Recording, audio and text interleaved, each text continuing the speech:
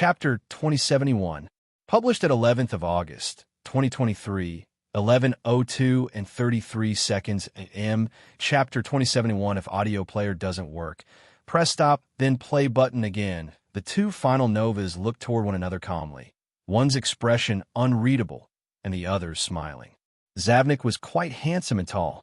He had slightly paler skin than most Morales, but not to the extent of Second Nova. He still carried that familiar bronze hue. It just wasn't as forceful as the bit of coloration had its edge taken off. His eyes were a gentle brown color, and his hair was slightly stiff, though well-styled. His robes were meticulously cared for, and he seemed to prefer darker colors. This was a man who dared to negotiate with an expert like Rosen Seard, a leader of the Senate, while he was merely in the sixth dimension. There were clearly no faults to pick in his temperament, nor his boldness. Littlest Nova, Zavnik greeted with a smile, his unreadable expression suddenly becoming amiable. Lionel smiled back. Despite the fact he was looking up at Zavnik from the ground, while the latter was on the city walls, one didn't feel that this was the case at all. It rather felt as though they were both on even ground, looking into each other's eyes. The height difference, the distance between them, and even the fact they stood on opposing sides didn't seem to create any sort of division between them. Third Nova. Zavnik chuckled slightly. I had thought that First Nova would be my greatest challenge. If there was a dark horse, I would have definitely picked Fifth Nova. But I didn't expect that it would truly be you. If you hadn't lost 20 years of advantage to us, we really wouldn't stand a chance, HM? Where would the fun in that be? Lionel didn't refute politely. His words all but confirmed that he felt that this was the case as well. But Zavnik didn't feel that this was inappropriate. Over-bloated humility was just as bad in his opinion as underserved arrogance. Your temperament is to my liking. How do you feel about working together? There's only the two of us left, and the enemies remaining aren't easy to deal with. There's still the Omen family, the Suyard family, and the Spirituals religion. Plus, there are still some other stragglers. In order to avoid any issues, I've had a feeling that they'll team up to deal a blow to our Morales family before deciding a winner amongst us. We can't allow that, right? Zavnik expected Lionel to be surprised, or at least take some time to consider, but this wasn't the answer he received at all. Instead, my old man would probably kill me if I used an alliance to win in the final stretch, Lionel said with a laugh. His temper is a weird one. I have a feeling he's watching right now. Well, considering his personality, he's probably pretending to take a nap, but he'll never let me live this down. Velasco, who didn't seem to have been paying much, mumbled beneath his breath. At least he knows not to embarrass me. He felt his wife's glare come from the side, but he pretended as though he hadn't seen it, turning his glasses into an even darker shade as he reclined further. However, Lionel's next words made Velasco almost fall out from his seat. A pity, Zavnik said with a sigh, his gaze flashing with a peculiar light. Lionel laughed. But what I love most to do is piss that old man off. Count me in. The human domain was rendered speechless. Velasco was a character that most of them didn't even dare to look in the eye. Many even believed he was ruthless enough to not bat an eye if his son died. In their opinions, he was probably an extremely strict father that wouldn't allow his son to joke around with, let alone embarrass him like this. But Lionel, actually, I think you should take a look at. Eleanor began to giggle, laughing a beautiful laugh that made the hearts of those who heard it flutter. Others might fear Velasco, but in Lionel's opinion, his dad was just a bastard who loved to think himself a comedian and a prankster. If he could get back at this old man, he'd take every opportunity. Velasco coughed, fixing his chair and stabilizing himself. This brat, he was going to ruin all the prestige he had taken decades to build up. What the hell was this? Seeing Velasco trying to maintain his composure, Eleanor's laughter only grew. Zavnik, too, was surprised. A hint of doubt couldn't help but grow in his heart. Clearly, he felt the same about Velasco as everyone else. How could he know that the only suffering Lionel had had at Velasco's hands were prank voicemails? Is that so? That's good, excellent. Zavnik's face lit up. How would you like to cooperate? Lionel asked with a smile. There were all too many methods. Lionel himself had already thought of many, but he didn't state them out. He seemed to want to know more about Zavnik's thought processes. Neither of them knew one another very well, so this sort of simple probe was only a given. About this, are these all the subordinates you have, little Nova? Lionel shook his head, causing Zavnik to relax slightly. But it was clear he wasn't relaxing due to the fact Lionel would be of more help with more subordinates. Rather, he relaxed because the fact Lionel admitted this so readily meant that there was a hint of trust here. I have an army of another 1,000,000 or so, but they're beasts that can only be used in the waters. They're stingrays. In addition to this, I have about 200,000 or so land beasts, the strongest of which have a strength of tier 6, and the weakest of which is a tier 3. But since their strengths have been forcefully raised to this stage, their actual power is limited.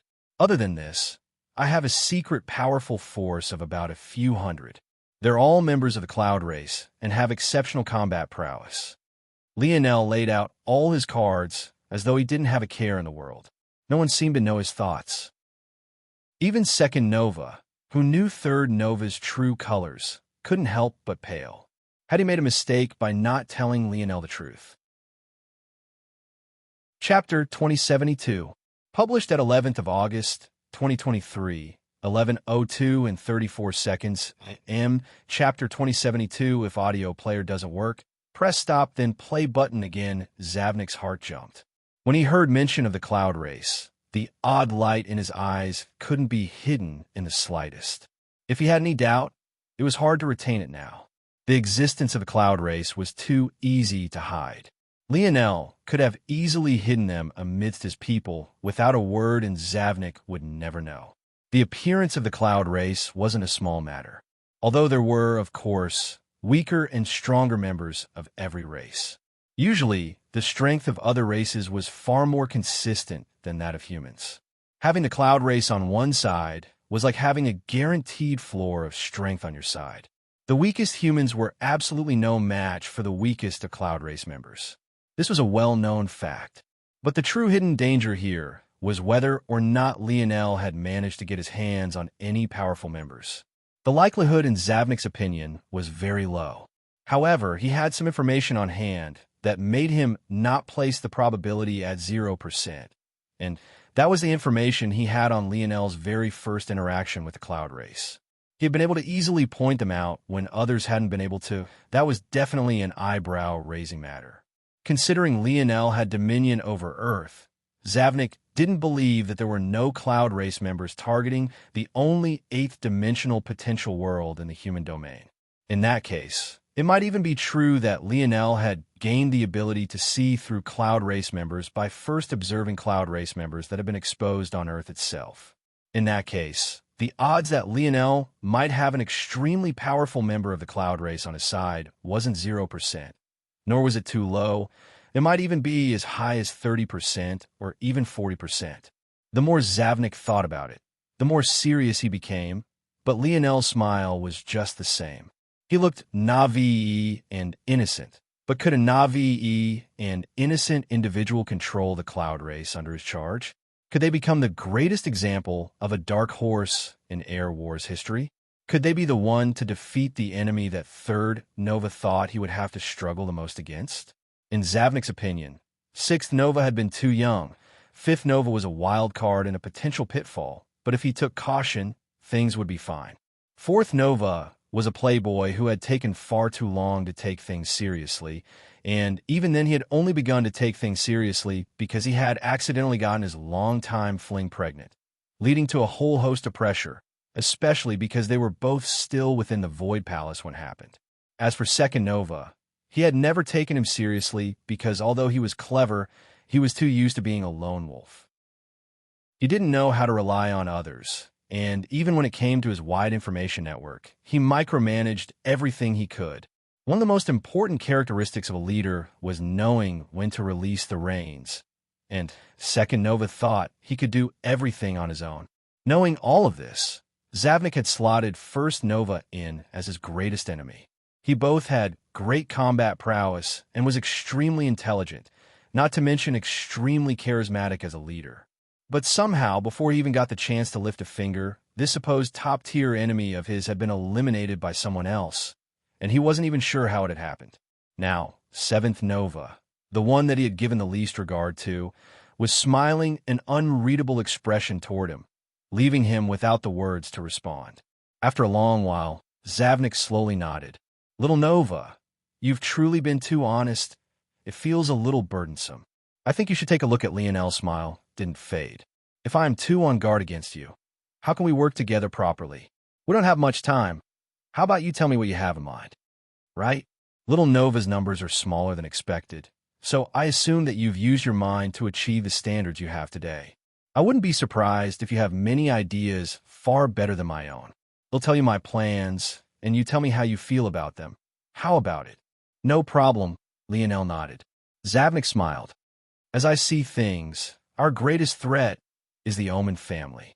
They have been focused on crafting for several weeks now, and it's hard to tell what their plans are, because as more time passes, they spend less and less time clashing with others. At the same time, the biggest wildcard is likely to be the spiritual faith. Even with all of this being the case, I don't believe that attacking either one of them directly is a smart idea. I believe it's best that we act to take out the Seward family first. You and Amory have quite the history. After seeing you, I think this plan will work far better with you than it would have with First Nova.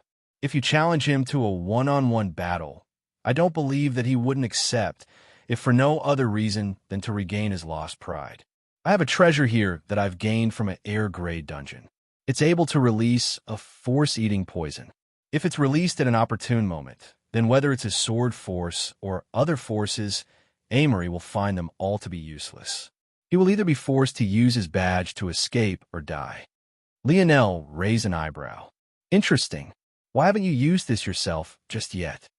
Well, for one, aside from what I've said about it likely working best with you, I only have one such treasure, and I've had to be cautious with it. In addition, while you're doing this, there will be a great opportunity. Occasionally missing content. Please report errors in time. Chapter 2073. Published at 11th of August, 2023, 11:02 and 34 seconds a.m. Chapter 2073. If audio player doesn't work, press stop then play button again. Oh, an opportunity? Yes. You may or may not know, but the spiritual religion and the Seward have attached themselves together, much like us. The difference being that it's a marriage alliance between the current heir of the spiritual's religion and the sword deity. They made a show of fighting one another, resulting in many lowering their guards. The original assumption was that they would be a check and balance on one another, but the moment they became allies, this check and balance vanished, leading to their combined territory not only be the largest with the most plentiful resources, but they also have a very defendable land with no so-called natural predators.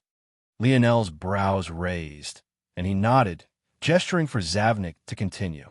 While you're challenging the Seward, ITLL be more convenient for me to target the spiritual's religion directly. This is the best way to separate the two and not allow them to take advantage of fusing their abilities into one, which will be too troublesome for any one of us to handle. Setting aside the sword deity's combat prowess, the heir of the spiritual's religion is exceptionally powerful as well. You may or may not know this, but she is the current #1 in our generation's Queen Beauty rankings. This isn't just because she's an exceptional beauty, but it is also because of her exceptional combat prowess. Of course, the greatest issue with all of this is that no one knows the true limit of her strength. The spiritual's religion do not often associate themselves with conflict, and because they're so powerful, no one comes to find trouble with them either. In addition, their heirs or heiresses have never entered the Void Palace. It could be said that the fact she made her way onto the rankings at all, let alone #1, just goes to show you her extraordinary strength. Lionel raised an eyebrow. #1 on the Queen Beauty rankings? Who decided that nonsense? I see. So he'll attack the Seward half of the territory, while you deal with the spiritual's half. Even if you don't succeed, we'll at least be able to deal with Amory and stop him from receiving reinforcements from the spiritual's religion. This makes sense. It was a simple plan, but often these were the best. With a limited number of moving parts, it would be exceptionally easy to execute, and it would be a simple matter to get in and get out. So you've agreed? Zavnik asked with a smile. Of course, no problem at all. Just give me the time. I was planning on moving out right this moment anyway. I'm ready to go. Zavnik's gaze lit up. Excellent. I will attack exactly 3 hours from now. That is when you can issue your challenge. Noted. Lionel watched with a smile as Zavnik flickered and vanished. Soon, there was nothing but the light breeze of the salted ocean brushing against his ears. The smell in the air was quite strong, but Lionel felt that it was quite good. He looked to the side to find that Aina had appeared by his side. Their conversation wasn't hidden in the slightest, which was actually quite odd for such a complicated affair. Usually, in order to hide such matters from the ears of spies, just in case such things would happen behind closed doors. But both Lionel and Zavnik had sealed the deal on such a thing out in the open. Is it all right to do this? Aina asked. She had found out a lot about what was happening during her mini-vacation with Lionel. While they had been in their own little world, it didn't mean that they hadn't discussed any business whatsoever. So, she was fully aware of Lionel's speculations about Third Nova. Toward her question, though, Lionel laughed. All right. Well, I guess I'll be up to him. It doesn't really matter either way. I think you should take a look at Aina's gaze flickered, and then she pinched Lionel's waist, an action to which he pretended to be quite hurt by, yelping and running away without the hint of the seriousness a leader should have. Aina could only roll her eyes. Clearly, this man didn't want to explain things. Zavnik appeared in his territory once again, a pensive expression on his face. With a step, he entered his city's core, his contemplation growing deeper and deeper as he slowly sat on his throne. As though on cue, a man strode in with heavy steps. This man was clad in deep green armor, so deep, in fact, that it almost appeared to be black beneath dimmer lights. His hair was an ocean of black, as were his eyes. He looked quite average, but there was something about his demeanor and the depths of his eyes that felt off. Ismson, Zavnik suddenly said without looking up from his thoughts. Yes, the green-armored man replied with a booming voice. Kill these people. Zavnik waved a hand, and a list unfurled. Upon it, there was a large list of individuals, thousands of them, in fact. Zavnik seemed to have manifested them from the air. Do it appropriately. Form up a troop consisting of them. March them off toward the ocean under the pretext of dungeon hunting, and make sure none of them ever resurface. Isomson's gaze flickered. He didn't quite understand why Zavnik was asking for this. That was because if these people could be called to form a troop and then march off on Zavnik's orders, weren't their identities obvious? Zavnik was actually executing his own subordinates without the slightest hesitation. Seemingly sensing that Isomson hadn't moved to act on his words immediately, Zavnik looked up. His expression was unreadable, but Isomson couldn't help but shudder, his shoulders visibly trembling. Right away, Lord. Zavnik didn't say a word as Isomson vanished, his fingers tapping on the armrest of his throne.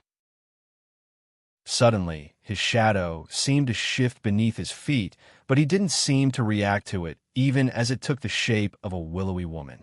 How ruthless, she said with a giggle. It has to be done. There may very well be Cloud race members right under our noses. Zavnik replied indifferently. Chapter 2074, published at 11th of August, 2023, 11:02 and 34 seconds, M. Chapter 2074, if audio player doesn't work, press stop, then play button again. The willowy shadow paused. It was clear that this was the very last thing that she had expected to hear. What would the Cloud race be doing here? And worse yet, why would they be interfering in their plans? She suddenly thought of the worst possibility, and she couldn't help but tremble a bit. I don't think that the situation is that bad, Zavnik said. These Cloud race members come from the Prince of Earth. The shadow jumped again, before she seemed to piece together the same things that Zavnik had slowly come to understand while he listened to Lionel's words. But what baffled the shadow was why Zavnik would know this. It couldn't be. He just directly told me. That littlest cousin of mine is not simple. He knows well that him informing me that he has Cloud race members under his charge doesn't lessen my worries. In fact, it increases them. Look at him. He didn't even have to lift a finger, and yet I've directly executed 10,000 of my men for him. He has such a charming smile, and glistening eyes, and yet his heart is no less cruel than anyone I've ever met. The shadow paused for a moment before giggling. Keep talking like that, and he'll start getting jealous. Don't tell me you'll fall for your own cousin when you have me. Zavnik seemed to be very used to the shadow and her antics, but at the same time, he wasn't in the mood to play around. His thoughts were running a million miles a minute. Even as he spoke, he was trying to figure out what to do from here. Sensing this as well, the shadow's voice changed, and she became more serious. Tell me exactly what happened. Zavnik almost carelessly explained things in the most direct way possible. His contact with Lionel was brief to begin with, so there wasn't much to explain. I see. Indeed, this littlest Nova isn't a simple character. Not only did he tell you so much, he didn't even ask you to reciprocate. It's as though he couldn't be bothered to care. Or he knows everything he needs to know already, Zavnik said lightly. The shadow fell silent. Indeed, if Cloud race members had already infiltrated, what could there be that Lionel didn't know? In fact, it would be an exaggeration to say that Lionel might know even more than Zavnik himself did. How could a leader know every little thing his subordinates did? There might very well be some who were dissatisfied with his orders, some holding grudges from the death of their loved ones, and these would all be things that Lionel would have access to that others wouldn't dare to tell him for the sake of retribution. Just by being honest, Lionel had actually painted Zavnik into a corner he didn't know how to advance from and couldn't retreat from.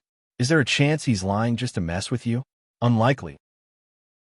Given his displays in the past and the precarious situation of Earth, the odds that he really has Cloud race members are quite high. The real question is how powerful they are. Then how do you plan on moving forward? This isn't something that we can allow to go freely. If we're too lax, victory will slip from us. What do you suggest? I think you should take a look at the shadow laughed, a seductive laugh. If it was up to me, we would take the most direct approach. As I see it, he's managed to reach this stage, likely using his mind over his brawn. There are potentially powerful Cloud race members protecting him, but if you take an elite squadron with you, I don't believe you would lose. In addition, you did well giving him that air-grade reward. He'll never be ready for the poison now, and he might even foolishly try to use it on you, leaving him in a precarious position. Zavnik thought for a moment, then shook his head. The eyes of Lionel weren't those of someone who was simple to handle. He wouldn't be handled with brute force directly, at least not without revealing his true face. But he wouldn't do that unless it was the final hope he had. The shadow laughed, unbothered. You never listen to me anyway, but you always ask. This is just you trying to make me feel like I'm more than just a bed buddy. Huh? I'm wise to your games. Zavnik didn't move for an entire hour, nor did he respond to the shadow's attempts at seducing him. Then, when there were just 2 hours left to his and Lionel's meeting, his gaze suddenly glowed with a fiercely bright light. Oh, my hubby has a plan? Tell me. I'm certain of Lionel's final trump card, the pious family. No one would ever guess that a constellation family would divert their resources at the final moment, and especially not to the one young man so many of them want to kill. It seems that Lionel's charm is even greater than that of Adworth's. The pious family's position was a bit unique. They had a portion of 6th Nova's old territory, and it had to be remembered that 6th Nova was once sandwiched between the Omen and Spiritual's religion. If Zavnik attacked the Spiritual's religion normally, and then tried to retreat back to his territory after all was said and done, who would be waiting for him right as he was in his most vulnerable position? The worst part was that after passing through the pious, there would still be the Omen lingering, and with just a bit of prodding from Lionel, they might jump to capitalize on the situation well. Of course, this wasn't what Zavnik had spent an entire hour figuring out. I know what we'll do, he said lightly, standing to his feet. As though on cue, Ismson came rushing in from the outside. Prepare the troops, Ismson. We're moving out now. Zavnik strode forward, his gait confident. Chapter 2075, published at 30th of August, 2023, 12:33 and 18 seconds p.m. Chapter 2075. I'm sorry if audio player doesn't work. Press stop then play button again. Lionel sat atop of a lion beast from the Leo family.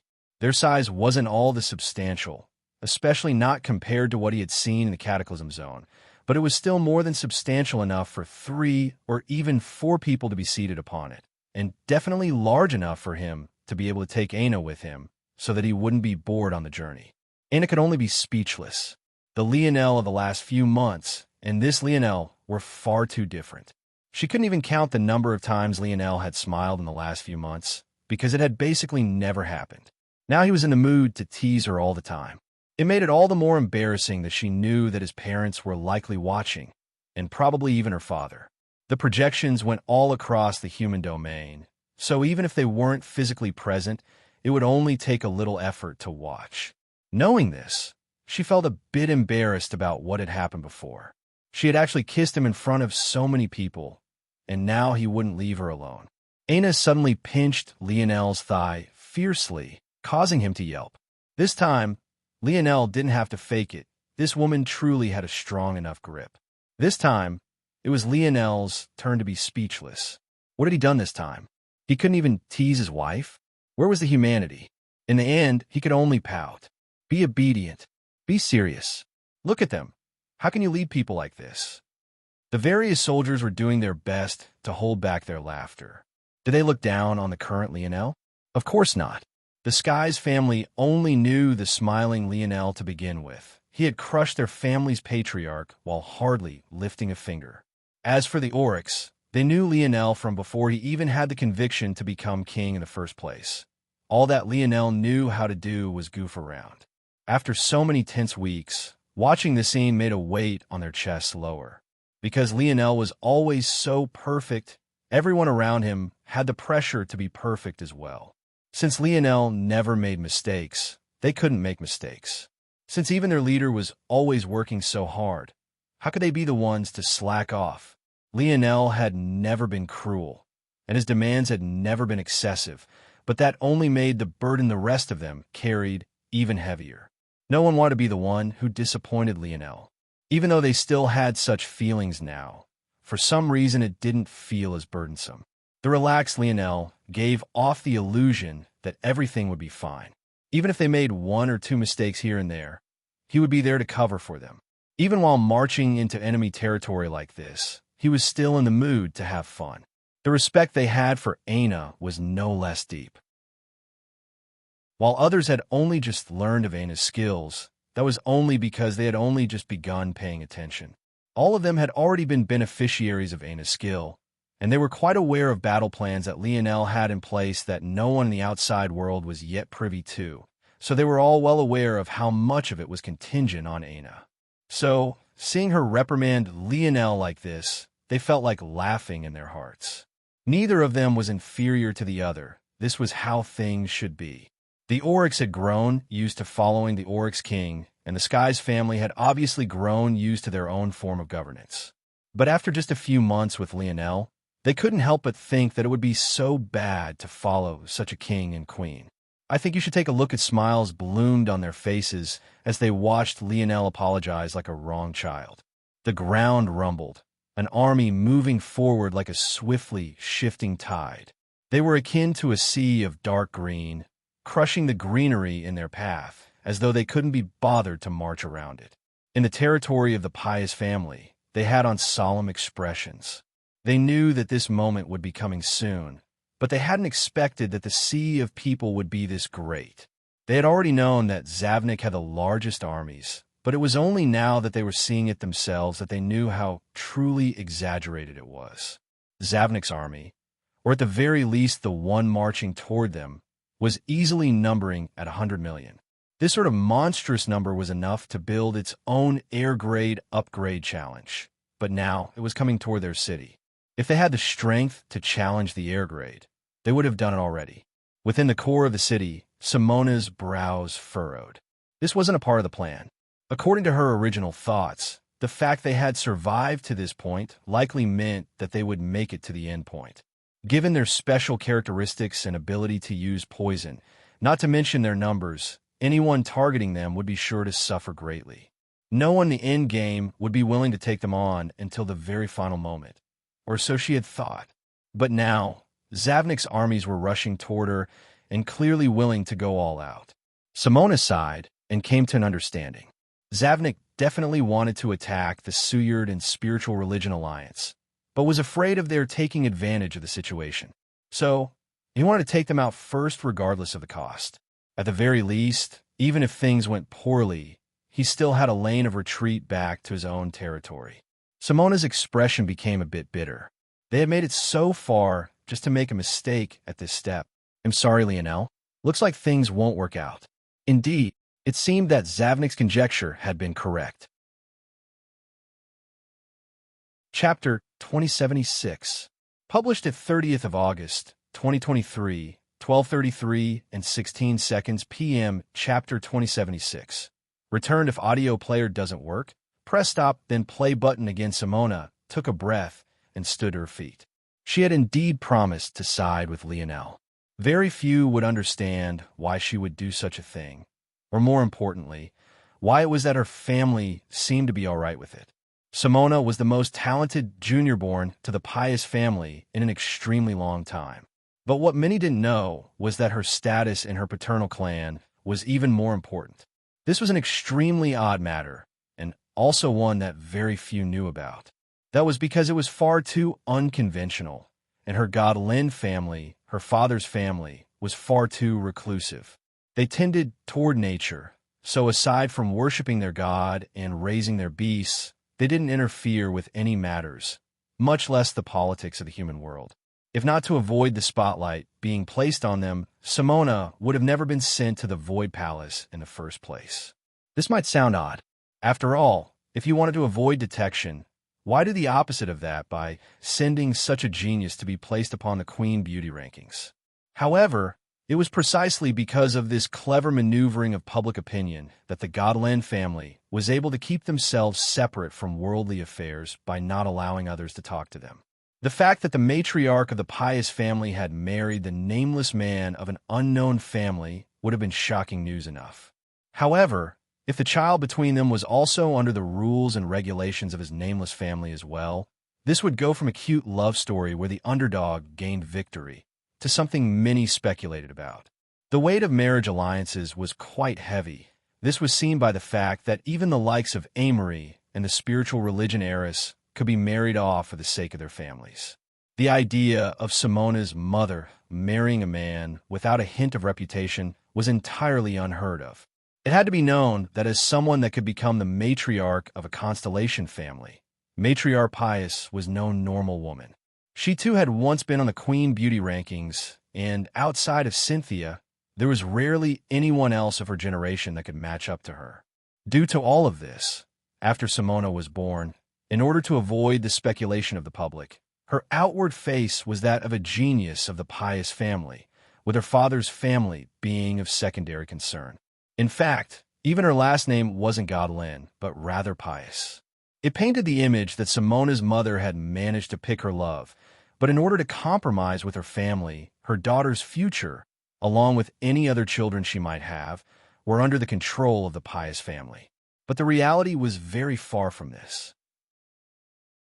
In fact, it might be more accurate to say that the Pius family was quite subordinate to the Godland family, and her parents had not a single ounce of strain between the two of them. When she visited the Godland family, she was even referred to as Mistress Godland. There was definitely no fear on the Godland family's part about offending the Pius family. I think you should take a look at why was all of this important? It all went back to Simona's little purple puppy. As a member of the Godland and Pius family, she was actually born with 2 lineage factors, not one. This was exceptionally rare, as one understood. The Morales family had billions of novas in this generation, but only 7 had been born with 2 lineage factors. The Suyard family was likewise in this situation, but there were only 4 in their current generation, and one of them was Amory. However, this wasn't the important part. What was important wasn't Simona's raw talent, but rather what kind of talent it was. The Godland's lineage factor was known as the natural beast lineage factor. When a woman gave birth to a seed of the Godland family, she would actually give birth to 2 things. The first was their child, and the second was known as the natural beast core, an existence that looked very much like an egg. Setting aside the oddity of a human woman birthing an egg, This egg could be considered to be the most important existence to the life of a Godolin family child. That was because one's talent was split between themselves and this creature was also the outlet through which all of the Godolin's family strength was produced. One could see through the talent of a child easily by testing this egg. However, for Simona, this hadn't even been necessary. That was because the instant she and her beast companion were born, the phenomena that was triggered was the likes of which the Godolin family had never seen. And if the Godolin family had been aware, the only phenomena that could have possibly matched up was Lionel's own and the birth of his Scarlet Star Force innate node. That was the level Simona was at. Unfortunately, the more talented you were as a Godolin family member, the more time it took for your beast companion to grow. And while your beast companion had yet to mature, not only could you not use the Godolin's family strength, but your improvement speed was only a fraction of what it could be, because more than 90% would be diverted to your companion. The moment she was born, Simona was already slated to be the next leader of the Godolin family. In fact, she matched up with the prophecy of their ancient teachings. With her appearance, the Godolin family would finally be allowed to come out of seclusion, establishing their might and saving the human domain from their calamity. However, due to the schemes of Zavnik and Rosen, Simona had been separated from her beast companion during the teleportation to the Rapak's nest. This had cut off all her potential and crumbled the hope of the Godolin family, until Lionel suddenly returned it. Chapter 2077, published at 30th of August, 2023, 12:33 and 15 seconds p.m. Chapter 2077. Small world if audio player doesn't work. Press stop, then play button again. When Simona lost her puppy, it was akin to her losing almost 90% of her talent and cutting off the future hope of the Godolin family. No matter how great their conviction, how could a population of people be willing to stay in seclusion forever? At the same time, how could Simona be willing to never reach her full potential? There was simply no replacement for her beast companion. It had quite literally been born with her. It was like an extension of her limb. This is why she had shed tears when Lionel returned it. After 20 years of despair, hearing the praises of people while knowing that she could be so much better, she finally saw the light of hope that she had prayed for so long. What she was even more thankful for was Lionel's restraint. That puppy wasn't just a benign little creature. It was also an endless bundle of energy. It had carried over 90% of her energy until this moment. Every time she took one step forward, it would take almost 10. On top of this, it was the purest form of absorbable force as well. There was a reason that the Godolin family had been forced into seclusion long ago, a story that had been wiped from the annals of human domain history. Their beast companions were just extensions of their lineage factors and were more valuable than even pure force crystals. Their beast companions could quite literally be used as resource wells. To put this matter into proper perspective, the immature beast companion of back then, the very one Simona had lost, could be used to produce dozens of conventional path seventh-dimensional existences. It could even be used at a crucial point to push one to the eighth dimension of the conventional path, something that was extraordinarily rare. She didn't believe that Lionel could sense this, but she also wasn't surprised. Lionel was a man who had turned down the Shadow Sovereign lineage factor because he could stand to kill an unborn Rapax. Many would see such Rapax as nothing more than enemies of another race, unable to humanize them in any way because they simply looked too foreign. But not him. Simona didn't know Lionel very intimately, but she knew enough about him to be willing to follow him wholeheartedly. It was just a shame that at the final moment, she wasn't able to be as useful as she had initially hoped to be. Growling, a little puppy growled by Simona's feet, causing her furrowed brows to unwrinkle into the hint of a smile. By now, the little puppy had finally begun to show some signs of growth and was about 20% larger than Lionel remembered. Although she had lost 20 years because she was so much more powerful now, Simona could help the little one to grow a lot faster. Before, it had taken over 20 years for it to reach the stage of being able to walk around on its own. But now, after only just a year or so of having returned to her size, it had grown by 20%. At this pace, it would reach maturity in just another decade or so. Given the fact the more talented she was, the more time it would take, this speed was actually exceptional. Originally, her companion wouldn't have reached maturity until she became an ancestor-level character, and even then it wasn't entirely certain. It seemed that being forced to find a path without this little guy for so long had definitely helped her in many ways. Come on, little guy. Although we aren't allowed to display too much of our strength, I don't believe that we can't make a dent in this army. The little puppy barked with a menacing glare in its eyes, but Simona only laughed more heartily. The little guy didn't sound very menacing at all.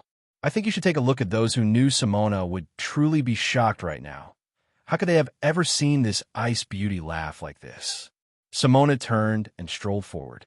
The more she walked, the more her laughing expression faded. By the time she walked out from the hall, her expression was icy, her purple hair dancing in the wind. Young Mississippi, a powerful voice came from the side.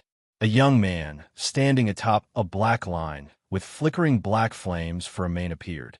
The beast seemed to be both illusory and corporeal. Despite the fact the rumbling of the ground had already reached this point and the buildings were quaking, whether it was the beast or the young man, both were entirely indifferent. With the current state of things, we will lose, the young man said indifferently. They were limited in the strength they were allowed to display. In this regard, they were a lot like the Umbra family. So, the moment they saw the state of this, they knew there was nothing they could do. The question was whether or not Simona wanted them to continue to fight to put up a FAA sectionade or to retreat right this moment. We will fight, Simona said lightly. The young man didn't show any dissatisfaction or pleasure. He only nodded once. Yes, young Mississippi. The rumbling came to a stop just half a kilometer from the gates of the Pius family territory. Seated in the middle of the army, Zavnik watched on with silence as Ismson took a step forward. We will give you all a choice out of respect for the Pius family. Heiress Simona may choose to crush her badge now, and we will make no attempts to stop her. If you refuse, we will attack with full force. Ismson had hardly finished when the thunderous roar of countless beasts echoed. Simona's gaze flickered as another army came into view from the distance. Seated in the middle of his army, Zavnik's gaze couldn't help but narrow. It couldn't be? At that moment, Lionel rode over from the distance with his arms still wrapped around Ana's waist. He didn't seem to be taking this very seriously at all. Ah, third Nova, Lionel said with surprise. I didn't expect that you and I would actually have the same idea. What a small world.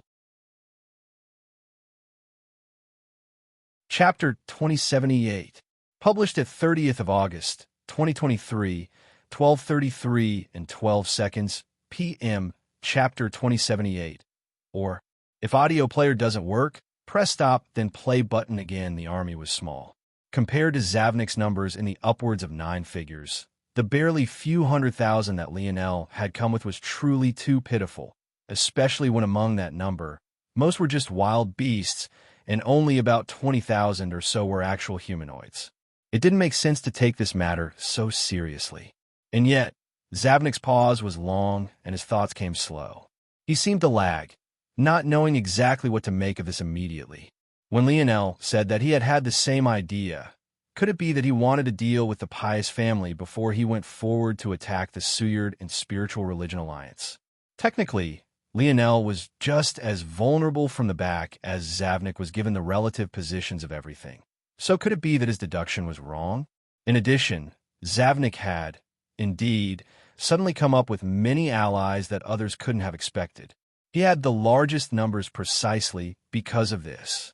So Lionel believing that he might have the Pius family in his back pocket wasn't an impossible leap to make. As for Zavnik himself, the reason he had concluded that Lionel must have the Pius family by his side was because of those matters that happened over a year ago. Back then, Lionel hadn't done much to hide the fact that he returned Simona's beast companion. In addition, Simona had very publicly stated that her paternal family would be willing to help Lionel out. Back then, it was still a taboo for the constellation families to take part in the air wars. So it wasn't a matter that many thought about, especially since the Godland family was relatively unknown. However, given his unique standing, Zavnik was able to put together many oddities about the Godland family that made him pay a little bit more attention to them. Unfortunately for him, there wasn't anything that he could find in the end that was worth paying any more attention to. So he had forgotten about this matter until he thought through the methods by which Lionel could have used to deal with him. But now seeing Lionel here, he really had no idea whether he was here to help or attack him. This sort of confusion left Zavnik feeling as though he had just short-circuited. It was too difficult to draw a conclusion, and right now, depending on how he reacted, he could make things either easier or more difficult on Lionel. And yet, at the same time, no matter what path he took, no step was perfect for him. On the one hand, there was potentially offending an ally who was more than willing to work with him ahead of a timeline that he was comfortable with. On the other hand, there was Lionel and the pious family teaming up with one another to deal with him, and he had actually delivered himself on a silver platter. Looking at Lionel's smiling face, he actually couldn't tell which one it was, and it was actually beginning to agitate him. He had always had everything in the palm of his hands. He was easily forgotten as the third Nova. It could even be called middle child syndrome if you wanted to be dramatic about it. But this had also allowed him to fly under the radar while setting up everything exactly like he wanted it. He had even played with the governing structure of the Void Palace as a mere six-dimensional existence. But right now, he actually didn't know what to do.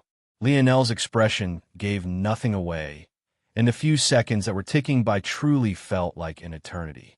The more he tried to find an answer, the further it slipped away from him. It felt like everyone was observing him, waiting to see how he would react. Zavnik's confusion was just the same as everyone else. This was the largest conflict currently taking place in the air wars, so the number paying attention to this location was over 90%. But they couldn't make heads or tails of it either. Suddenly, Zavnik began to laugh. He shook his head. "I think you should take a look at—" "Indeed, it's a funny matter," Zavnik responded to Lionel's words finally. "As they say, great minds think alike. But I'm beginning to feel that your mind and mine aren't exactly the same at all. It seems that we've been quite on guard against one another. So what will you do, Lionel?" Lionel grinned. "Well, that depends. If I help you out, will you kill me like you did your subordinates once you're finished with me?" Zavnik's smile didn't fade, but the downcast over his gaze only grew. "I'm not sure what you mean, littlest Nova. You don't? Ah, you really might not, but that's because I forgot to explain something during our first meeting. What you might not know is that the reason no one else can build territories in the ocean is because all four seas have already been claimed." Zavnik's pupils constricted, but his expression wasn't too surprising. After all, he knew this already. Everyone was dealing with the very same situation, and they were all wary of one another, wondering which four powers had actually managed such a thing. The problem was that there weren't many powers remaining. There were barely over four in number to begin with. So who could have done it? The simplest answer is usually the right one, Lionel said with a chuckle. But even when you have that saying in mind, the importance of context is also important. There are only 6 powers remaining. Myself, yourself, the Omen family, the Pious family, the Suyard family, and the Spirituals religion. However, 2 of those powers are in an alliance, and so there's only 5 powers remaining, technically. And you yourself are certain that you don't own a sea, so that means what? Exactly? Zavnik suddenly shuddered. It was either all 4 powers remaining aside from himself had claimed a sea, or Lionel grinned. They were all claimed by a single person. You tell me, which is the simplest answer? Chapter 2079, published at 30th of August, 2023, 12:33 and 11 seconds p.m. Chapter 2079. Refute? If audio player doesn't work, press stop, then play button again. Zavnik felt as though his mind was collapsing. Looking at Lionel's charming smile, his heart was threatening to beat out of his chest. It was, indeed, the simplest answer. It was just one that he wasn't willing to accept. He had the largest number of people, and he had even been the closest to claiming a sea aside from Lionel before Orinik and the others had been booted out by Lionel's success. What made more sense? That everyone but the one with the largest number of followers had managed to succeed in such a difficult endeavor, or that just one person with a perfect system had managed to do the impossible and claim the entire ocean for him. When it was laid out like this, the answer was all too obvious, and it wasn't even one that Zavnik could refute. It was then that the realization hit him like a ton of bricks. How had they managed to make it to this point in the conversation?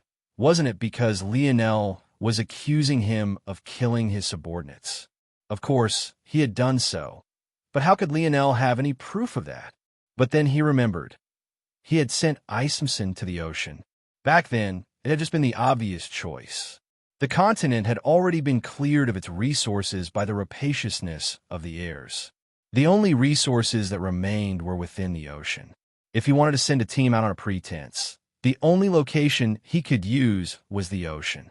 But the entire ocean was Lionel's territory. Everything that happened within it, every person who stepped foot within its borders, especially if it was a number as large as within the thousands, would be known by him. Zavnik wanted to speak, but Lionel had already flipped a palm, throwing an orb into the air. At that moment, the images began to speed by one after another. Basically, no one had paid attention to Zavnik sending out his subordinates on a mission to clear dungeons. The fascination with dungeons had long since waned, and the public was far more excited about the coming alliance war between the Morales and the Suyard. Zavnik knew this and had taken advantage of the situation. Although he had spoken Isomson's orders aloud, the reality was that only Isomson himself and the shadow beneath his feet had heard it. He had long since come up with a system to hide his actions perfectly, but it seemed that none of this mattered at the moment. He couldn't even stop Lionel. He could only watch as the actions of Isomson were broadcasted. The slaughter of his subordinates was right before everyone, and no small number of individuals felt their hearts grow cold. Others might not know, but those within Zavnik's army knew all too well. Isomson was Zavnik's right-hand man. Many of the orders they received came from him directly. Even those that weren't familiar with Zavnik's chain of command had watched enough battles to know this. And those that were a little too foolish to pick up on this earlier had quite literally just seen Isomson step forward to give Simona an ultimatum. It was like every step Zavnik took just chained him down further, suffocating him until the point his vision could only go black. He was certain that Lionel had even waited to appear until after Isomson had spoken, just so that the connection could be made even easier. He didn't even pause the video. He didn't speed it up. He forced them all to watch as Isomson trapped and killed over 10,000 of Zavnik's subordinates, one after another without pause. Maybe the most eerie part was that Lionel's smile never faded even a single time. His arm remained wrapped around Aina's waist, enjoying her supple skin as though he was still on vacation, rather right in the middle of the battlefield. I think you should take a look at suddenly. The video came to an end and silence fell. "Oh, it's over," Lionel said lightly, putting the orb away. Zavnik sat in silence. His expression had long since become placid, but a brewing rage was within his heart despite not showing up in the slightest. "You put on a nice show for us all," Zavnik said softly. Lionel smiled. "I try my best. When you told me that you had so many Cloud Race members on your side, I didn't believe you. But you're quite bold to be willing to kill thousands of them. They would have been very helpful toward your cause." Lionel's smile didn't fade, although he very much understood what Zavnik was trying to say. Clearly, he wanted to pretend as though this was all a ruse. Either that, or he wanted everyone to believe that everyone he had ordered Isomson to kill had been a member of the Cloud Race. "Me? Controlling the Cloud Race? Where?" Lionel blinked innocently. "Your imagination is pretty wild, Third Nova." Zavnik clenched his jaw so hard that his teeth almost cracked, a vein surging up his throat and another pulsing across his forehead. Slowly, he calmed down. Of course, everyone watching in the human domain knew that Lionel had Cloud Race members, but Zavnik's people didn't know that. In addition, those watching knew that Lionel only had a few hundred Cloud Race members. Where would he get over 10,000 from? His greatest weakness was his small numbers. Lionel was simply too brilliant. Convincing people only required the simplest explanations. Everyone outside knew he had Cloud Race members and could draw the conclusion that he had too few of them. But if he tried to explain this to Zavnik's subordinates, it would take too many words and many wouldn't believe him over Zavnik. So he chose the simplest approach, making Zavnik's explanation look as ridiculous as possible. There was simply nothing Zavnik could say to refute. Like this, he killed 2 birds with 1 stone. Everyone in the human domain now knew exactly how vicious Zavnik was, while his subordinates did as well. Would they be able to continue fighting for him? Chapter 2080, published at 30th of August, 2023, 12:33 and 9 seconds p.m. Chapter 2080. Flatten if audio player doesn't work. Press stop, then play button again. If Lionel's greatest weakness was his small numbers, then Zavnik's greatest weakness was that he simply had too many subordinates. There were too many factions, too many families, too many powers. Each one had their own thoughts, and though they had come together, this was under the assumption that Zavnik was their best choice and the best leader they had. If they were suddenly given reason to not agree with this, then what would they do? Lionel had obviously thought of the possibility that these subordinates were procured for Zavnik by the Three-Finger Cult or the Demon Race. But would they all be? How could such a top-tier secret be kept by so many people? Lionel believed that it was likely the only people who were aware of this information amongst Zavnik's subordinates were those in the highest echelons. The likelihood that those so high up in their families would be participating in this air war was next to zero. It had to be remembered that the age limit was 100 years old. It would be very rare for someone of that status to be trusted with such information. Even if Lionel took a step back and believed that such people were within these walls and participating in this matter, how many of this 100 million number would there be? Maybe 1 for every million? Less than that. Would they even be able to control the situation if a rebellion occurred? Of those that had died, there were brothers, there were sisters, there were parents, there were friends. Lionel really wanted to see what Zavnik would do now. He probably hadn't even informed them just yet that so many had recently died. While death was an inevitable part of the air wars, this sort of death wasn't the kind that those below would be able to accept. It only made the situation worse that heirs usually had a way out, while subordinates could only accept their fate, dying when they came across something they couldn't defeat. As expected, Lionel's words had hardly fallen when the discomfort within Zavnik's army began to spread. Lionel had hardly done anything. He had simply spoken a few words, and Zavnik fell head first in his trap, thinking himself to be bold and clever. Even now, he continued to smile, not in a single hurry to attack at all. Soon, the disorder in the army continued, reaching a pinnacle, and certain sections began to peel off, looking toward Zavnik with unfriendly gazes. Despite the animosity they felt, they didn't dare to attack Zavnik directly. They were just members of small families. How could they lay hands on a moralist heir? At the same time, Zavnik's survival was their only way out of this place without losing their lives. If they had had an easy method of snatching his badge, they would have done it. On the city walls, Simona's gaze flickered. She looked down toward Lionel with an unreadable expression. Her deepest interaction with Lionel had been in Rapak's nest. He defeated Amory with 3 arrows, defeated those variant invalids with ease, and had even carved out a path for them to escape utilizing nothing but the materials around him. He had always been unfathomable to her, but this was the first time she was truly seeing it. The Lionel she had met back then was trying to be someone he wasn't, pulling himself toward being more serious and professional. He seemed to have completed his transformation in their most recent interaction. But now, he somehow felt far more natural, far more like himself, as though a burden he had been carrying had suddenly vanished.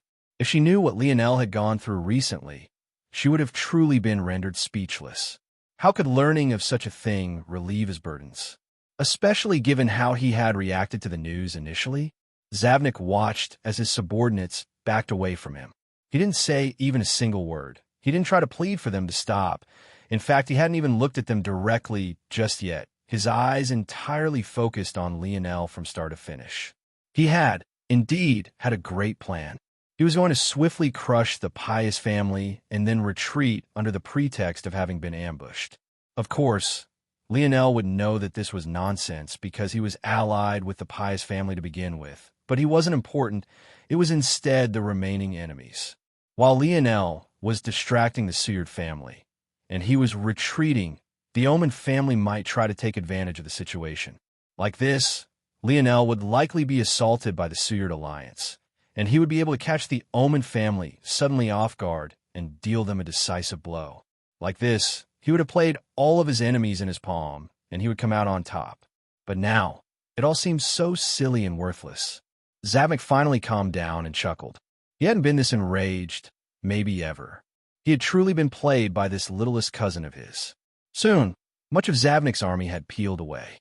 When they made it into the distance without Zavnik reacting, they began to move faster, forming a large and larger gap. Soon, many were even over a kilometer away. But even then, Zavnik didn't do anything. However, not everyone left. In fact, over 10 million remained. Even so, a loss over almost 90% without a single battle was a truly shocking matter. Lionel's smile deepened. To him, this was just a little game. In the overall scheme, those 90 million Zavnik had just lost were nothing more than cannon fodder. These 10 million remaining, each one with stone faces and gazes that didn't seem to perceive anything around them at all. These 10 million were the true danger.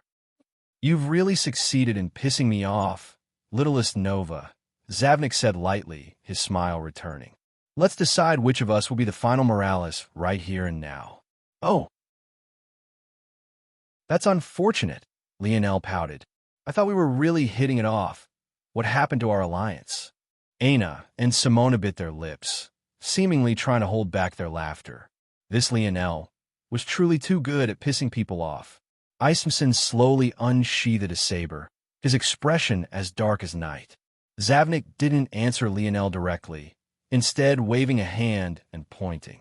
Flatten the city. Chapter 2081. Published at 30th of August, 2023, 12:33 and 7 seconds p.m. Chapter 2081. Bulldoze if audio player doesn't work. Press stop, then play button again. Lionel's smile didn't fade as he finally released Aina's waist. He slipped off the back of the lion beast, and his figure flickered. With a speed that was difficult to spot, he appeared atop the walls. He wore a calm expression as the 10 million troops below rumbled into motion. His actions didn't seem to make much sense. Down below, his own army, which was only a fraction of the size, was in a precarious situation, and there very clearly wasn't any time to open the city gates without also risking the entry of Zavnik's army as well. It looked as though Lionel's people would be crushed first, before Simona's people followed soon afterward. This was clear to everyone, except for Lionel himself, apparently. Just then the lion beasts roared, leaping forward. Their numbers were large, numbered upward of 200,000. However, compared to a sea of 10 million, it really seemed as though it would be worth much.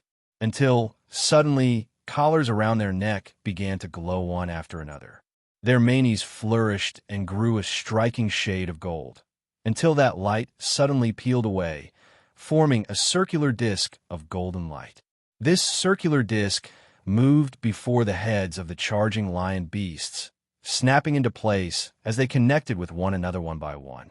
Suddenly, the charging sea of lion beasts formed a golden shield that spanned hundreds of meters, blocking the path forward for the army of 10 million rushing for them. Lionel hadn't used the lion beasts until now, but that wasn't because he had forgotten about them. They were simply not very useful in the ocean waters. Although it wasn't like they were helpless in the water, the trade-off wasn't worth it, especially if that meant that he had to reveal another trump card. This time, though, was a perfect situation for them. The collars they were wearing currently were mass-produced crafts created under the efforts of the segmented cube. It was one size fits all, and each one was of the life grade. Their only purpose was to convert the large well of the seventh dimensional force these pitiful beasts were in control over into a formation of powerful defenses. Back when Lionel had formed the armor for the stingrays, he had thought of using this method, but he had decided against it in the end because he wanted something more powerful, and that would require taking into account the unique measurements of each individual stingray. Now, however, he just needed a crude measure. Of course, the definition of crude to Lionel's eyes and the eyes of others was vastly different, especially when, bang, the front line of Zavnik's warriors rammed into the illusory golden shield walls. They hadn't hesitated for even a moment, already imagining the scene of the shields collapsing. Even if they had been against the sturdy shields of shield cross stars, they would only have been a little hesitant, let alone now. However, to their astonishment, the first line was repelled. They soared backward, but not very far, only because there simply wasn't anywhere to go but toward the second line. Then the third. The army's charge collapsed, the spearheads crumbling beneath the pressure.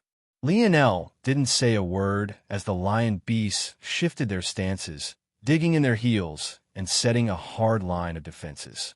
He only gave Simona an almost careless gaze, and she snapped out of her stupor. "Archers!" Simona roared. At that moment, several bird beasts soared into the skies, their archers priming their bows and releasing in waves. Lionel took a glance up into the skies, a light smile on his face. This golden family definitely fascinated him. He had put quite some effort into raising little Blackstar, and it could be said that they had some tacit understanding, but it couldn't compare to the skills of this golden family at all. Whether their beasts had more potential or strength than Blackstar was one matter, but just their coordination alone was a beautiful thing. They flew in perfect formation, raining down an assault of arrows. Pack! Pack! Pack! The sound of flesh being pierced echoed throughout the battlefield, but the expected cries of agony, pain, and fear didn't follow.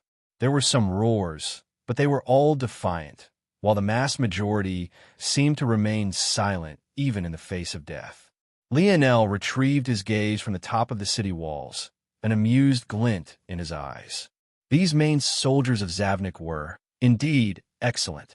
"Bulldoze," Lionel said lightly. Just at that moment, it seemed that the lion beasts were wavering and their shields were about to collapse. But then they rose up from their position, roaring as they rushed forward again. Their line of shields pulsed with a light that repelled enemies. "Hold!" Lionel commanded again.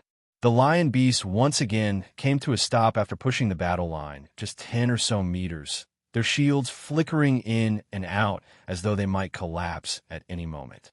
"Bulldoze!" Lionel commanded once more. They rose, rushing forward and pushing back the combat line another 10 meters. Zavnik's cold gaze watched this scene. He seemed to have a small idea now of how Lionel had accomplished so much. It seemed that the best crafter among the Nova heirs wasn't Fifth Nova after all. However, it still wasn't enough. "Release," Zavnik commanded. At that moment, the 10 million-strong army that was being quickly whittled down suddenly retreated. They ignored their fallen comrades and didn't make any attempt to save those that had fallen beneath their charge. They raised their polearms, some with pikes, others with halberds, and some with spears. Their armors trembled, and their faces were covered by helmets, even the seams within being subtly covered. It was to the point that even their eyes couldn't be seen any longer, not even through a small slit. Each one had become like a tank, their steps causing the ground to rumble and quake.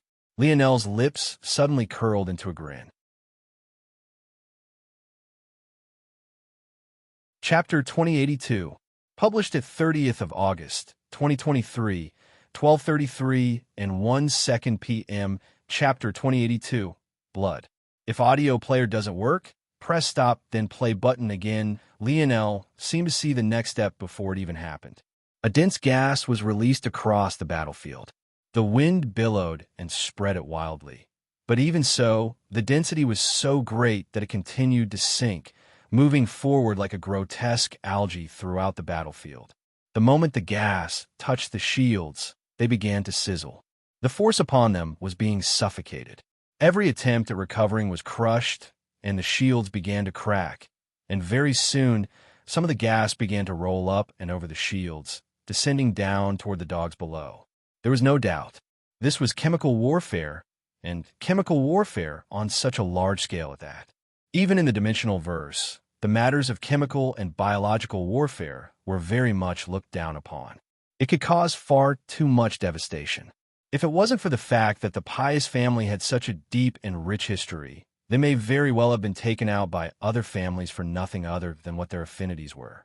This was an interesting matter, actually, because it may very well have been tied to how the Pius family became acquainted with the Godland family in the first place.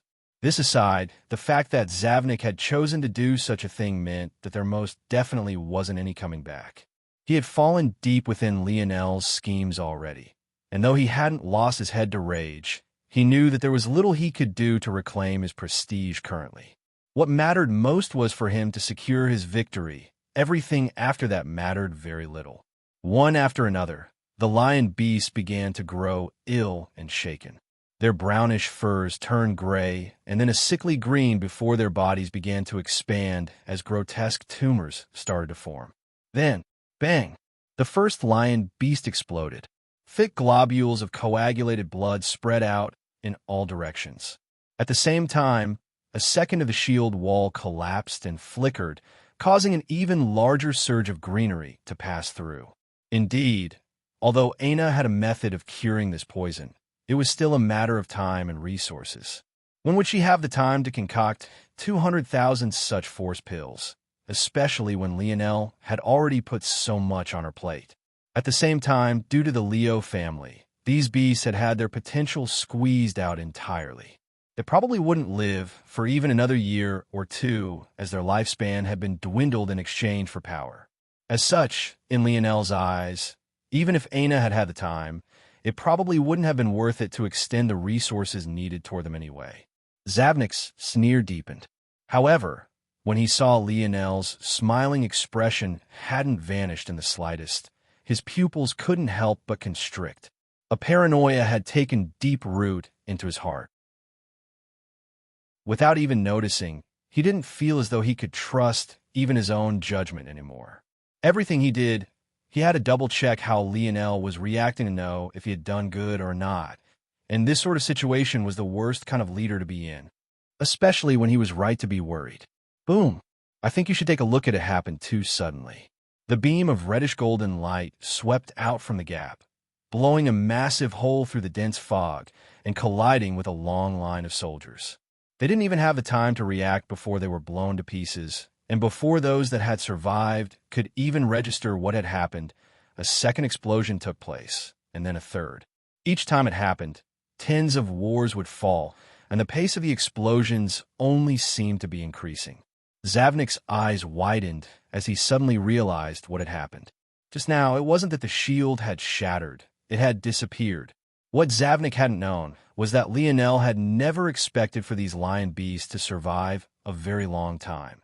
In fact, he hadn't expected much from them at all except their death. Lionel took quite some inspiration from Aina. Back before she gained the Blood Sovereign tablet, Aina's method of using her talent was to absorb blood force to increase her strength. Life force was the energy, while the blood force was the carrier. Throughout a person's life, in order to sustain their breath, blood force would use a small amount of life force at a time. Aina was able to ignore that limiter, ripping a person's entire life's worth of blood force out for immediate use. One could imagine what years of energy expended all at once could do for a person's strength, even if it was just 1 or 2 years.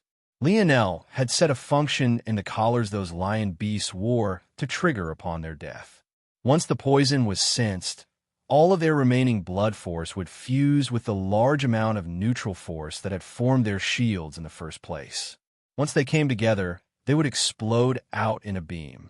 The process was so fast and devastating that even the poison fog that could easily corrode force didn't react fast enough to stop it.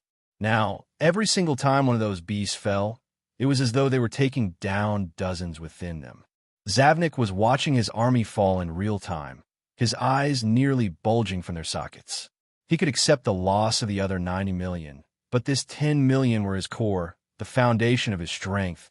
It had taken a great deal of effort to raise them up. Retreat! Zavnik roared. He couldn't stop himself anymore. He leapt up with such ferocity that the wooden carriage beneath him exploded into countless pieces. He pulled out a spear and shot into the skies, rushing toward Lionel like a madman. He had to stop this. He couldn't continue to be played like this. He wanted blood. Chapter 2083. Published at 30th of August, 2023, 12:32 and 59 seconds p.m. Chapter 2083. Much more interesting if audio player doesn't work. Press stop, then play button again. Whoa, whoa, whoa. Lionel raised up his hands. Why all of this animosity? Suddenly, Lionel's hands shifted and he pointed his two forefingers up to the sky as he shook his head. He looked as though he was reprimanding Zavnik for being too reckless. What was this? He was still the leader. How was it helpful for him to get so hot-headed? Rumble. Zavnik only now seemed to realize that there was a storm brewing in the skies.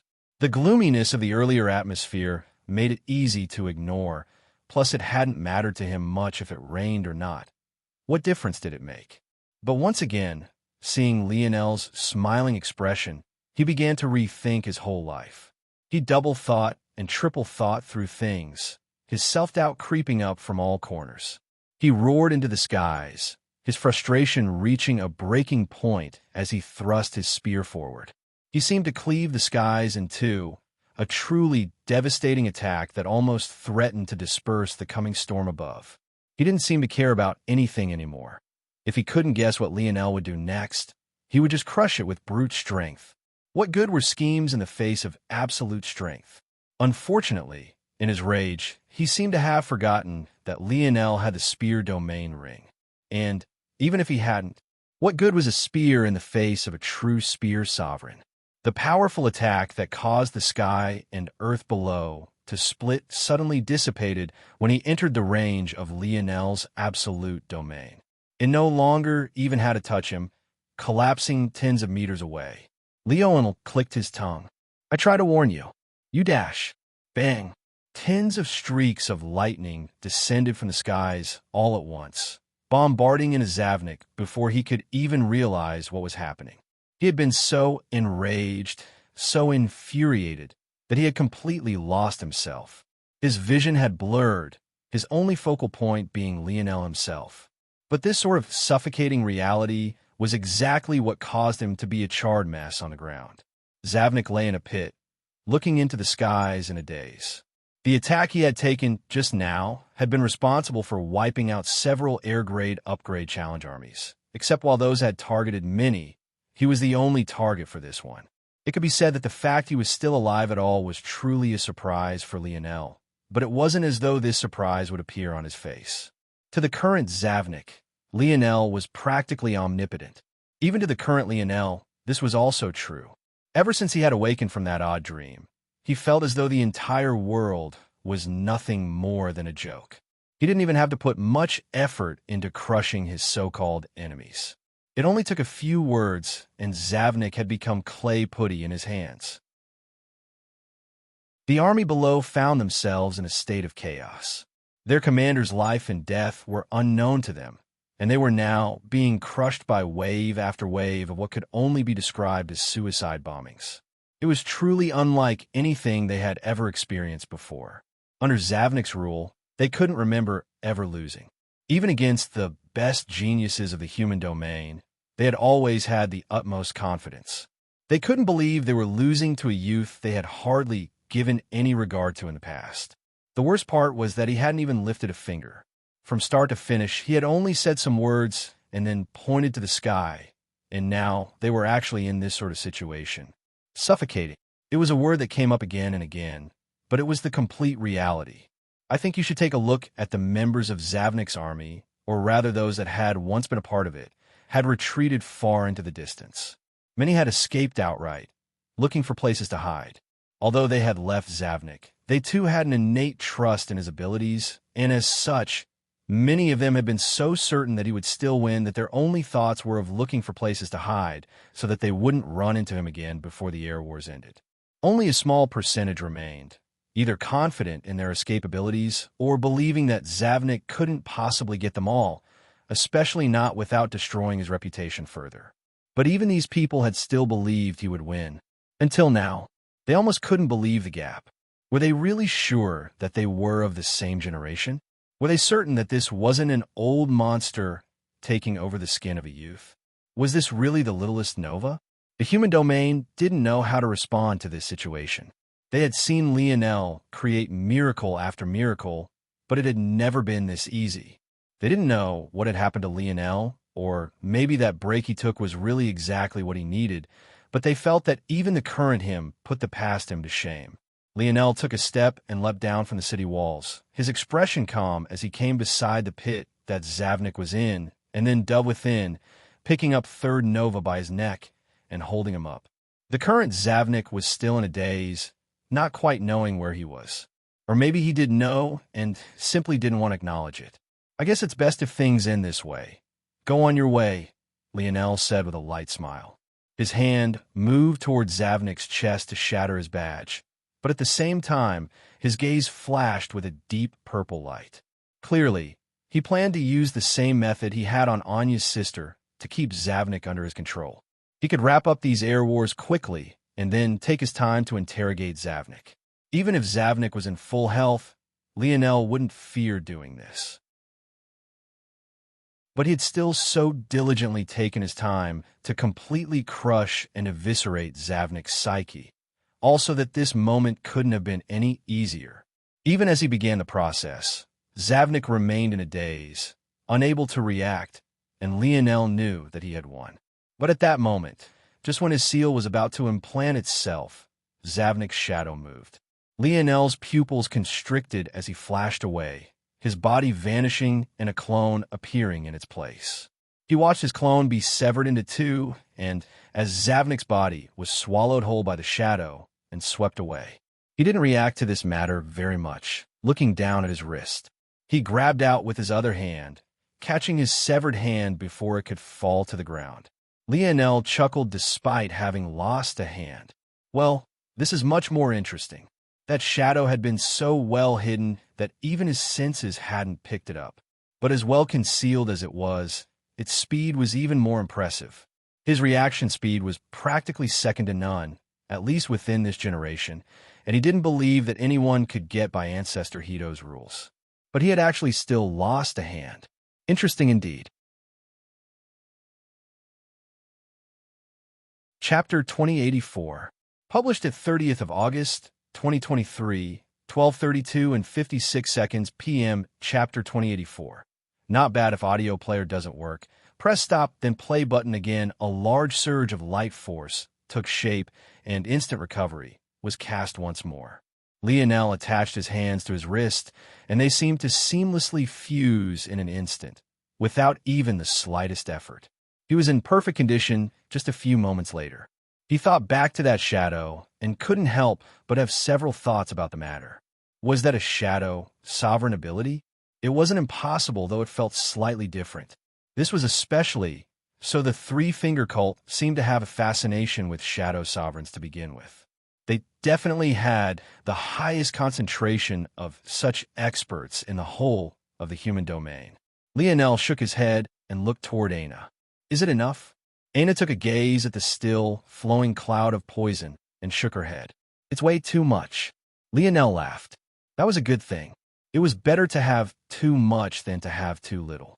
This made things much easier, and the amount of effort Aina would need to put in was much less. It was just unfortunate they had traded in the lives of so many lion beasts for this result. The Sky's family and Oryx's family only had worshipful gazes. They hadn't known all of Lionel's plans, but seeing everything go so smoothly made them feel that it didn't matter much. They hadn't even been forced to put their lives on the end.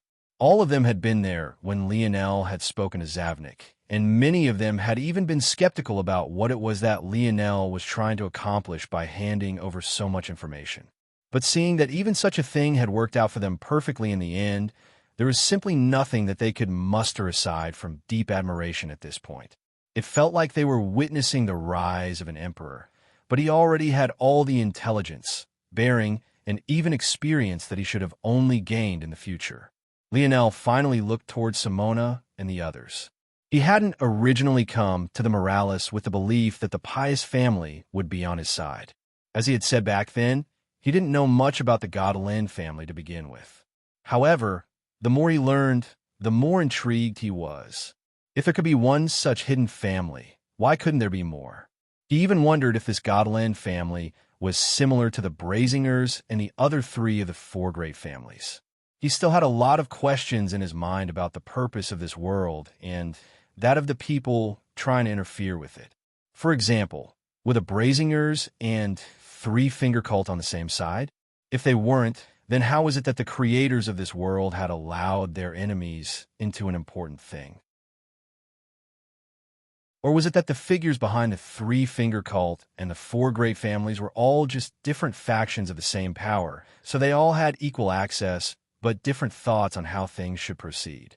Or maybe it was that the nature of such a simulation in the first place necessitated that it be vulnerable to the influence of outsiders. He truly did have too many questions and not enough answers. He even had half a mind to start interrogating Anya's sister, but he honestly very much doubted that she would have many answers. I think you should take a look at for some reason. Although Harmony was apparently the elder sister, Anya felt far more unfathomable to Lionel. The fact that they were twins made even less sense to him. There was definitely something important related to this matter, but he also had a feeling that it wouldn't be long before he met that woman again. This time, it was less likely that they would still be so friendly. Even though he had all of these questions, Lionel didn't make any effort to ask Simona about them. As far as he was concerned, she likely didn't know as much as he hoped, and if he began to ask even roundabout questions, it opened him up to potentially being exposed by others. Simona was just as cold as he remembered her, although her gaze carried a hint of something different when she looked at him.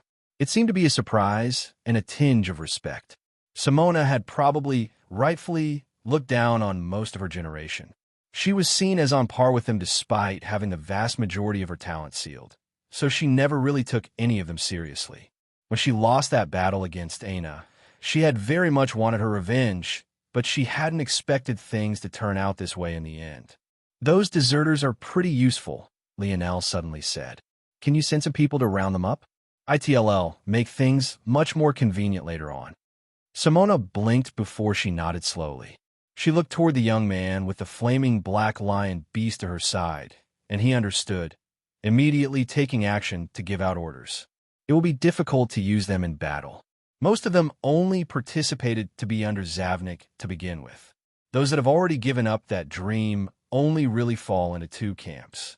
The first, and likely the largest majority, are simply done with the air wars and want nothing else but to wait for things to die out until they are transported out. The second group is likely the minority, and they might have realized that with so few of us remaining, they might still have a chance to become their own heirs. It has to be remembered that most of them entered as heirs on their own, so they don't need to wait for Zavnik to escape. Of those that remain, they probably just want to maintain some of their face or see if they have a chance at becoming the ultimate winner. Lionel chuckled when he heard Simona's analysis. That's not bad analysis, indeed. You're missing something, though. Chapter 2085, published at 30th of August, 2023, 12:32 and 55 seconds p.m. Chapter 2085. Obvious if audio player doesn't work. Press stop, then play button again. Simona frowned when she heard Lionel's words. If it had been someone else who said this, she might have directly attacked. She didn't like the tone, and she liked the fact there was no explanation afterward even less. The current Lionel was far more condescending than he was charming, but it was difficult to refute that he deserved this sort of arrogance. Then again, Simona felt that she was thinking too much. In reality, the issue wasn't with Lionel's tone, but rather that he so seamlessly began to talk to her like a subordinate, something that left her uncomfortable. She had, indeed, agreed to help Lionel in order to return a favor, but she hadn't subordinated herself to him. These two things couldn't be equated. Lionel had just spoken like she was any of his other followers. He hadn't been disrespectful, but the implication had irritated her. Simona took a breath and shook her head. Indeed, in this situation, she was meant to be a subordinate, even if she didn't like it. She wasn't here to fight for her own heirship, but rather that of Lionel's. She had followed all of his plans up until here, and it could be said that without his guidance, she would have been taken out like the other Constellation families already. The Godlin family was unable to exhibit their full strength here, so left to her own devices, she would have had to flee already. This was probably what happened due to the odd nature of their partnership. She knew too little about Lionel and was only here to repay a heavy favor. In addition, her pious family cared less about outward prestige, or else her mother would have never married her father to begin with. So she was in a unique position to return this favor. Shaking her head, Simona waved a hand to the young man who had already returned, causing his brows to unfurrow. I was in the wrong to begin with. I questioned his methods when he's clearly already come to a decision. He was already respectful enough, Simona said lightly. The young man didn't say anything to this. Since Simona had spoken, he accepted it. Even if he had felt that she was wrong, he wouldn't have voiced it. That didn't sound very smooth, Aina suddenly said when Lionel returned to her side. This not explaining things habit of yours will get you into trouble. Lionel smiled. It's not too big of a deal. Whether she's on board or not doesn't make much of a difference to me. Lionel could have asked the Oryx or the Skies, or better yet Aina and the others to round up the 90 million that had escaped, but he hadn't. Instead, he had gone out of his way to ask Simona to do it, and that was to draw a clear line. That look that Simona had given to the young man with the black flaming lion was all Lionel needed to see. If he was going to command people, he needed them to be perfectly in sync with him. Those that thought they could do things better were only a liability and nothing more. I think you should take a look at this was also why during the battle he had only asked for a minor amount of help from Simona, enough that it wouldn't be too obvious that he was making a statement, but also little enough that it would be obvious to them that he hadn't come on bended knee for their assistance. The peculiarity of their relationship lent itself to this sort of outcome. Lionel was very good at reading the intentions and emotions of others, so it wasn't something that escaped his grasp in the slightest. The hard truth was that from an outside observer's perspective, Lionel had done very little to end up with a lot. No matter how important the little puppy was to Simona, he hadn't even known that when he came across it, and the puppy could have easily been found by anyone else. Of course, there were other matters about that event that made Simona endlessly grateful, like the fact he hadn't sacrificed the puppy at the altar of his speedy progression and increase in strength. But humans were also interesting creatures.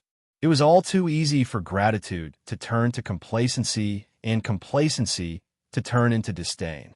If you did too much for someone, they could very easily take your kindness to just be a matter of fact. And regardless of how helpful Lionel had been to restoring her future potential, it was a fact that it was still something that anyone could have done. Human nature could easily ignore the deeds of the extraordinary if it happened too often, let alone when the deed wasn't very extraordinary at all. But at the same time, Lionel's grasp of human nature was extremely profound. He had targeted the problem before it even truly became one. Now, whether Simona would remember that and take it into consideration moving forward, he didn't know. That much would be up to her. But like he said, he didn't really care much either way. If she didn't know what was best for her, or if her Godlin or pious family wanted to stand up for her, then in his eyes, the result wouldn't be very much different. It would only mean one extra buried enemy. Nothing more, nothing less. So then what do you actually want to do with them, then? Aina looked at Lionel. Clearly, she had no intention of letting him skirt off like Simona had. If not, she had a few strong waist pinches in store. Lionel grinned when he saw the dangerous look in her eye. Well, just think about it. Everyone on this continent knows about Zavnik, and almost none of them know that he's been defeated, at least for the time being. Did you see how uniform and monocolored their army was? Nice and organized, if you ask me. Very cool uniforms as well, top class. Third Nova did well. Lionel's grin became wider. Aina's gaze flickered. Although Lionel hadn't answered, the implications were all too obvious. Occasionally missing content. Please report errors in time. Chapter 2086. Published at 30th of August, 2023.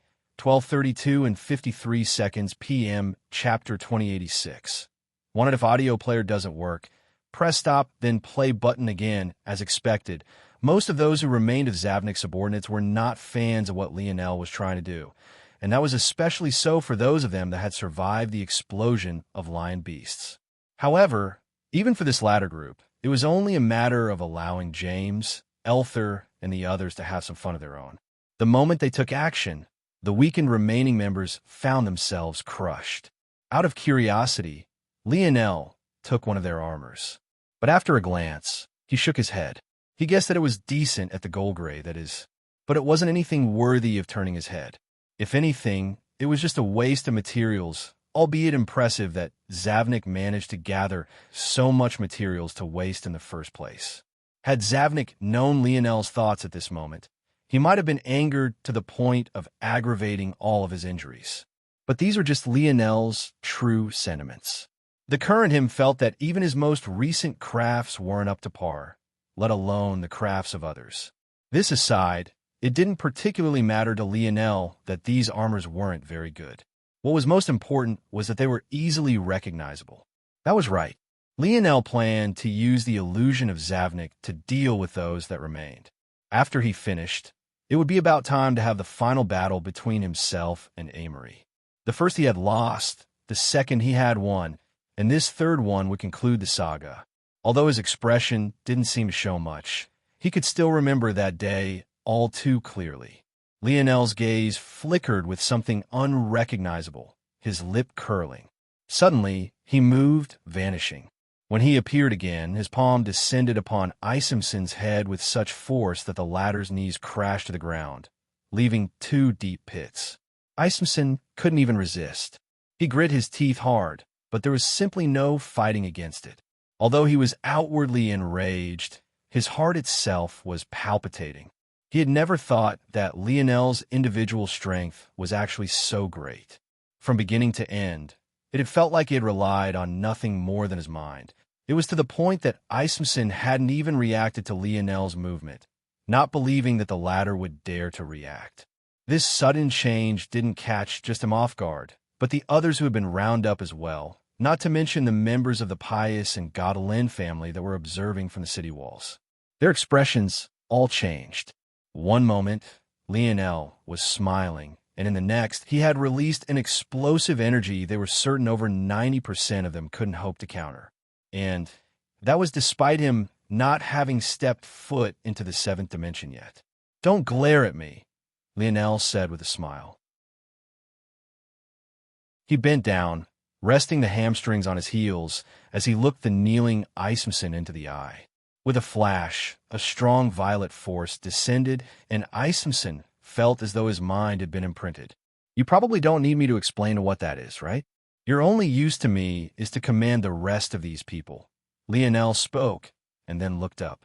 "As for the rest of you all, you will listen to him. Of course, if you're obedient and attack as I tell you, those of you that survive I won't touch. In fact, once I become the heir of the Morales family, I'll use my power to make sure that Zavnik can't target your families on the back end." I think you should take a look at the upper echelons watching this scene. We're probably grinding their teeth. To them, Zavnik was their leader, and they understood the backstory behind all these matters. Unfortunately, these youths had no idea and ate Lionel's words up. Of course, they also believed that Lionel had no idea what was going on. If they knew that he was well aware, their teeth might very well shatter from grinding so much. The fact he knew made this matter all the more sinister. Hearing Lionel's words, the rounded-up subordinates slowly nodded. Those of them that had had hopes of becoming the new winners realized how foolish their thoughts had been. They had been crushed with just a little effort on Simona's part. How could they have lasted until the end? Lionel himself hadn't even made a move. In their eyes, Lionel was of course the greatest threat. The Pius family didn't compare to the Morales family, and it was Lionel who had crushed Zavnik's army with just a few words and schemes. So, the fact that it was Simona and not Lionel that crushed them made them give up all of their dreams before they could even manifest. As for those that had just wanted to last until the end and survive, Lionel's words about protecting their families were the greatest lure. Once again, just with a few seemingly minor and unimportant decisions, Lionel had dealt with the situation perfectly, gripping onto the weaknesses of both groups with just a single action. "Good," Lionel said with a light smile. "Your task is simple. The only thing you'll do is attack the spiritual's religion, just like you planned to do originally. The expressions of many changed. Without the backing of Zavnik, and considering the fact most of their best elite troops had been crushed, this was practically suicide. However, in the end, they could only grit their teeth. They truly didn't have much of a choice. Lionel nodded to himself. In truth, they were thinking too much. It was precisely because Zavnik wasn't present and the elite troops were nowhere to be seen that they would survive. What would one think if an easily recognizable army suddenly appeared without their centerpieces? Wouldn't they be wary? Wouldn't they be hesitant? Wouldn't they be on a constant lookout for where Zavnik might appear? And that was exactly what Lionel wanted. Chapter 2087, published at 30th of August, 2023, 12:32 and 51 seconds p.m., Chapter 2087. Whetstone, if audio player doesn't work. Press stop, then play button again. The Seward family had been very silent in this span of time. It could even be said that they were quite silent throughout the air wars.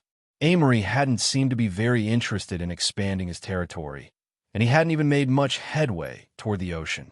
In fact, his territory was actually quite a distance from the coast, despite the fact that he did, indeed, control all the land between this place and it. From the beginning, the only large-scale clash that the Seward family had had was actually against their only ally. It was quite ironic, actually. But other than this, Amory had truly not done much. It was as though he was waiting for someone he knew would definitely come. This stance by the Seward family was truly baffling. That was because they were considered to be the de facto leaders of the sword families of the human domain, and unlike the Morales family that never really cared to gather up all the spear masters, the Seward family actually had subordinated many of them. As such, if Amory had wanted, he could have been a lot like Zavnik, gathering up many heirs under his banner and using it to sweep through the competition. But he hadn't. Why would he waste his time with such a thing? He wasn't like the trash of the Morales family. The Seward family had their own version of the air wars, but it didn't have the bounds of a competition. It didn't have a start date or end date, nor were there rules against killing. The only rule was that no one beneath the 7th dimension could be targeted. Only then would they become part of the boundless competition. However, before even entering the 7th dimension, in fact, even before entering the 6th, all of Amory's brothers had already submitted to him. He had been the decided leader of the Seward family ever since he was 12 years old. He didn't have competition in his generation, nor did he take anyone seriously. Even his so-called fiancée, a half-spiritual, was no match for him. If it wasn't for the face of his family, he wouldn't have cared to come in the first place. In reality, he really only had 2 goals for this trip. The first was to conveniently deal with that guy they insisted on calling the Bow deity. As far as he was concerned, that guy was far too annoying. Placing another on his level was a bit ridiculous.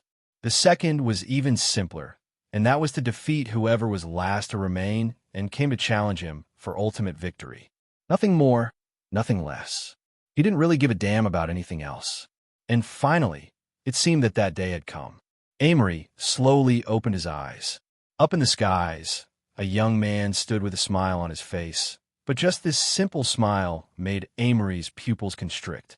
That was because it was too casual, too relaxed. It felt like Lionel wasn't even here for him, but was rather here to conveniently deal with him since he was obstructing his path.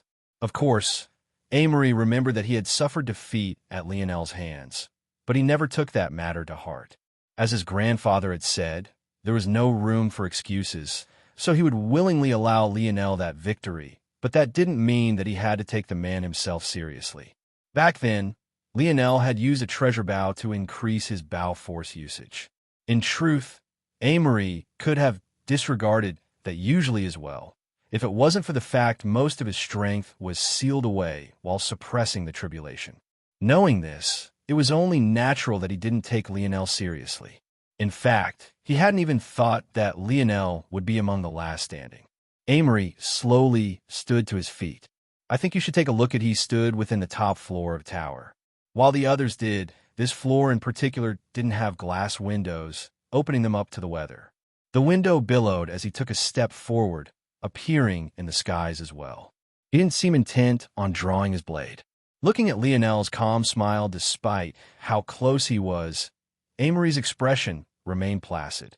Even against a seventh-dimensional existence at this distance, it would only take a thought for Amory to kill them. Suddenly, the howl of a sword echoed, and the violence of sharpening blade split the skies.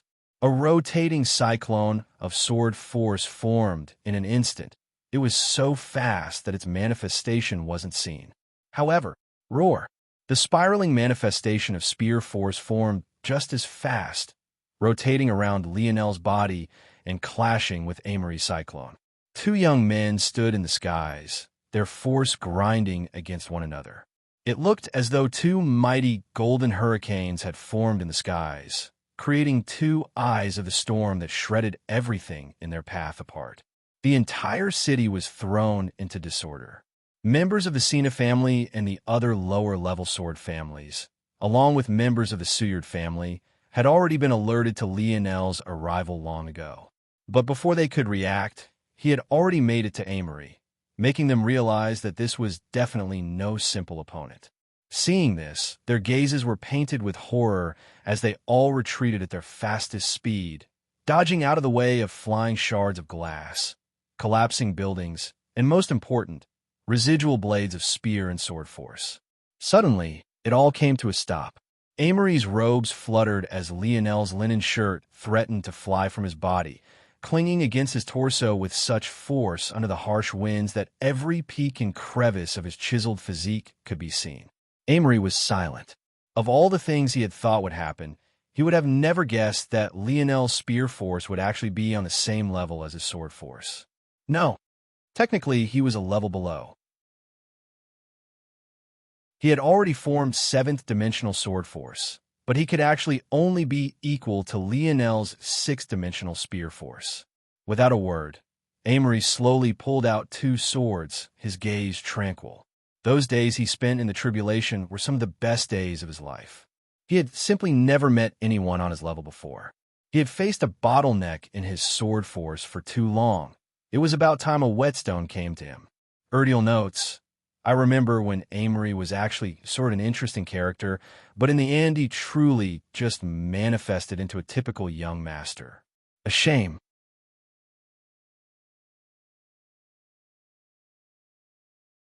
Chapter 2088, published at 30th of August, 2023, 12:32 and 48 seconds p.m. Chapter 2088.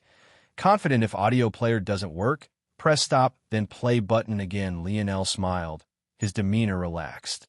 You seem to be quite confident. Amory looked into Lionel's eyes. It was hard to tell what he was thinking. He seemed to have the same level of indifference, no matter the situation. Back when he was defeated in Lionel's hands, he had the same casual expression. After a brief instant of suppressing his lineage factor from activating, he reacted quite normally. In truth, his reaction was quite muted. It had to be remembered that his goal from the very beginning was the egg. Unlike Lionel, he had every intention of taking on the shadow sovereign lineage for himself. Such a thing would have given him 3 lineage factors, placing him beyond almost anyone who had ever existed. Not only that, but all 3 of his lineage factors would be exceptionally powerful. But that had been snatched from him. The fact that he had decisively left and managed to rein in his temper, even to the point that he didn't even bother to target Lionel personally after that event, although there were definitely opportunities to do so, went a lot towards showing Lionel exactly the kind of person this man was. However, it was also precisely this sort of attitude that Lionel wanted to knock down a peg. Not targeting him afterward was a sign of clear disregard. He simply hadn't cared enough about Lionel to do so, and even now, he seemed to think that it would be a simple matter to take a step forward. In Amory's mind, it was only right that Lionel had grown to this point. Lionel had been under a lot of pressure, forced to grow faster, otherwise he might very well lose his life. As for him, he had never been under such pressure in his life. Every challenge he had come across, he had always shattered with just a single swing of his sword. He hadn't faced any sort of adversity, and yet he had grown to this point. The truth was that he very much hoped that Lionel was as powerful as he seemed, Maybe in this lifetime, he could finally have a real challenge. He had had a taste of that during his tribulation. He had come across all sorts of powerful existences that pushed him to his limits, and his growth then was far beyond anything he had ever experienced in the human domain. However, it had already been a small while since then. It was about time he had a second. Lionel didn't seem to expect Amory to respond, nor did he care to listen to his response. Instead, he looked down toward the ring on Amory's finger. That ring, I have someone who would be far better suited for it. They'll be taking it off your hands today. Lionel said these words without the slightest hint of emotion in his tone. His smile had entirely vanished. Nothing but the vacant depths of his eyes staring forward as though an endless abyss was hidden within. He returned Amory the words that he had said all that time ago. That day, he had nearly lost his hand, and if not for Anastasia's awakening, his path of crafting may have been cut off forever, or at the very least crippled. Lionel didn't take very many things seriously, but what he absolutely abhorred was disrespect. I think you should take a look at respect and persistence. These were the two things that he had built his life upon, and whenever he didn't receive the sort of reciprocation he believed that he deserved, the only thing he felt was a bubbling up of fury. His body flashed with a blinding bronze aura, his divine armor clicking into place. The violent and raging aura of a pillar that seemed to connect the earth below and the skies above manifested, his 10 stars flooding his body with power. He took a step forward, and the air beneath him cracked and shattered. It looked as though space itself was collapsing, a sight that shook those below to their core, especially as the ground immediately beneath his feet rippled. A hole with edges as smooth as a mirror took shape, almost as though someone had stamped a god's pillar down and then quickly removed it. Amory's fingers trembled, and a sword light suddenly appeared before Lionel. With a slash, Lionel shattered it, his body flickering and vanishing and appearing before Amory in an instant. The wind wrapped around his descending black rod, forming a howling barrier that echoed through the city. Amory, wrists flexed, his movements smooth and unhurried, but despite his seemingly slow movement, his sword seemed to reach the perfect location at just the right time. Bang! Billowing steam-like forces surged in all directions, a violent black sword force from Amory and a radiant violet and blue spear force from Lionel. It felt as though the two were dividing the world between the two of them, painting reality in their own colors and leaving an indelible mark behind for the countless generations to follow. They separated and suddenly rushed forward once more. Lionel's spear spun and moved in elegant arcs, no less beautiful than Amory's swinging swords. It was hard to believe that such a gorgeous sight could come from a spear at all. The Lionel of today and the one Amory had met couldn't even be said to be on the same level. That Lionel only knew how to simplify and use the crudest and most direct actions. This Lionel seemed to see the entire board, carrying both the systematic and rigid rules of the game, while also having the flair of ingenious, brilliant movement that could only come from a deep well of creativity. Every time they clashed, another large swath of the city collapsed, flattened beneath their might, but neither one of them seemed to be going all out. Their gazes seemed to clash more than even their weapons. They tracked one another through the air, the sounds and reverberating impacts of their weapons unable to obstruct their meeting eyes in the slightest.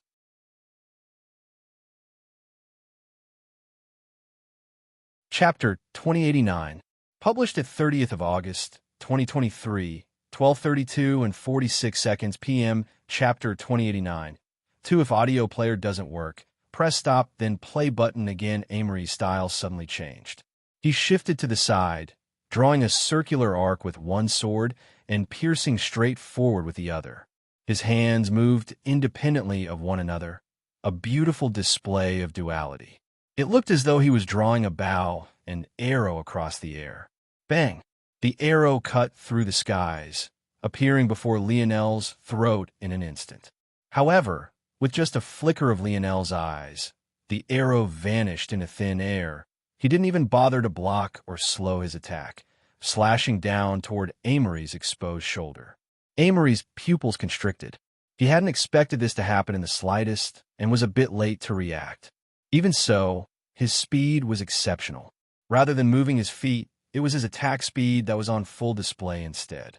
The sword that had been drawing the body of a bow through the air continued its elegant arc, slipping the side of Lionel's spear body and parrying it off to the side.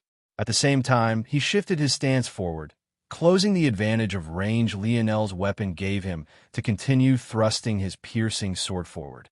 His two arms seemed to work on their own and together at once, forming an airtight defense that could react and shift on its own. He didn't seem to have to think before he reacted at all, his body in a seamless sort of higher state. Lionel shifted his own stance, the Void Star 4-star to his back pulsing once before a force art seemed to be completed in an instant. Amory felt as though his thrust had slowed considerably and yet sped up at the same time. It was an eerie feeling that made it difficult to tell which way was up and which was down, but by the time he had begun to unravel the mysteries, Lionel's parried spear had spun in his hands, recovering and sweeping back with a momentum that made the air crackle and pop. Bang! Amory blocked with his second sword with a deft precision, his first thrust, sword barely stopping before Lionel's chest as he ran out of momentum. He didn't quite have enough strength to fight back, his body being sent flying to the side and losing a bit of the initiative. Lionel thrust several times in the skies, the tip of his spear vanishing and suddenly fusing several strikes into one as they appeared before Amory, just as the latter had lost his balance. Even in this situation, Amory's calm hadn't changed in the slightest. His absolute sword domain rumbled to life, but just when it seemed that he would use it to defend, its purpose changed entirely. Amory struck out with his sword several times, and his absolute sword domain vanished, forming three cyclones that appeared around Lionel all at once. Lionel's gaze narrowed. He took a step and vanished through space, dodging out of the way of the approaching cyclones. But Amory had already recovered, using the spine of his sword to block his attack. The level of skill and confidence in oneself it took to do such a thing was entirely off the charts. However, despite the fact both seemed to be doing impossible things, they didn't blink even a single time. It seemed to come naturally to the two of them, their cold indifference weighing heavily on the hearts of the spectators as they vanished once again. It felt like every single one of their clashes were just as deadly, each one carrying a close shave with death that both of them had to dance with. And yet, despite this, they were entirely unmoved. I think you should take a look at, by the dozenth exchange, Lionel was absolutely certain that Amory, too, had an analytical ability index. In fact, it might very well be one with an exceptionally high dream force affinity as well, because he was entirely unmoved by Lionel's clones. Amory seemed to have decided that this was the case for Lionel as well, and as though they had both come to some sort of tacit understanding, their gazes lost their placidness and became incomparably vicious in an instant. In that moment, when the flip switched, they seemed to have become entirely different people. Their howls filled the air, and a violent sort of momentum started to come from their bodies, an aura that could only be described as demonic. Amory's pale skin began to redden, and the billowing blue vital star force coming from Lionel became a blinding sheen of crimson. Bang! The air around them exploded. Amory's swords crossed, and Lionel grabbed his spear with both hands so forcefully that the polearm almost creaked and warped. It was a violent clash, even more so than the past ones. If the others flattened the land, this one devastated it. Their forces were entirely wild and out of control, expanding in all directions without a thought for stamina or those around them. Lionel grinned wildly, a crimson force billowing from him, forming a sparkling nebulae in the skies. It felt as though he had become the center of his own universe.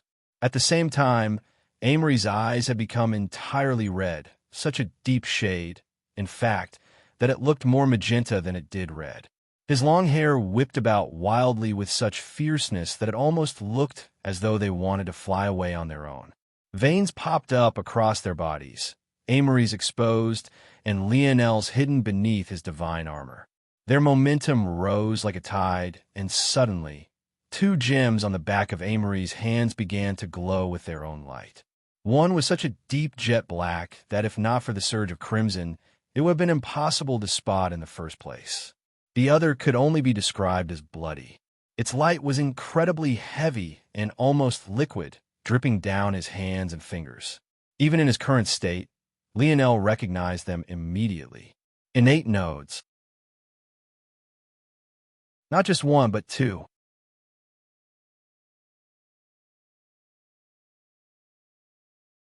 Chapter 2090, published at 30th of August, 2023, 12:32 and 45 seconds p.m., Chapter 2090. Born if audio player doesn't work, press stop, then play button again. Innate nodes were incredibly rare, so much so that it was practically well accepted that only the spirituals race could produce them. Even when humans formed them, they were usually exceptionally low-level innate nodes. Someone like Lionel, who not only had one, but one of exceptionally high quality like the Scarlet Star Force innate node, was entirely unheard of. Even so, even Lionel didn't have two innate nodes. Although he technically had three right now, one of them was regrown, the second was taken back from the one who had stolen it from him in the first place, and the final one was snatched from one of his enemies. The fact that Amory had not just one, but two himself, and in such a perfect location for himself at that, was something that maybe only the highest echelon members of the Seward family had been aware of, and that was because Amory had simply never needed to use them against those of his generation. At that moment, the winds howled. Spiraling cyclones of force formed around Amory's swords, one wrapped in a deep, abyssal black light, and the other looking as though it had been coated in blood. The black force, there was no doubt in Lionel's mind, was definitely dark force. This wasn't a low-level innate node at all. Dark and light force were considered to be above most elemental forces and only below forces like Dream and Star Force. The fact that Lionel had had a light force affinity had already been a shocking matter to the people of Earthback when the Metamorphosis had just ascended, and that was the location with the greatest concentration of talent in the entire human domain. If he had been exposed to have a light force innate node, the reactions wouldn't have been so muted, but then there was that odd liquid red force. It looked almost like blood at first gaze, and Lionel had truly thought it to be a blood force innate node. However, the longer he observed it for, the more he felt that this was probably not the case.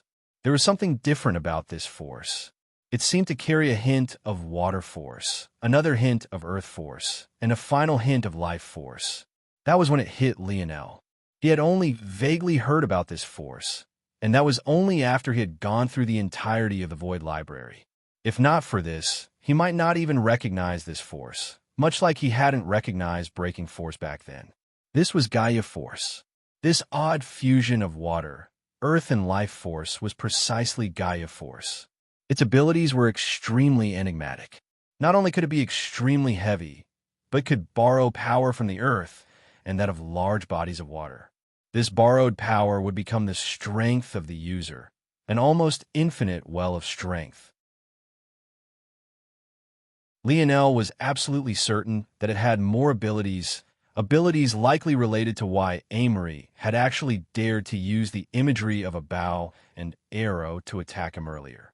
This wasn't for certain, but what was absolutely certain was the fact that this Gaia Force was most definitely a high-level force, a force on the same level as Scarlet Star Force, without a doubt. It seemed that this was likely the reason the spirituals' religion had agreed to marry their demigoddess to him. Is that so? Lionel said lightly, his grin becoming wilder. Two innate nodes? I have that too. Boom! Lionel's aura exploded forth like a collapsing star. His innate nodes began to glow with such force that they shimmered through his divine armor. But just when it seemed that his Scarlet Star Force would burn through, something changed. His armor trembled, its crevices beginning to glow with a crimson light. Just when the crimson light was about to take over entirely, a silver-gold light flowed to meet it. Two vein patterns, one red-gold and the other silver-gold, met and intertwined in a beautiful sort of dance. I think you should take a look at his Tier 1 armor. Was made of materials too weak to enter this state, but who had said that he had shown everything his Tier 2 armor could do. Amory and Lionel stood off across from one another, their auras reaching their peak. At that moment, on the outside, sitting as the observers, the Seward family stood to their feet. They had all felt that this matter would only end in one way, but they had never expected that even before the battle could ramp up, Amory had brought out one of his greatest trump cards so casually. He hadn't been pushed into a corner, his stamina wasn't running out, he hadn't even been injured yet, and yet he had chosen to make this move. There was only one explanation for why. He felt that Lionel was an equal opponent, and an opponent that he should go all out against before he lost the chance to. When they reached this conclusion, they felt that it was too difficult to accept. That was because there was only one person who was on such a level, and that was precisely the #1 queen beauty of this generation, the spiritual religion heiress. How could there be a second? Even with all of this said, Lionel and Amory seemed to have forgotten about the world all around them. As the skies collapsed and the ground crumbled, they stood in silence for just a moment before they clashed. Their speeds were so fast that their afterimages seemed to still be standing in the air, having not moved at all. In fact, their afterimages had yet to even fade by the time they returned to their same exact locations, blood trickling from both of their lips. Horns began to slowly grow from Amory's forehead as 3 tails extended from Lionel's back, growing so large that their swinging motion stirred the clouds in the sky. A silence fell. Bang! The aftershock of their exchange finally exploded forth, leveling the entire city to the ground. The human domain watched with rapt attention. Just how many trump cards did these two youths have? But most importantly, the spear deity seemed to have been born in that moment.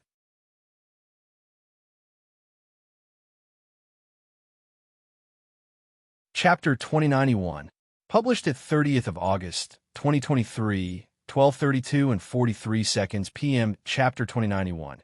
Impenetrable by wind. If audio player doesn't work, press stop, then play button. Again, Lionel's spear was surrounded by a spiraling red gold and silver gold light. It wrapped around it tightly, dancing as though they had minds of their own. His arm and his spear seemed to have become one. By extension, his armor and his spear seemed to have likewise fused into one. The phantom of a roaring panda barely took shape, his 3 long fox tails continuing to stir the clouds in the skies. Across from him, Amory seemed to have grown a size, towering to over 7 feet. His horns were menacing, and the depths of his crimson eyes looked as though one was staring into the depth of an erupting volcano. His swords trembled slightly under the tightness of his grip, one dripping with a viscous force that looked no different from streaks of thick blood, and the other emitting plumes of endless dark force, so dense that the shape of its body was impossible to spot perfectly. The skies trembled around the both of them, the muted hums of their weapons causing mountains to quake and the air to split around them, unwilling to get close for fear of being severed to their very roots. Bang!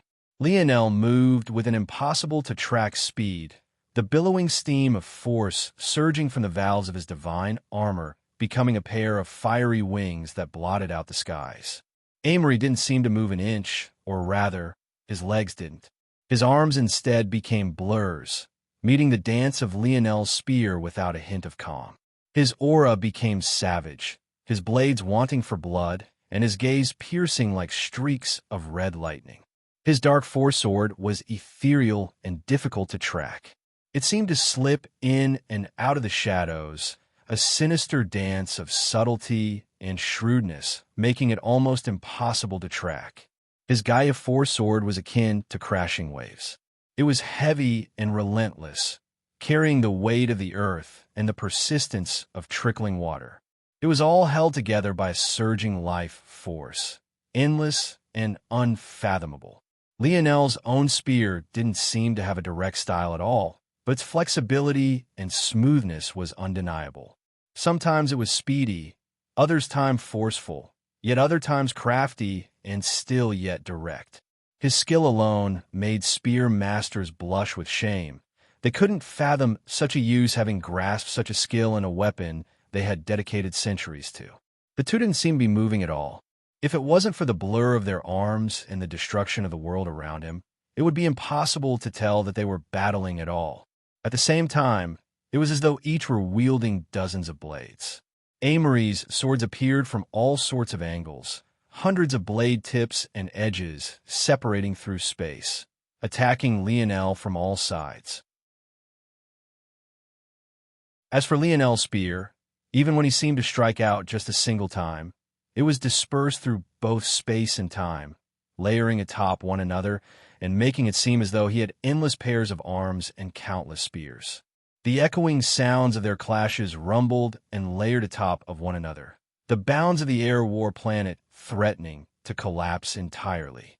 In the end, this wasn't a true eighth-dimensional world, although Elder Hito had simulated the pressure.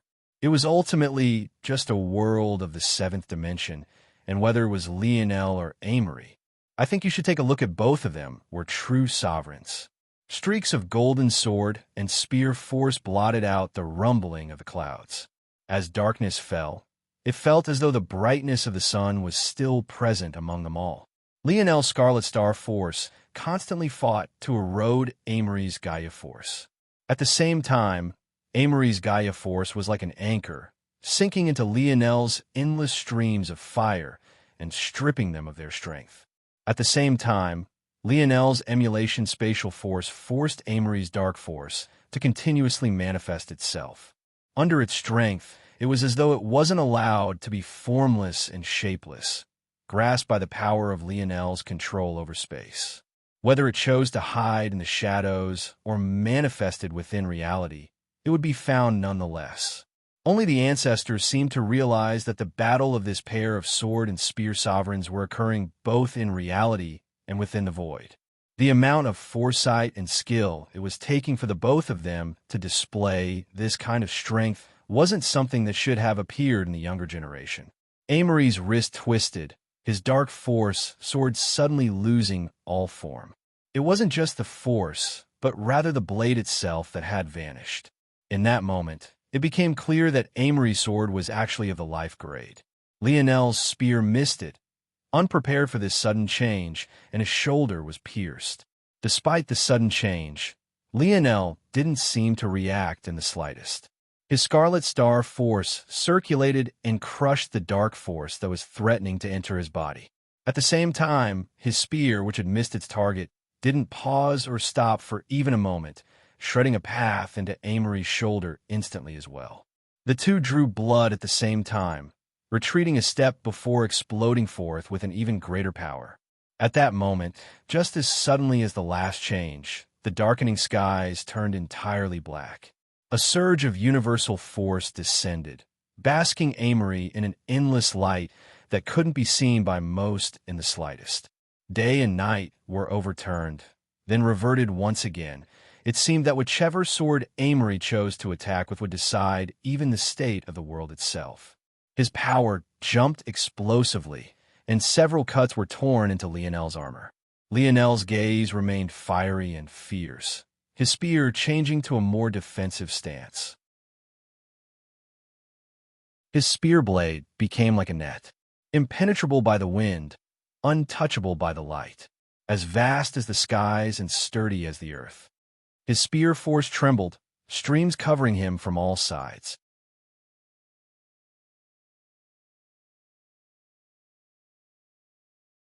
Chapter 2092, published at 30th of August, 2023, 12:32 and 33 seconds p.m. Chapter 2092, done. If audio player doesn't work, press stop, then play button again. Clang. Clang. Clang. The rumble of Lionel's poem seemed to resonate with the world, dimming the depth of Amory's night and the brightness of his day. His defenses became airtight, his spearmanship taking another leap forward. The raging battle intent in his eyes seemed to become as calm as a chilly lake, but it was precisely this controlled battle intent that made one's heart grow cold. He took a step to the side, parrying Amory's assault. One spear to connect the earth and skies. Lionel's voice rumbled again, and his spear tip met the perfect crossing of Amory's two blades, thrusting through the two of them at precisely the same time and disrupting the flow of his attack. A streak of spear light shot through the vast darkness above, becoming a dividing sign between Amory's natural light realm and the rest of the world. Amory's swords flew to the side, and he was forced to take a step back, the strength of Lionel's spearmanship throwing him off balance. But even so, his gaze only gained a fiercer depth to them. His natural light realm changed once again. If before Lionel's, one spear to connect the earth and skies had been the dividing line, at this moment, Amory himself was the dividing line. It was as though he became the center of the world, his dark force sword holding the night and the Gaia force holding the day. The fierceness of the glow of his innate nodes continued to grow, each becoming the center of their own world. Amory's horn sparked, sharp, howling sword chi spiraling around each one of them. His Gaia force sword rose, and the world seemed to fall into silence. The echo of Lionel's poetic words dimmed and faded entirely, the strength of his spear dimming considerably at that moment. To Lionel's astonishment, Amory hadn't actually learned the complete universal force.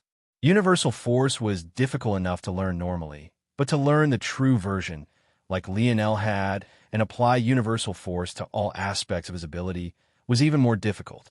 Lionel didn't believe for a second that Amory didn't have the strength to learn true universal force, or more accurately, the talent. But Amory had made the conscious choice to only learn universal force for his sword force. At first, Lionel didn't understand why this was, but now he had. Amory dedicated his life to the sword in a way that Lionel had never done for the spear, or even the bow, and his universal force reflected exactly that. Boom! Amory's sword streak carried the profundities of the day. The Gaia force swallowed up everything in its path, swallowing up more universal force than Lionel had ever seen in a single instance. He was taking advantage of the strength of his devoted focus toward the sword to manipulate the universal force in a fashion that Lionel had simply never seen before. He traded versatility for complete mastery, and now this singular strike felt as though it couldn't be blocked. In fact, even as he swung this strike, Lionel felt that Amory was making small changes to his stance, even as he moved. He was improving in real time. Lionel suddenly grinned.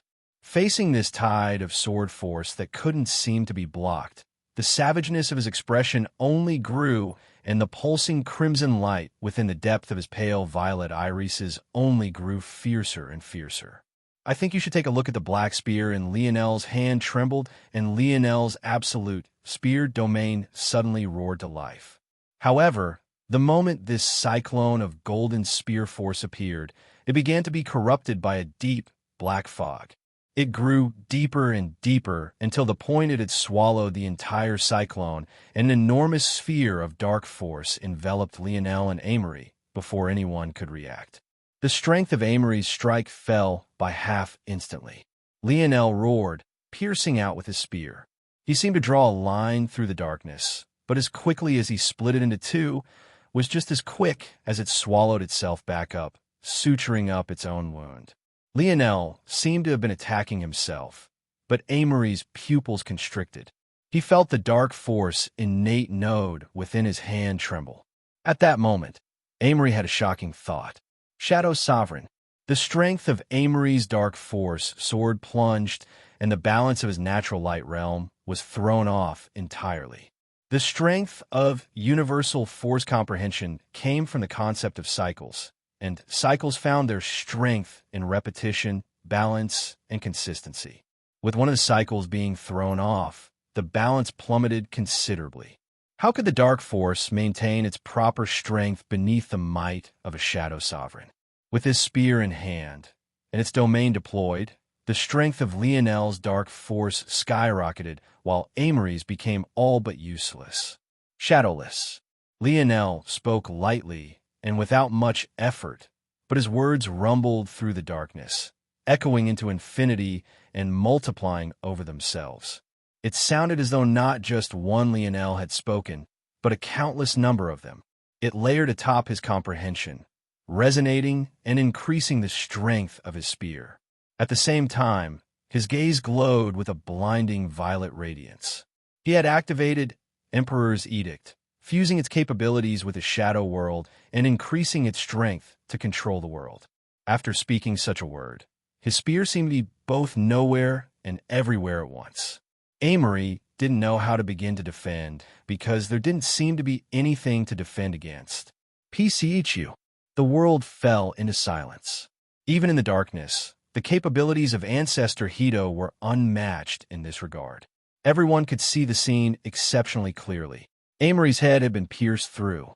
Lionel stood proudly in the skies, his spear blade having split Amory's forehead in two. Their gazes met, and the raging battle intent hadn't faded even in the slightest. Many held their breaths. Even at this moment, they couldn't believe what they were seeing. Lionel had truly done it.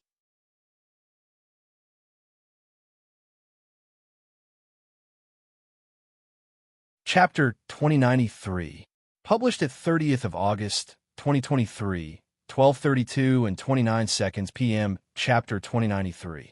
333 if audio player doesn't work. Press stop, then play button again. Those words that Lionel had spoken seemed to echo in their minds again. It had been too long since he had killed anyone of note, so they had forgotten. But at this moment, they were reminded once again. As many as he came across is as many as he would kill. He had spoken those words boldly and beneath the disdain of many. But weeks later, the crowd seemed to have grown stunned to the point of being numbed. He had really done it. Even when Amory, the treasure of the Suyard family, stood before him, he hadn't hesitated to strike to kill for even a single moment. At this moment, the weight of what Lionel's actions really meant were slowly sinking in. However, it was right then that the situation suddenly changed. Amory, who should have been on the final legs of life, suddenly reached up and grabbed Lionel's spear. Lionel's gaze narrowed, but he only watched as Amory pulled himself from the tip of his spear, pulling back until the last of the blade was out and blood fell down his face. It was an eerie sight, one that made it look as though countless rivers of blood were dripping down the peaks and crevices of the sword deity. Lionel felt an unprecedented sense of danger that didn't allow him to move. It wasn't that he couldn't move, but he didn't want to move recklessly, feeling that he had been locked onto by something. A single incorrect movement at the wrong time could take his life. When he had learned that Amory was the fiancé of a half-spiritual race woman, he had decided to use this opportunity to attack the latter's forehead.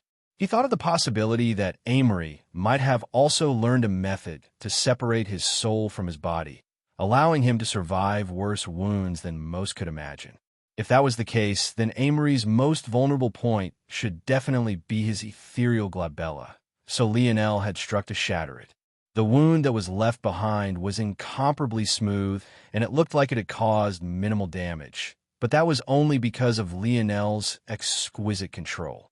The reality was that the entire inside of Amory's skull should be nothing but mush at this moment. Amory shouldn't even be able to think, let alone glare at him with battle intent and even move. Lionel's gaze was sharp as he took a glance into Amory's forehead through the small slit that he had created. But as he had expected, there was no ethereal glabella. Even though he had expected this after Amory's unexpected survival, seeing it still left him in some shock. Amory's Gaia force surged, and he trembled just once before a large amount of life force from the ground below and water force in the air began to fuel him, quickly healing the wounds on his forehead until it was completely smooth. Even so, it did nothing to change the blood that had already streaked down his face.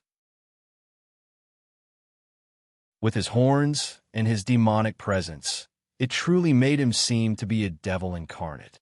Amory took a breath and exhaled. Indeed, only in a battle of life and death can a person break through. This must be how you improved so quickly. After these air wars are finished, I will leave the human domain. I would be 10 times more powerful than I am now if I didn't have the protection of the Suyard family. The hand that Amory had used to grab Lionel's spear trembled once again, and his sword surged into it, slapping into his palm with a satisfying echo. With a tremble, his aura changed entirely. The dark and light skies above vanished, as though the atmosphere had been ripped away. For as far as the eye could see, only a vastness of twinkling light could be seen. It felt as though one was standing in an observatory, standing in the middle of a dome of starry lights that grasped the soul. Stars streaked across this canopy, howling with an intent of the sword. From time to time, these streaking stars would flash again, each time exhibiting another facet of a sword's beauty. It felt vast and endless. Lionel was certain. Amory's universal force had broken through, leaving behind the natural light realm to enter the cosmos realm.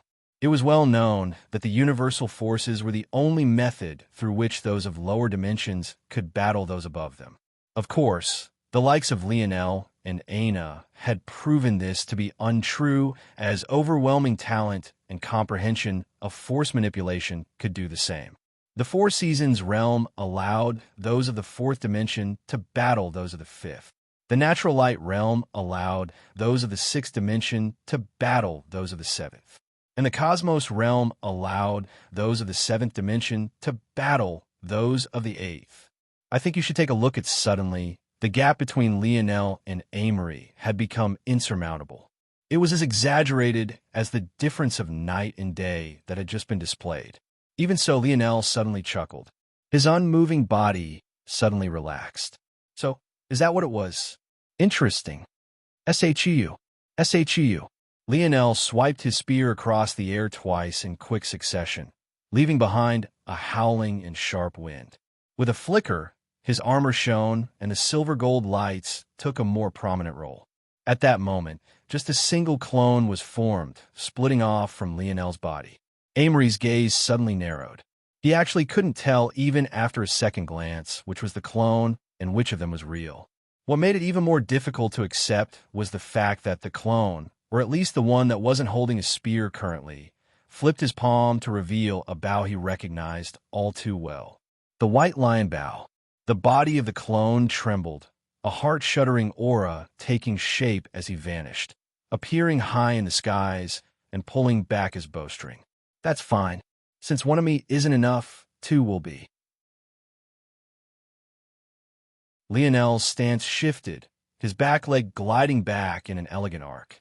The forces of the world fell into silence. I'll give you some advice, Lionel said lightly. You have exactly 333 exchanges to kill me. Lionel's clone's bowstring reached a full moon. Amory's heart skipped a beat, a shocking pressure suddenly descending and causing his gaze to narrow. He couldn't believe that this sort of pressure was coming from Lionel. Could it be that even until this point, Lionel was still holding back? He found it difficult to believe. The forces around Lionel began to shimmer with a soft light, small and delicate lines of wavy fog emitting from his body. The arc that his back foot had drawn took form, shaping the first line in a mysterious force art.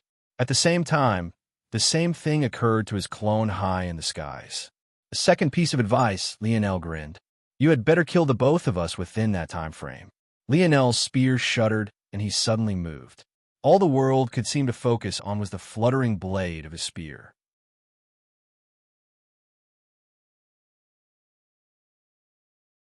Chapter 2094, published at 30th of August, 2023, 12:32 and 26 seconds p.m. Chapter 2094. Bleeding if audio player doesn't work. Press stop, then play button. Again, Lionel's aura flourished, the accumulation of force in the surroundings surging toward him in violent tides.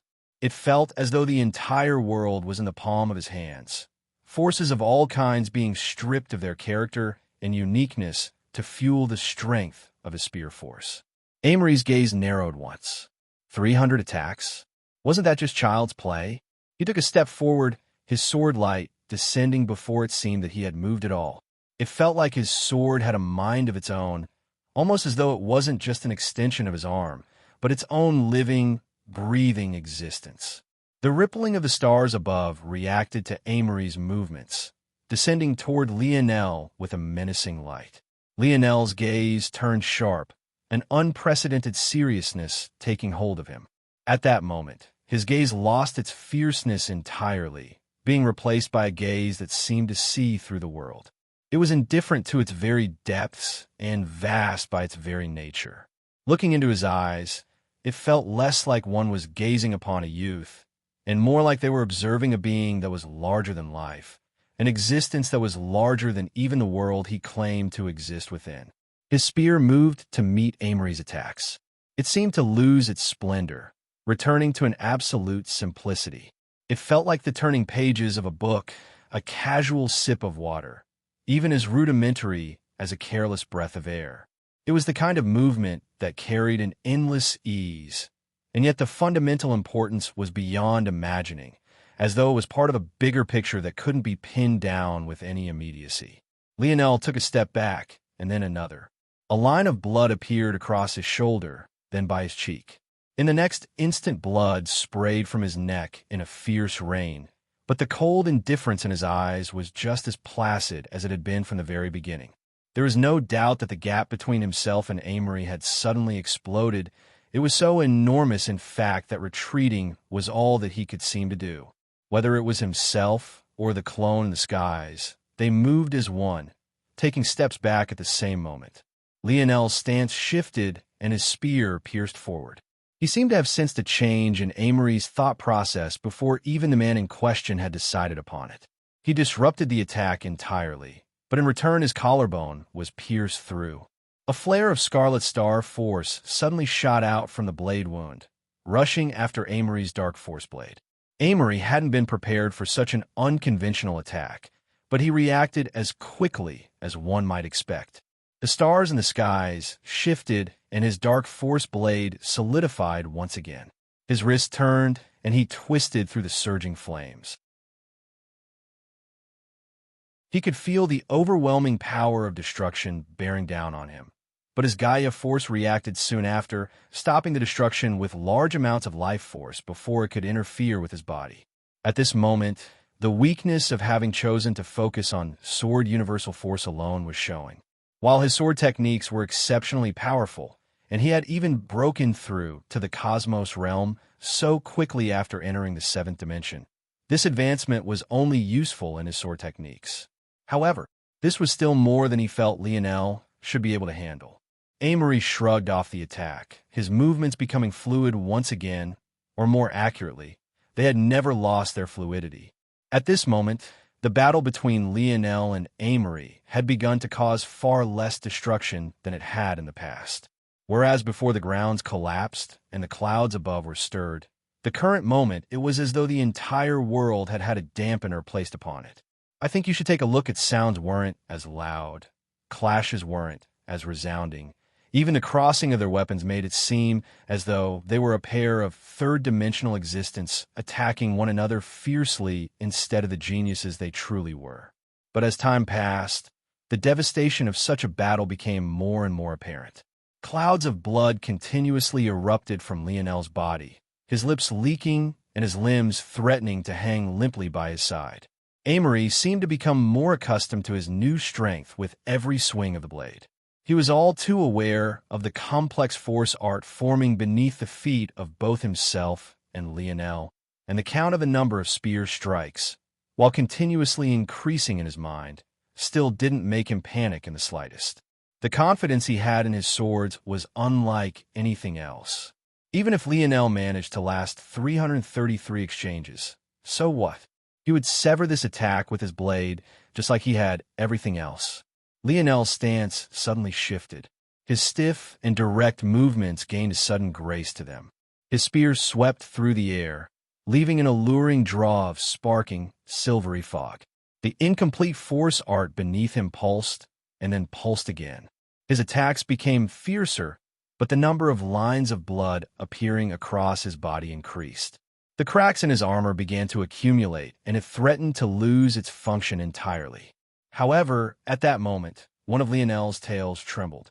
His lotus domain took shape, and the world suddenly became a blinding ball of golden light. For as far as the eye could see, not a single drop of dark force could be sensed. One of Amory's swords lost their most powerful reliance. His dark force seemed to be stripped from him, only capable of circulating within his body, but completely unable to make an appearance into the real world. The only oddity in the world were two force arts of shimmering violet light. Shadowless. Lionel's deep voice echoed once again.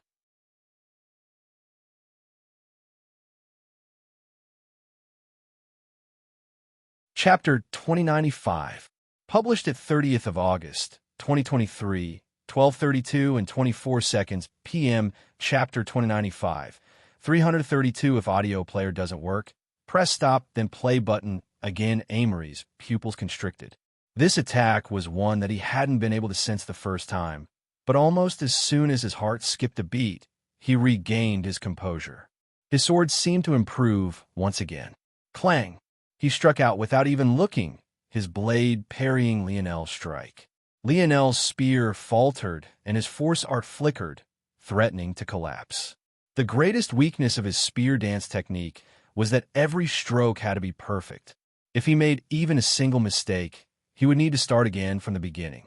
This was only the second time he had used such a technique, and it was even in a completely different situation than the first time, but Amory had actually reacted to it even quicker than he had the first time.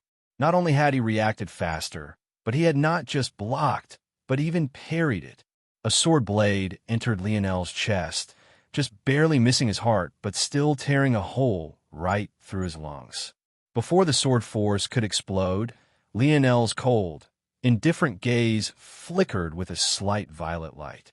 He activated Emperor's Edict, fusing it with his mother's bubble world technique. He had long since realized that these two techniques had the very same foundation. He contained Amory's sword strike, and in an odd occurrence, the blades separated into two pieces almost as though the front of Lionel's body had become a portal to his back, but leaving his body itself entirely unscathed. The explosion of Amory's sword force occurred to Lionel's back, a strong spatial force warping its location. Lionel's spear recovered quickly, his eyes flickering with a calculative light as he adjusted and made up for the mistake. His body spun out of the way, his spear arching backward, sweeping down and then up once again, forming a gorgeous semicircle of golden spear force that ascended right toward Amory's head. Lionel's spear tip and Amory's sword tip met perfectly. Lionel was forced into a strong retreat, but his spear seemed to use the momentum of Amory's retaliation to draw another elegant arc through the air. Amory's gaze narrowed. He could feel the pressure of Lionel's spear strikes increasing. It had already been over 200 exchanges, and though Lionel was in a sorry state, Amory could feel that the accumulating power in his spear was only increasing. Lionel himself felt that his understanding of Amory was quickly deepening. The two had both stopped using their ability indexes at once, and they had once again both started using them again at the same time. He was certain Amory's ability index was very much similar to Ana's. However, it wasn't related to self-healing or blood sovereignty. Instead, he seemed capable of improving extremely quickly. It hadn't been obvious before because he had been at the bottleneck of the natural light realm, but the moment he crossed into the cosmos realm and gained so much room to improve, it was as though he was riding with jet fuel in his sword. Every time Lionel's spear dance improved, so too did Amory's. And in what was an absolutely shocking realization, it felt that Amory was improving even faster than his spear dance could. Even so, realization was just a realization. The clash of their spear and sword didn't move Lionel in the slightest. In fact, his heartbeat became calmer. The lines that his spear drew across the air became firmer and less impacted by Amory's swords. His steps became lighter, his hands moving faster and the weight of his strikes heavier. I think you should take a look at Bang. Bang, bang, bang, bang. Suddenly, the space between the two erupted. The silence of their clashes seemed to have boiled over. The planet rumbled, pits of carnage forming everywhere they went, but this time they were so deep that bubbling pools of magma rushed over their edges, snaking across the crevices of the ground and burning everything in their path. The fierce glow of Lionel's gaze seemed to have reached its fever pitch. Blood leaked from every inch of his body, It seemed that there wasn't a single location on him that didn't contain an injury, but every ounce of force in his body seemed to have been focused on just this singular pursuit. The twisting of Lionel's feet, the sway of his spear, the trembling tip of his blade, it seemed to fuse with the image of a dance that the spectators had seen all those weeks ago. At that moment, the backdrop of Lionel's 10 stars seemed to become a cosmos of their own. They separated, taking up points of Lionel's, quickly forming force art as though they were anchors. Lines of force surged out of them. Dream Force, Scarlet Star Force, Void Force, Vital Star Force. Within the shimmering ball of gold, they were the only other sources of light. Standing in the middle of it all, one force art below and the other above, rotating like the complex inner workings of an ancient clock, Lionel's wrist stiffened as he took a single step forward. With this step, the world around his soul rippled. It felt like the very fabric of the world itself was moving like the disturbed surface of a lake. The sudden rush of danger hit Amory like a moving truck. The accumulation of Lionel's power had been so slow and incremental until this moment when it exploded forth like a geyser from the heart of Mother Earth.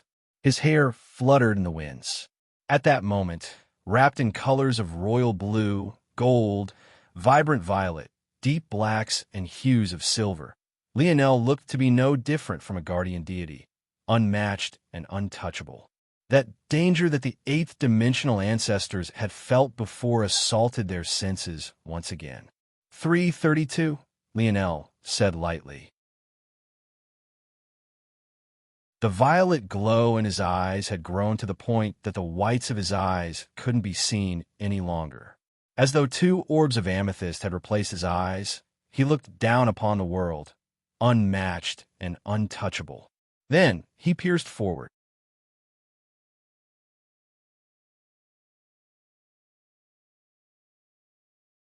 Chapter 2096, published at 30th of August, 2023, 12:32 and 22 seconds p.m. Chapter 2096. Lost? If audio player doesn't work, press stop, then play button. Again, Amory's expression became dignified, his heart turning as cold as steel. He took a deep breath and then exhaled slowly. He couldn't see anything in this world of gold, but he didn't need to. His cosmos had become his eyes, his sword his heart. There was nothing that they couldn't be guided to. In this state of tranquility, Amory seemed to break through once again. His sword swayed to his sides, pointing at the ground at an angle. His chest was entirely open to attack, but his breath was unhurried. Suddenly, when Lionel's spear's strike was upon him, his eyes flashed open, a blinding light of radiance coming from them.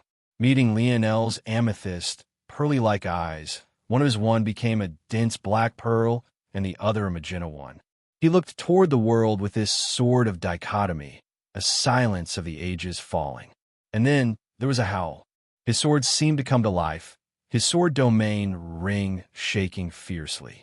He drew 2 circles with his swords and then suddenly pierced forward. The entire human domain held their breaths. It was only just a few fractions of a second. These fractions felt like an eternity. They seemed to feel the weight of this battle. It wasn't just about choosing a winner, it was about choosing the future leader of the human domain. None of the other youths they had seen could compare to these two in terms of talent and future potential. No matter how good one's crafting was, strength reigned supreme. Boom! Lionel and Amory shot backward, their speeds faster than anything they had displayed until this point, and it was precisely because of the power of their strikes. They both spit out a mouthful of blood, but compared to Amory, Lionel's state had already been absolutely terrible. He couldn't afford such an injury at this moment. He had already been hanging on by a thread to begin with. Lionel landed on the ground heavily for the first time in the battle, but he pierced his spear into the ground, drawing a deep trench through the ground until he came to a stop. He heaved for breath, blood hacking up from time to time. That was indeed the strongest strike he was capable of in this state.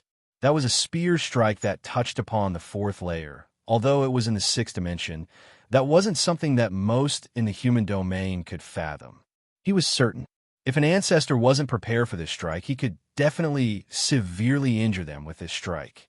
For context, for most even Tier 9 7th dimensional existences, even if a Tier 1 ancestor stood still and allowed you to attack them for days on end, you would be lucky to leave even a single mark on their skin. The higher one's dimension, the larger the gaps. But Lionel hadn't expected for Amory to actually touch upon the third layer of 7th dimensional sword force in that final moment. That man was truly a genius. Even in such a perilous situation, he was able to make such progress. Lionel coughed up another mouthful of blood, shaking his head. Amory's Gaia force was truly powerful. His Scarlet Star force was having a hard time dealing with it properly. It couldn't be helped. Amory had had his innate node for over 30 years. Lionel had only had his in his possession for less than 4 years total, and even then it was mutated and didn't allow him to take proper control of it. He was ironically making faster progress with his emulation spatial force, now only because it was actually normal. He slowly stood to his feet, suppressing Amory's Gaia force and not allowing it to rampage about. In the distance, about 100 meters away, a meaningless distance to them, Lionel could see Amory standing to his feet.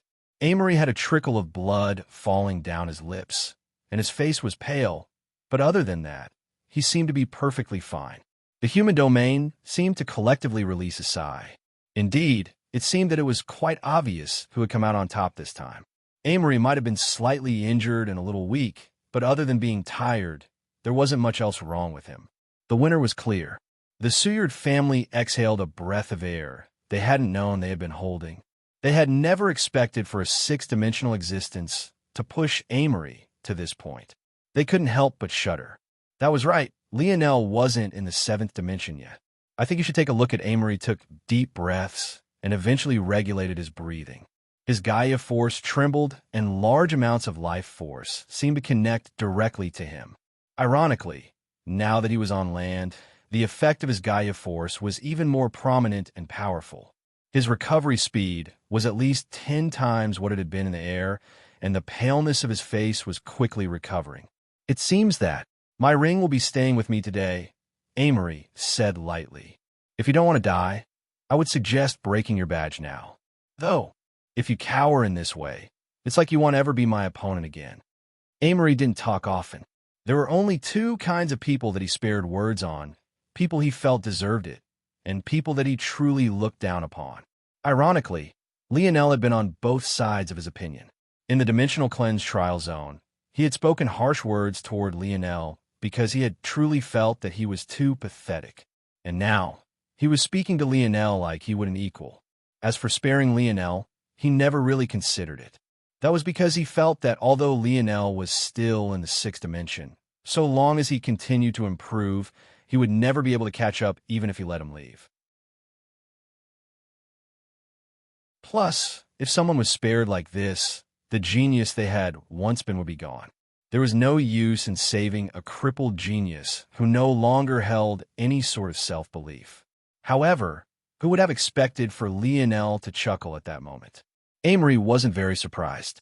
If Lionel cowered at this moment, he wouldn't have been a person he acknowledged in the first place.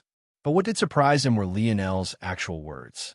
I think you're forgetting something, Lionel said lightly. Amory recalled instantly. He wasn't a fool. He had been paying attention to the second Lionel all this time, but somewhere around the 200th attack, it had lost its aura entirely. Wait, wasn't that the moment that Lionel had suddenly deployed that odd world of gold? Amory's pupils constricted, and the world was enveloped by a galaxy warping aura descended. Lionel smiled. Despite being bloodied and beaten, he was incomparably relaxed. He shook his spear, and that aura that had vanished seemed to double. You see, I can send out that spear strike twice. As for the arrow that's about to descend, well, let's just say it's easily 10 times more powerful than both. How could it not be? Although Lionel's spear dance was more flexible and allowed him to use it in battle while maintaining his movement, what it couldn't do was accumulate it all into a single strike. Lionel suddenly stepped forward and pierced out a second spear strike. Amory's hair stood on end. He had yet to accumulate enough himself to parry, Although he was recovering quickly, it wasn't quickly enough. He couldn't even deal with this second spear strike. How would he handle the arrow that was coming? He had actually lost.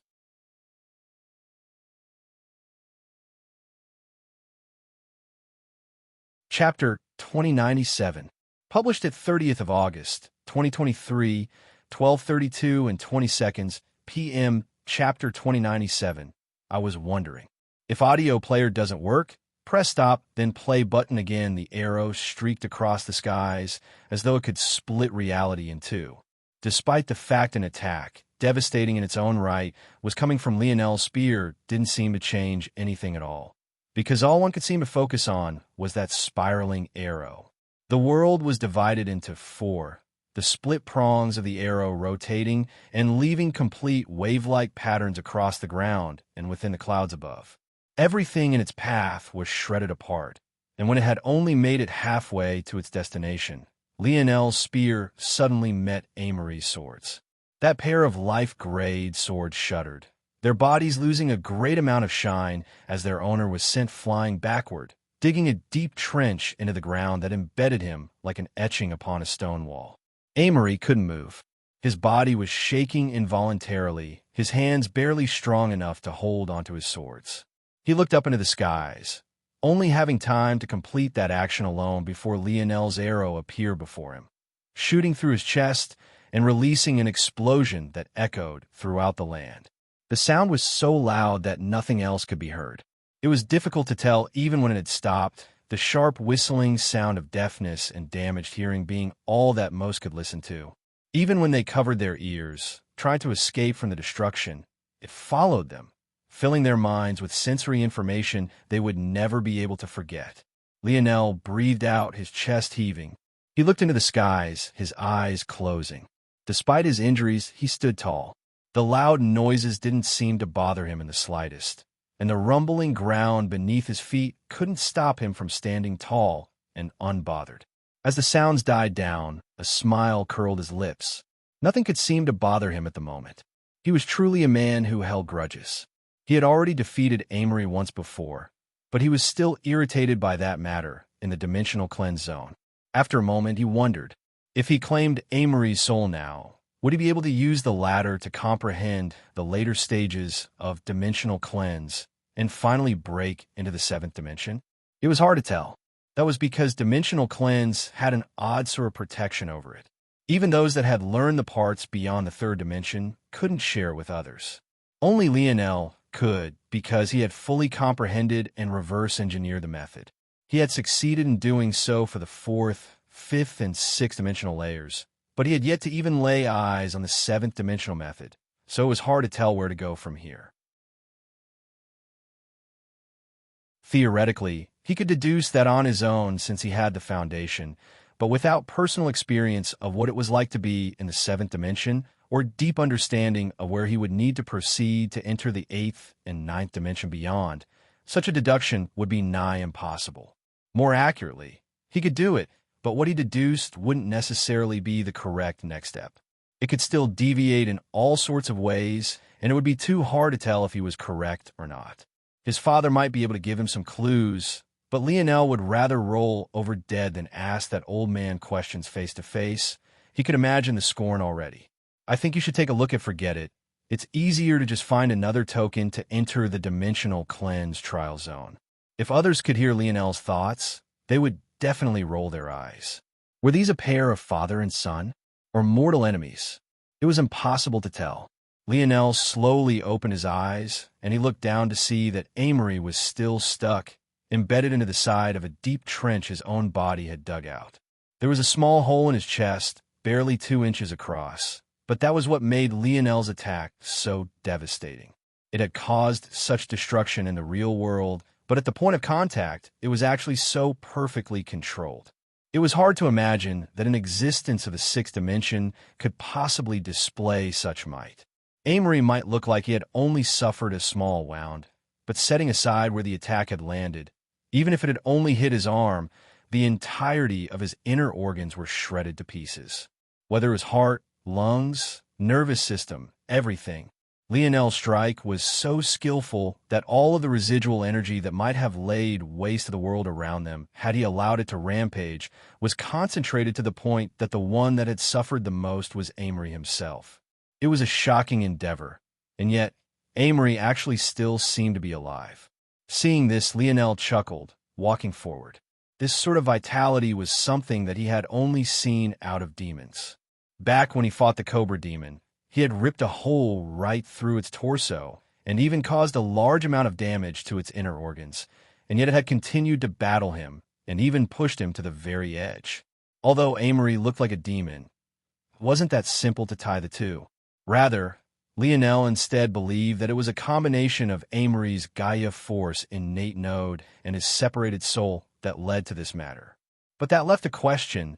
If Amory's ethereal glabella wasn't in his head, and it wasn't his chest, then where was it exactly? Lionel took a seat at the edge of the trench Amory's body had formed.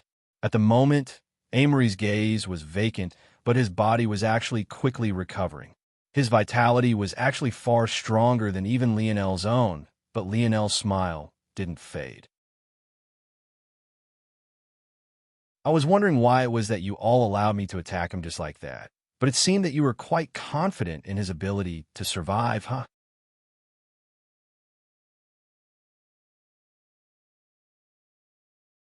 Chapter 2098, published at 30th of August, 2023, 12:32 and 18 seconds p.m. Chapter 2098. Interesting, if audio player doesn't work, press stop, then play button again. Lionel didn't seem to be talking to anyone. Whether it was the other members of the Seward family, their subordinate families, or even Lionel's own subordinates, they had all evacuated from the region long ago. The entire city that had once been here had been destroyed under the might of their battle. There truly didn't seem to be anyone to talk to. To most of the human domain that were observing the situation, Amory was already dead. That vacant look in his eye, that sort of wound, there was simply no surviving it. Many couldn't help but think that maybe a few of Lionel's screws had been knocked loose during the battle. But to the astonishment of those present, Lionel continued to speak despite not receiving an answer. There really is no need to hide anymore. Look at how weak and vulnerable I am. Aren't I on the chopping block for your viewing pleasure? Isn't it best if you took action right here and now? You can't want to lose this opportunity, no? Lionel grinned. His feet swung as though he was seated on a swing. He looked happy despite his injuries, and he didn't seem to take his defeat of Amory with any hint of pride at all, almost as though it was only natural that this would happen. But suddenly, his demeanor changed entirely as he looked toward a certain direction, his gaze as fiery as a blaze of light. His eyes seemed to emit a great amount of strength as a plume of fire descended upon a certain region. These flames danced with hidden great runes, complex and ancient. They were entirely different than the flames Lionel had used on Amory, but it was hard to tell if it was because he had been holding back or if there was another reason. In reality, Gaia Force was something Lionel felt had been an even greater antithesis to his Scarlet Star Force than even Void Star Force would have been in the hands of someone powerful. In many works of fiction or amusing tales, Water Force would be the perfect counter to Fire Force. But the truth was that this was a matter of relativity. There were numerous types of Water Force that wouldn't even be able to approach Lionel without being burnt to ash. What mattered wasn't the element, but also its quality and quantity. Beyond that, Water Force wasn't the only thing good at suppressing Fire Force, because there was Earth Force as well. Earth Force was sturdy and great defensively. It was resistant against being destroyed and hard to light on fire. Gaia Force carried both the sturdiness and resilience of Earth, and also had the suppressive effects of powerful water on his Scarlet Star Force. Then, to top it all off, it had a strong life force associated with it. The strongest counter there was against the powers of destruction and a destruction sovereign. Against Amory, the improvements to his Scarlet Star Force couldn't be displayed properly, while it would have been foolish to use Void Star Force actively, since whether it was Water or Dark Force, Amory was his superior. Now that he wasn't facing Amory, who countered him so perfectly, the strength of his Scarlet Star Force flourished in its truest light. However, Before it could descend on its target location, a shadow shifted out of the way, quickly forming. Very quickly, a beautiful young lady took shape, but even then they were difficult to see properly. Their face was obscured, and the only thing that could be vaguely understood was the fiery nature of her body, too fiery, even for casual eyes to see. Her figure could only be described as perfect. Although her skin was a little gray, something that could be seen even through the haze, it didn't make her look sickly at all, and instead showed a hint of a unique character to it. I think you should take a look at her hips were wide, rounding to form a pair of long, luscious legs. They made way for a butt so round and plump that could be seen both from the sides of her waist and through the gap at her thighs. Her chest carried just as much volume, threatening to burst against the pressure of its own skin as though even it couldn't accommodate it all. And yet, despite the fiery nature of this woman's figure, she chose maybe the most dangerous kind of clothing to cover it with. Her chest was bound by nothing more than a nipple pasties, a black, metallic, circular object that was connected to nothing other than her breasts. Although there were chains of black around her shoulders and collarbone, they seemed to be there for nothing more than decoration because they hardly covered anything, leaving very little to the imagination. Her bottom half was hardly any better. The thong she wore was entirely strapless. The part of it that covered her front was shaped like a black metallic leaf, while the back of it was entirely swallowed by those two round cheeks. This sort of clothing was definitely something that should appear in one's private bedroom and not out for so many to see, even if it was somewhat obstructed by a haze, but this woman clearly didn't care in the slightest. Interesting, Lionel thought. She has the same ability index as Arthur, but for dark force instead. Rare, very rare. Arthur is the only one I've seen with an ability index that allows their entire body to turn into an element, and she's the second. Lionel was unmoved by the sight before him. She might as well have been a piece of meat on a butcher's table. Instead, when he spoke, he didn't seem to be satisfied with this alone. Instead, his eyes shifted and landed on another location. This time, the existence that was hidden moved even before Lionel's fire manifested. This time, the individual was quite clear to the eye. A shadow sovereign, Lionel smiled. This individual was none other than Zavnik, Third Nova. Lionel wasn't very surprised by this in the slightest, even when he felt that Zavnik had fully recovered.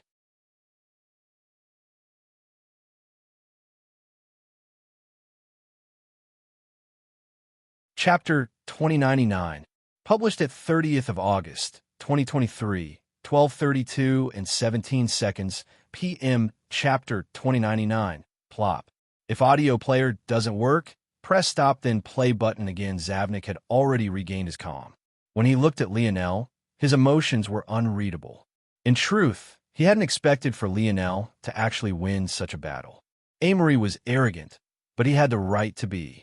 He was the reason why, despite the fact that the Morales had so many heirs in this generation, no one had spoken of the Seward family's decline. He alone, with his sword, was enough to uphold the skies for them. He was an existence seen to be on the same level as Velasco. He was only over 25 years old, but he had already reached Tier 2 of the 7th dimension, and very soon he would enter Tier 3. He was an existence the likes of which very few could match up to already, and that was proven by him comprehending the cosmos realm. It had to be remembered that not everyone returned at the same time.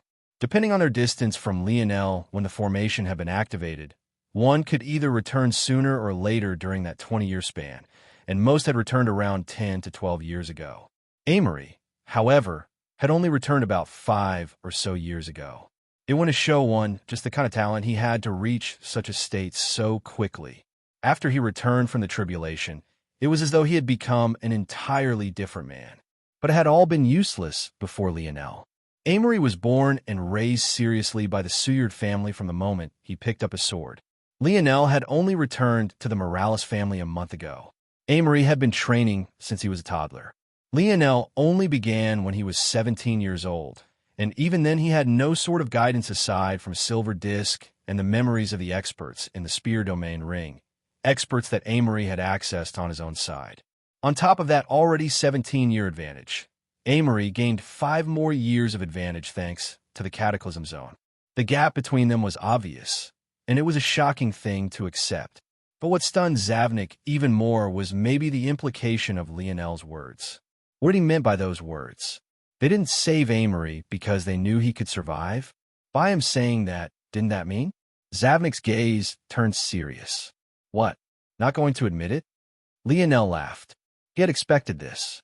In order for Lionel to know the relationship between Zavnik and Amory, it would mean that he understood things he very much shouldn't have, like Zavnik's goals, who he was working for, what underbelly lay in the Morales family, and when it might spring up upon them.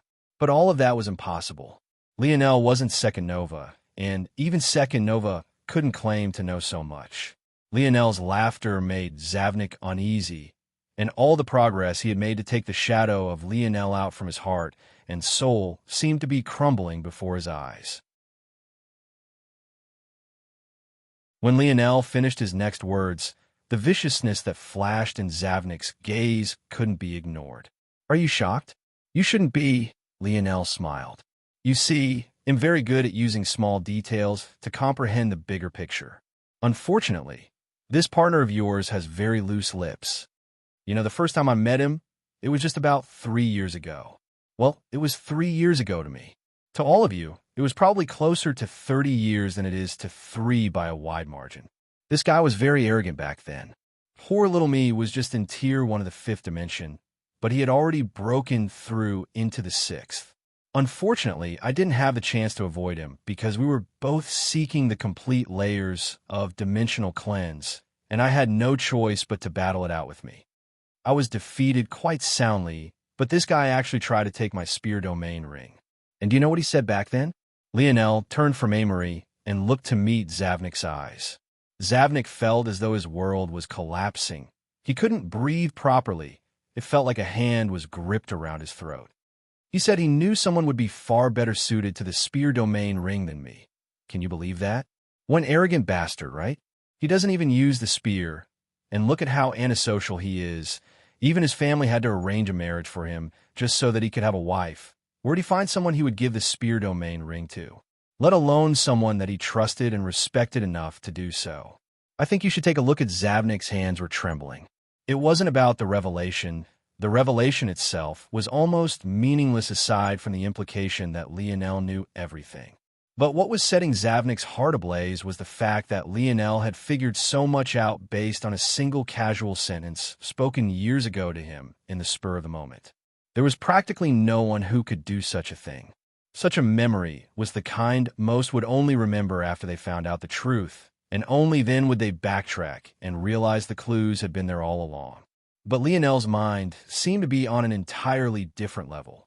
Those clues that were meaningless crumbs to most people's minds became a masterful tale in his own, weaving a story that was 99% close to the truth without much effort at all. Rho alpha and D alpha sen omicron v epsilon L. See omicron M, and now, facing the weight of those words, Zavnik felt like he couldn't breathe. Lionel couldn't even be bothered to explain things to his own family, but he had spent so much care laying things out for Zavnik. It was clear that this was the scene he wanted to see. He could practically watch the reflection of Zavnik's world collapsing through his gaze. Lionel found it very amusing. Somehow, he felt that this was even more satisfying than punching the face of someone he hated. Seeing that things were going wrong again, and remembering what had happened last time Zavnik had lost his reason, the scantily clad woman suddenly spoke. She was very disappointed in Zavnik. The Zavnik she knew was a king amongst men, and he had always taken his steps so calmly and assuredly, until he met Lionel. This Lionel had to die. Only that way could their anchor in the Morales family be solid. So, she said the most sinister thing she could think of. You speak a lot for someone who won't be living for much longer. Amory will not die and will recover quite quickly, and you don't have the strength to land a finishing blow, especially not with us here. Whether it's myself or Zavnik, we are both stronger than Amory. And very soon, Amory's fiancée will come, and she's no weaker than him. What chance do you stand? Lionel blinked. The pause in his words seemed to give the scantily clad woman a sense of satisfaction, until Plop! A head suddenly descended from the skies, landing and rolling until it hit pause by her feet. Bang! A Valkyrie descended from the skies, her black wings blotting out the skies as she landed by Lionel's side heavily. The scantily clad woman's eyes opened wide. She looked down at the head at her feet, a head too gorgeous to put into words, and yet it had no body attached to it. She recognized this head immediately, the heiress of the spiritual's religion. The shriek of a banshee echoed through the battlefield, the violently whirling tornado of black feathers around Aina, seemingly wanting more blood.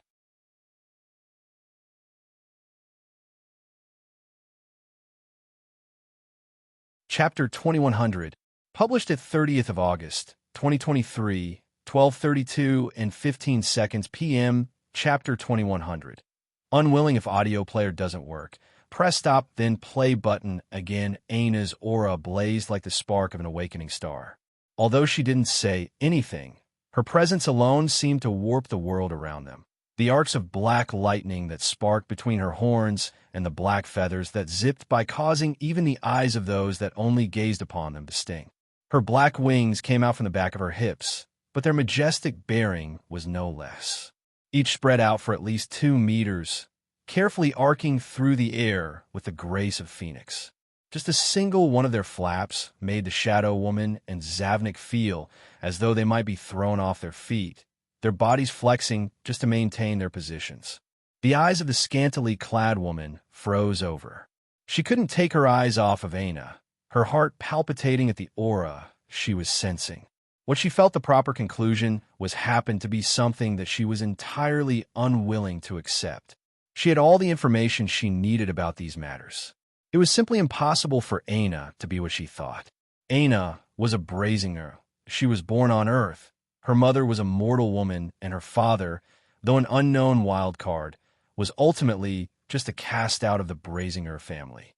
It didn't make any sense for her to have this kind of aura, but then it all suddenly clicked. Blood Sovereign, she said lightly. It was true. Back then, when their cohort was sent to the Rapak's nest, the true goal wasn't Lionel or dealing with him, nor was it for Amory to receive the egg of the future ruler of the Rapaks. No, from the very beginning, the goal had been Aina. Lionel had been infuriated back then when the variant invalids appeared and simply directly killed them in his tirade. So it had been impossible to confirm this. The only one outside of the individuals related to the Three-Finger Cult who knew this with absolute certainty was Lionel's father. But just the same way Lionel hardly explained things to others, neither did his father explain things to him. Although Lionel had partially deduced this matter, there was still a limit to what he could do even with his intelligence when information was so limited, especially when there were so many other answers that likewise made sense. It also didn't help that the answer simply didn't seem all that important. Ever since they reunited, Aina had always been by his side or within range of a region he could act in. It didn't matter to him if the Three-Finger Cult were targeting her, because whoever came would simply have to face his wrath. In addition to that, since that moment, the Three-Finger Cult seemed to have forgotten about Aina, having not chosen to make any other moves. It was hard to tell how valuable they saw Aina to be, or if they were aware that kidnapping her wouldn't suddenly make her come over to their side. The truth of this matter, though, was something that the Shadow Woman was well aware of. It wasn't that the Three-Finger Cult had forgotten about Aina. It was rather that someone had been born within their ranks that was far easier to make use of and just as valuable to them as a Blood Sovereign. Plus, after their first failure, the deployment of the Cataclysm Zone had caused them to believe Aina was dead and dealt with, until she suddenly appeared once more years later. That was right, the Cataclysm Zone had been a scheme by the Three-Finger Cult to deal with the greatest threats of the human domain in one fell swoop. Not only would some of the most powerful experts be lost in a far-off land, but the future generations would have all been crushed in a single action. I think you should take a look at Rho Alpha and D Alpha Nu Omicron V Epsilon L Omicron M. Lionel had thought that this matter could have only been done by them, but he still didn't have an answer for why. What did they gain out of it? If the Three-Finger Cult knew that the Cataclysm Zone was the real world, wouldn't they know that sending them all there wouldn't accomplish anything? Even if they never managed to come back, Wouldn't they just be able to live out normal lives in the real world? Of course, that was a matter of relativity. Everyone stuck in that zone would want to come back to something familiar, especially since they weren't aware of what the dream project was or what it represented. That meant that the more important question to ask wasn't this, but rather what in his simulation world was so valuable that the three-finger cult would choose to continuously target it. Something wasn't quite adding up. Lionel didn't believe that the three-finger cult would be able to access that world and yet be unaware of the simulation. In fact, he had already deduced that their three leaders had to have been from the Cataclysm Zone to begin with, so they most definitely knew. So why? He didn't have an answer, and his confusion wasn't something that this shadow woman would clear up, at least not willingly, and that was assuming that a lower-level character like her would even be aware of this matter to begin with. Instead, it was the shadow woman who was glancing at Aina with an enlightened expression, finally fusing the rumors she had heard with the woman before her. She sent a glance towards Zavnik and spoke. "She's the Blood Sovereign." Zavnik's pupils constricted before his gaze became somewhat malevolent. He seemed fully prepared to erupt with his greatest strength now. However, Lionel was still sitting, unmoving. His ease despite the situation made him feel suffocated. That smile, whenever he saw that smile, he knew that bad things would happen. "Get up." Zavnik pointed toward Lionel, almost as though trying to command him to do something that made him feel more at ease. However, Lionel only chuckled.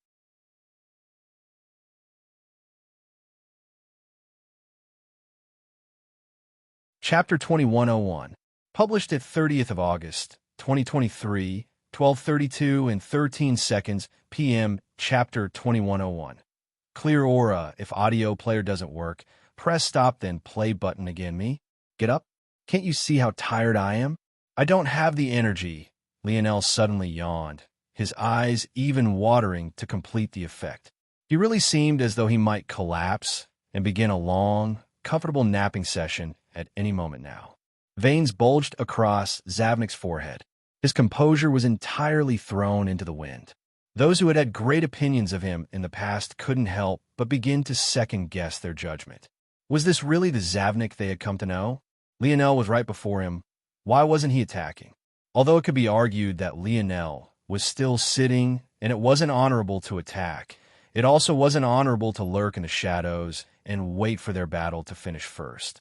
If Zavnik really cared about being honorable, rather than trying to force Lionel to get up right now, he would instead allow him to rest. But it was clear and obvious that Zavnik didn't dare to do that.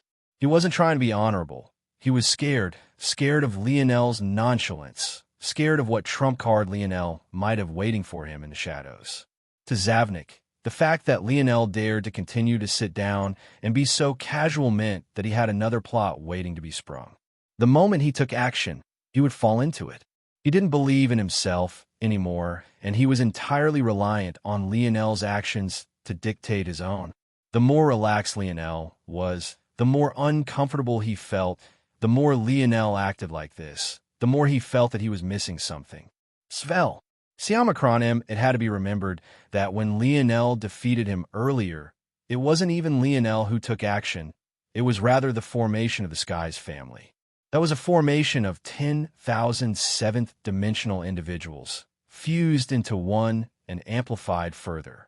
Zavnik could easily defeat 10,000 average seventh-dimensional existences on a normal day. Well, easily was an exaggeration, but he was sure that he could do it. The problem with the formation was that it managed to fuse their strengths into a single strike. Zavnik would have to be literally 10,000 times more powerful than a normal seventh-dimensional existence to have come out unscathed. In truth, the fact he survived at all was a great surprise to Lionel at the time. Now, he remembered that memory very clearly, and he was hesitating about taking even a single step forward. The shadow woman grit her teeth. She was a demon. She was very used to manipulating people. It was one of her favorite pastimes. Often, just to relieve her boredom, she would do such things to Zavnik, but she had never succeeded before.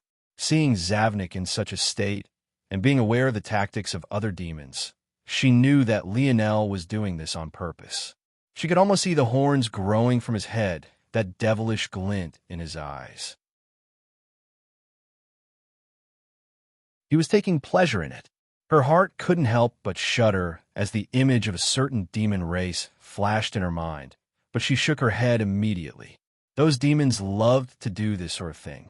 They were exceptionally powerful in body and could defeat most with a flick of their hand, but they preferred to use their minds instead, taking people down long, winding paths until they lost their minds entirely. Even if it would take years to accomplish what a fist could in a second, they would still prefer to take the longer route. They found pride and accomplishment in it. But she couldn't accept such a thing. She most definitely couldn't, because it was impossible for Lionel to be among such a reclusive and small clan of demons. And yet, even so, she found herself hesitating to attack as well. At that moment, though, her gaze turned sharp. She knew the reason why her mind had wavered. It wasn't because of Lionel, but rather because that clan of demons left a shadow in everyone's heart. So long as you had heard of them, you couldn't escape. Even when you thought of them, they would be aware of it. The shadow woman was about to attack when Lionel suddenly looked at her and smiled. I think you should take a look. She shuddered from head to toe, her body freezing for a moment before she released a violent screech. Die! She rushed forward. Rather than backing down, her demon blood seemed to have been provoked and her power soared.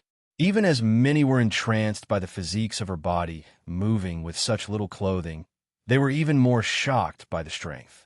When she had said that she was more powerful than Amory, no one had taken her seriously. She was an unknown existence, and Amory was the sword deity. How could they possibly be compared? But at this moment, they swallowed their words. This woman, less than 100 years old, and yet already in Tier 4 of the 7th dimension. Her power surged wildly, and her hand formed a clawing motion toward Lionel's head. Her body became incorporeal, becoming a lengthy stretch of shadowy dark force that encompassed the world. There simply didn't seem to be a place to dodge. Her claw expanded to over 10 meters from palm to curled finger, ripping through the kernels of space in her path as she sought for Lionel's death. And yet, bang! The shadow woman felt as though she had been hit by an immovable object and an unstoppable force all at once. She was sent flying back with even greater speed than she had come with. The solidified claw of darkness she had become dispersing like misty drops of water in a howling storm of wind. Zavnik's lip trembled as he slowly looked toward Aina. She simply lowered her palm, without much expression on her face, unmoved. Aina's aura was finally clear and nothing short of shocking. She had entered the 7th dimension.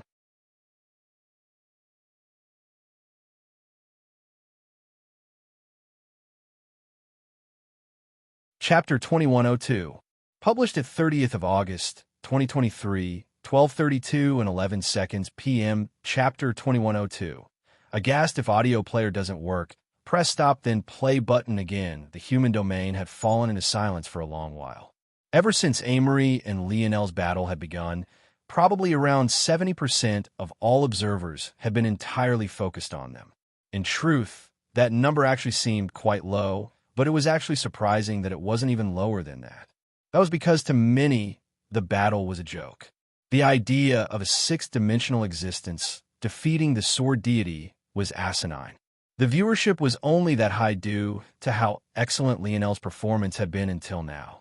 Those who had come to watch had felt that maybe Lionel had a trump card that he would be ready to spring, one that would catch them off guard like all those other times.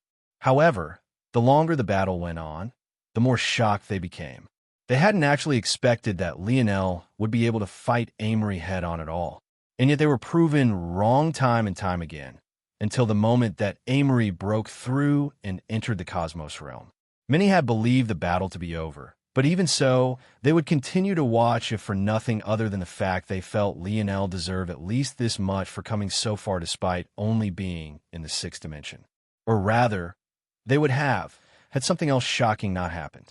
Aina, yet another 6th-dimensional existence and a newly crowned Queen Beauty, had actually gone off to challenge the #1 Queen Beauty, the heiress of the spirituals religion, Soraya? This shocking change left the human domain speechless. Two sixth-dimensional existences, both challenging the greatest geniuses of their respective genders and within their generations. Wasn't this a bit too ridiculous? But then the battle began, and they were shocked once again. The 70-30th split that had become over 99% in Lionel's favor once he showed that he could actually keep up with Amory suddenly became 50-50, with many even jumping back and forth between the two battles. The strength that Soraya displayed was beyond their imagination, placing her firmly on the same level as Amory, at least in the beginning. But then she unleashed a lineage factor that simply took their breaths away. At that moment, the gap between the human race and the spirituals race was on full display. For such a thing to be an ability that was simply and casually passed down through blood wasn't something that the humans could fathom. It made the most powerful lineage factors of the human domain seem like nothing more than child's play. It was then that they came to understand that Soraya wasn't on Amory's level. She was actually a step or two beyond. But then the situation changed again when Amory broke into the cosmos realm, and they were suddenly on equal footing once more. And unfortunately, unlike Lionel, Aina didn't have a technique that allowed her to touch upon the fourth layer in such a short period of time. Aina unleashed a demonic form that took their breaths away, but it still wasn't nearly enough. She was easily suppressed and beaten and battered until she suddenly broke through. None present had ever seen a breakthrough into the seventh dimension be so easy nor so smooth. Her power skyrocketed in an instant. Many thought at that moment that they might get to witness an even battle, a nice exchange of movements, but no. It had become a one-sided slaughter. Soraya, despite being in Tier 3 of the seventh dimension, couldn't survive even a single strike from the Tier 1 Aina. She had been completely crushed. There was no suspense at all. In the recent days, because of Lionel and Aina, many had begun thinking that the gap between the sixth and seventh dimensions wasn't so large after all. If they put in more effort and took their training more seriously, they could maybe be like Lionel and Aina. But Aina's breakthrough crushed all those hopes. The gap between the two realms was a wide and inescapable chasm. If it wasn't, how could Aina have improved so much after taking just a single step forward? And now, the cruel reality was that in these air wars, there simply wasn't anyone who was her match any longer. I think you should take a look at Rho Alpha and D Alpha and Omicron V Epsilon L. See Omicron M above the air wars planet.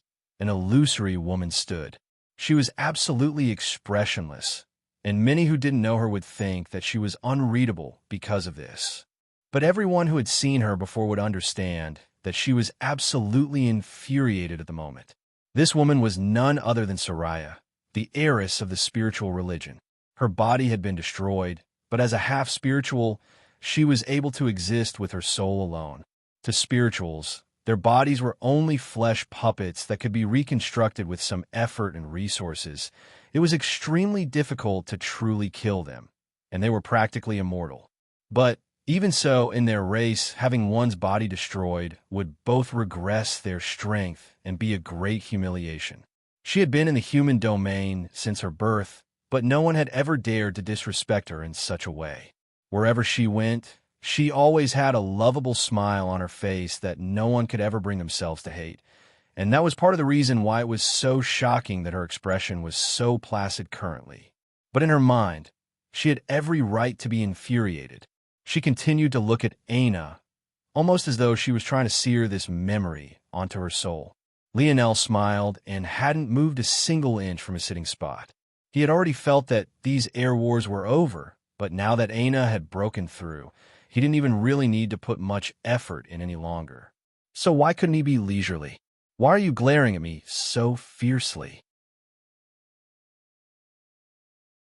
Lionel asked, putting a hand on his chest. I scare easily, you know, and my wife is very good to me. Those last words about his wife were very clearly a threat that made Zavnik shudder. Aina rolled her eyes, but she couldn't help but be amused. She thought of how she'd definitely be able to teach Lionel a lesson later and felt much better. Zavnik stayed silent for a long time before he suddenly grit his teeth. You actually want to rely on a woman to win the air wars? Don't you feel ashamed? Lionel spoke, seemingly aghast at the accusation. Don't be mad at me just because I'm better in bed than you are. Lionel sent a meaningful glance toward the shadow woman who was spitting up a mouthful of blood one after another, struggling to stand. Aina choked on air. Zavnik's mind snapped, suddenly seeing red. He had never been humiliated like this in his life.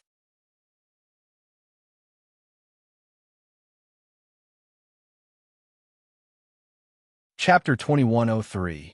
Published at 30th of August, 2023, 12:32 and 9 seconds p.m. Chapter 2103.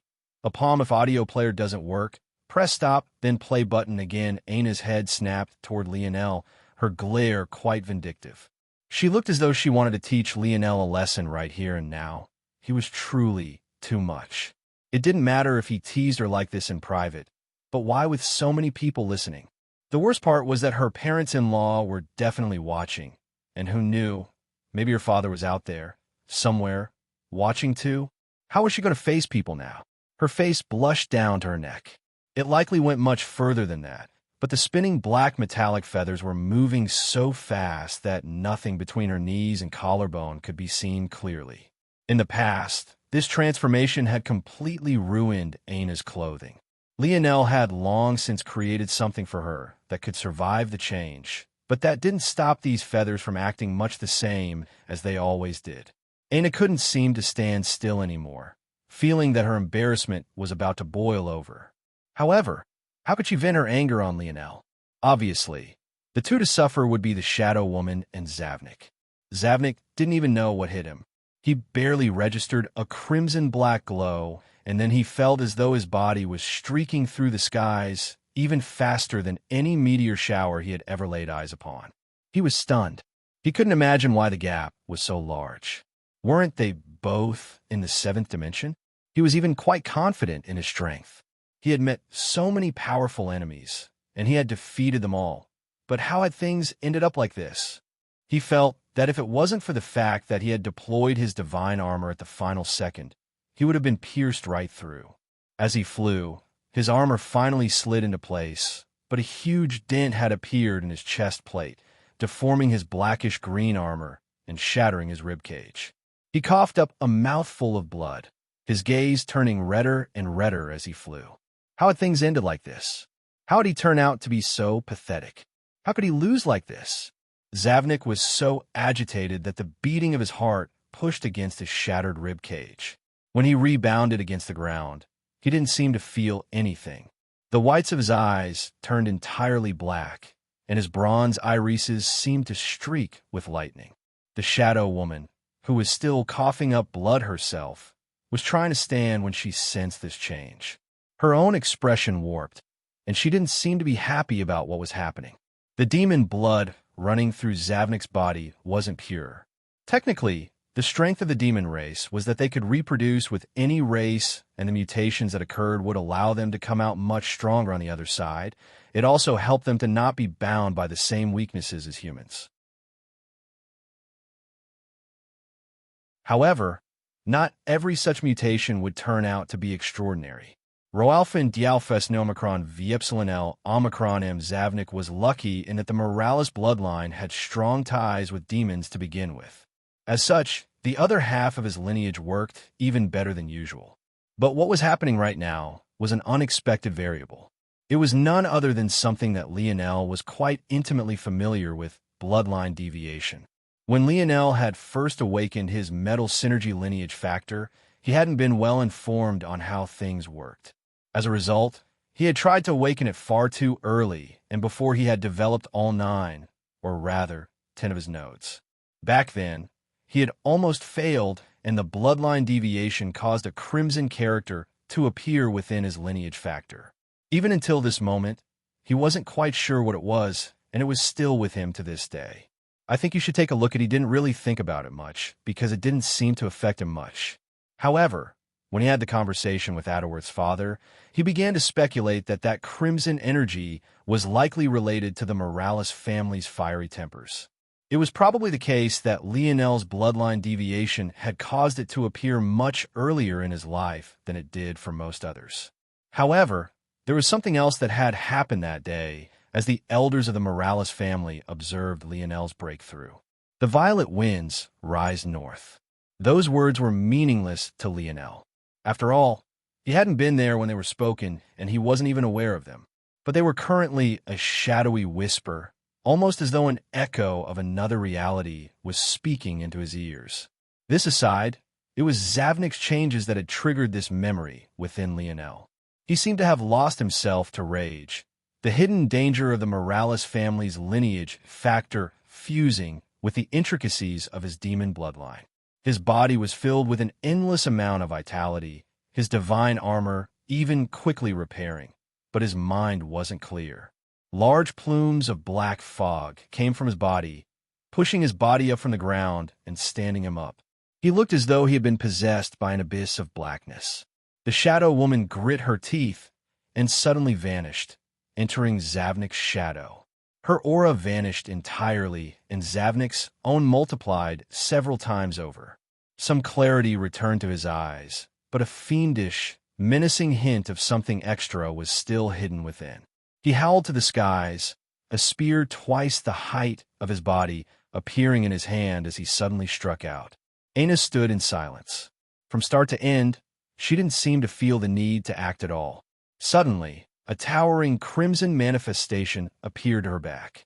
She struck out a palm the moment it formed, the manifestation and her real body moving as one. Bang! The newly strengthened Zavnik froze, a powerful pressure descending upon him from above. Under the astonished gazes of those watching, his divine armor began to disintegrate, fluttering into the wind and leaving behind nothing but a naked Zavnik.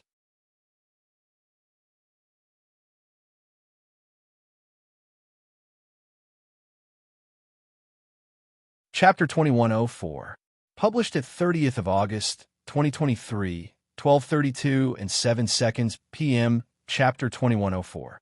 Subdue if audio player doesn't work.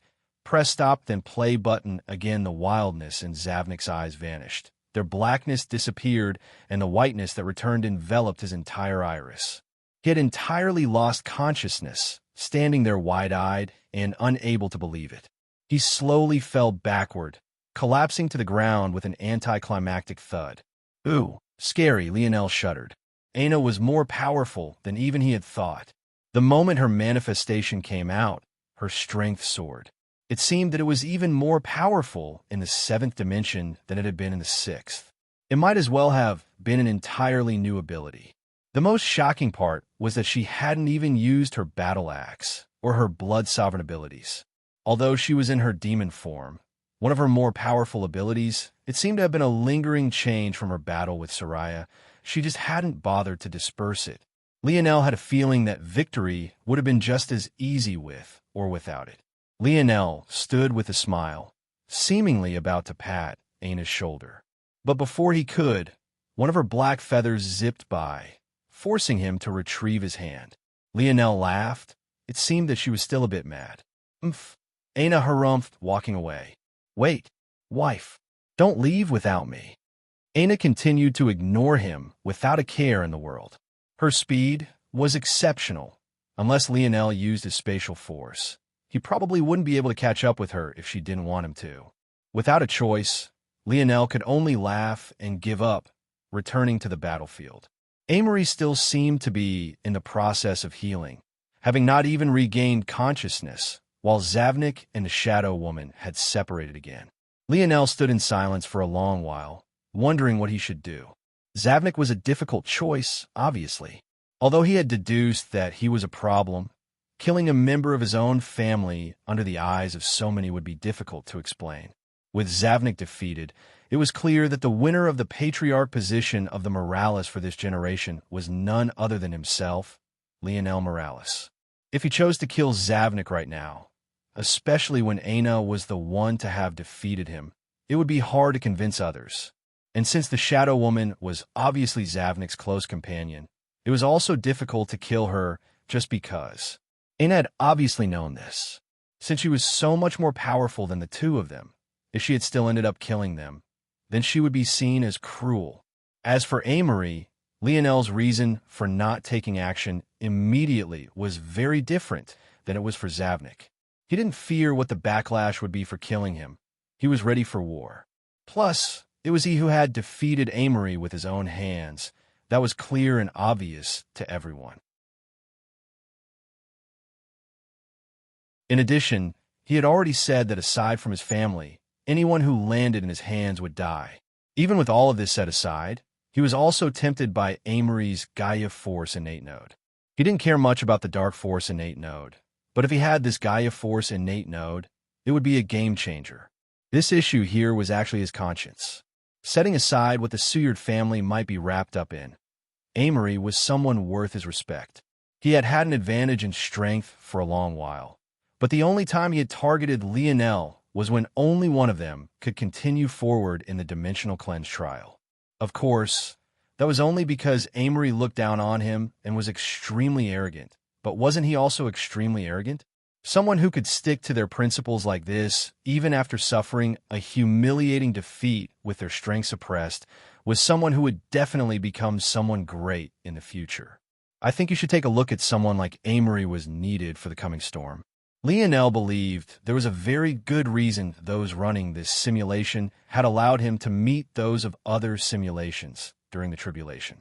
There was a very good chance that this wouldn't be the last time, and when that time came, those geniuses wouldn't have their lineage factors and ability indexes suppressed. Lionel could tell by Amory's sword force that he had experienced the same tribulation as himself. He, too, was a true sword sovereign. If not for this, how could he push Lionel so far? In addition, this was obviously a key to survival. Lionel was certain of it. There was a reason they were being pitted against one another in the tribulations. Lionel felt that this was just an appetizer to the bigger cause and effect. If he was correct about these simulations being created to deal with a much larger threat, then it was obvious that only the best of the simulations would survive in the end. This was an obvious case of survival of the fittest. Having Amory alive would be more useful than not. Had he died beneath Lionel's blade, he wouldn't have been worthy of this consideration, but the fact he had actually managed to survive made Lionel second-guess things. That said, there was a very clear flaw to all of this thinking: the Suyard family's relationship with the Three-Finger Cult and Zavnik. This one thought should have caused everything else to be thrown out of the window. Lionel suddenly smiled. With a thought, he brought out a snow globe and put Amory inside. The Suyard family, who were already sitting on tenterhooks, were in an uproar when this happened. Had Lionel just captured their greatest genius? Their future patriarch? Lionel didn't care about the reaction of others. His scope was far beyond that of others. Soon, not to mention the human domain, the entire dimensional verse would be under his control. Who cared about what plans and schemes the Suyard family had? Just like when he had captured Old Hutch's grandson for his own uses, and just like how he had teamed up with Era, those that were useful to him could live, those that weren't could die. The geniuses he had killed until now were worthless in his eyes, but Amory wasn't. He had far more potential to grow much stronger, and Lionel had all the confidence in the world to subdue him. Lionel walked towards Zavnik and the Shadow Woman, storing them away in snow globes as well. As for these two, just because he wouldn't kill them, didn't mean he would allow them to run amok and cause him future trouble. Roalfin Dialfes no Omicron Viepsilonel Omicron him now. These air wars were soon to be finished. The only enemy that remained was the Omen family, but if his calculations were correct, they would fall without him even having to be present. After all, he had sent the Cloud Race along with James and the others after them. However, just as Lionel was feeling complacent, his gaze suddenly sharpened. He flipped a palm and took out a communication device. His eyes turned red with fury, and he took a step and vanished. The injured, Lionel moved so fast that the air itself seemed to be torn into shreds.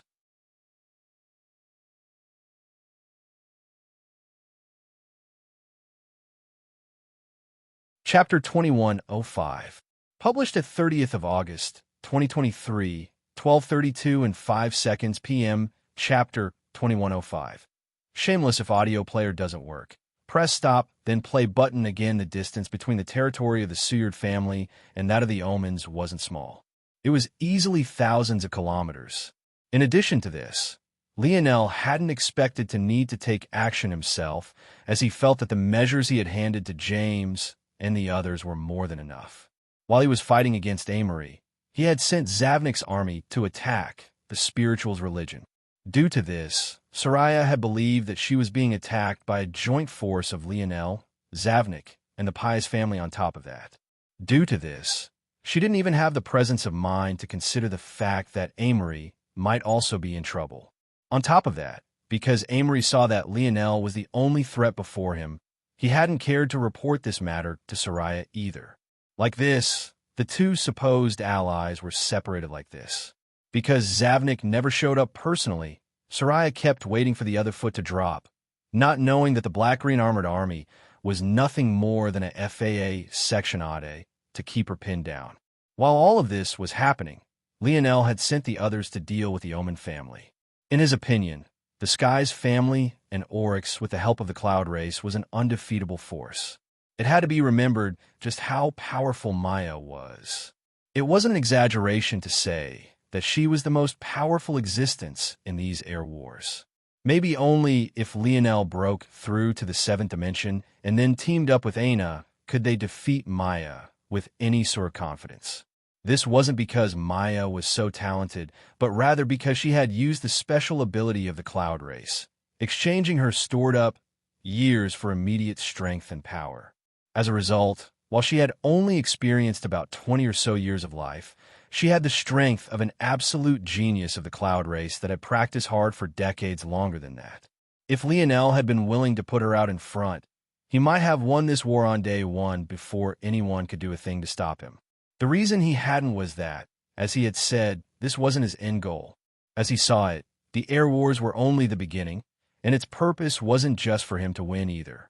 The air wars was the stage for him to show off his abilities, for the human domain to become aware of who Lionel Morales was and the kind of strength he held.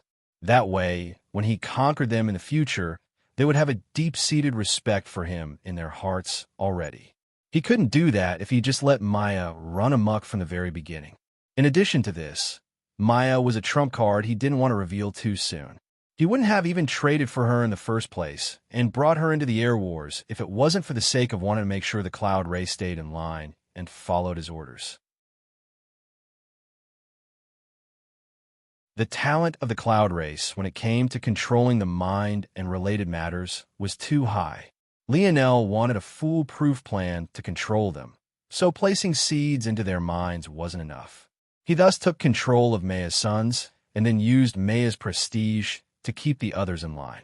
This was all to say that with Maya present, it should have been impossible for the Omen family to turn the tides.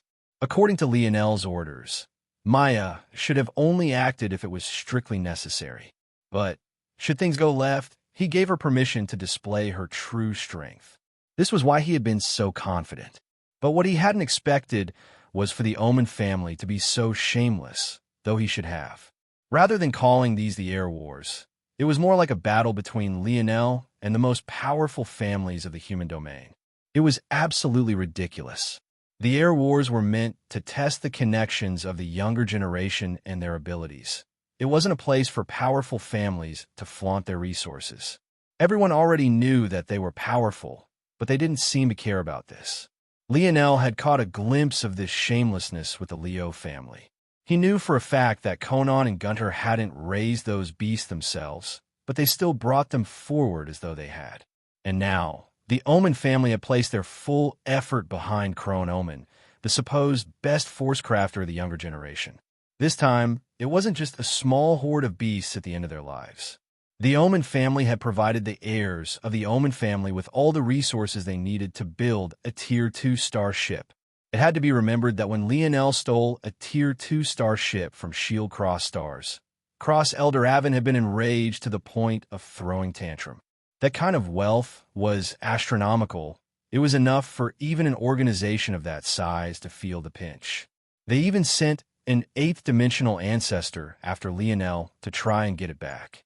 Lionel had used a Tier 2 starship to destroy not just one but four of the great families, each of which had had several experts that could have fought the likes of Maya. The strength of such a vessel shouldn't have appeared in the Air Wars, and the rules had made it so as well. Everyone knew that Lionel had stolen a Tier 2 starship from Shieldcross stars, so there was a limit on the kind of vessels and war weapons that could be traded for. If Lionel could just hand over 10,000 points and activate his flagship, the war would have been over. The Morales had agreed to these stipulations.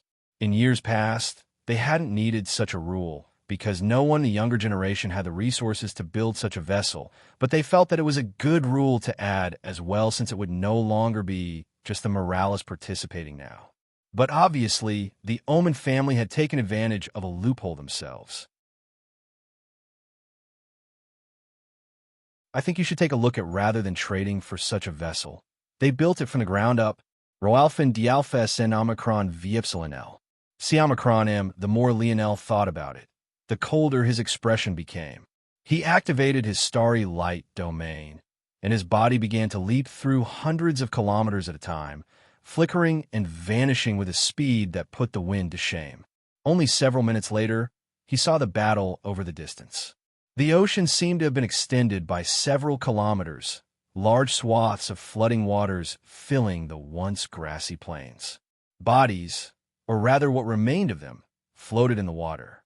The large rain beasts collapsed one after another. Every time they did, a large flood of water would be expelled, drowning out the formations of Lionel's army that were stuck on the ground. Up in the sky, a looming flagship floated. It was much smaller than Lionel's flagship, which could match a moon in size and couldn't possibly fit on a small planet like this one. But Lionel was certain that Aina wouldn't make such a stupid mistake. Somehow, despite its much smaller size, this was no weaker than a Tier 2 starship. In fact, it was even better than one. It was faster, more agile, and had more concentrated strength. Not only could it destroy a planet, but it could fight a relatively smaller scale battle like this one without destroying everything around it. Laying eyes on it, Lionel was even more infuriated. That was because this wasn't just an example of the Omen family spitting in the face of the core of what the Air Wars was meant to be by providing juniors with so many resources. But Lionel was also certain that there was no one in the younger generation with the skill to blueprint such a monstrous flagship. There was no doubt. This was a self-created product by none other than the scorned Queen Beauty, and the Omen family was actually shameless enough to use it in the Air Wars. The more enraged Lionel was, the calmer his gaze seemed to become. The smoldering crimson of his eyes flickered in and out as he continued to move. Bang! A light that split the skies shot out from a cannon on the flagship. Lionel's expression changed as he rushed over. This light wasn't aimed toward him at all.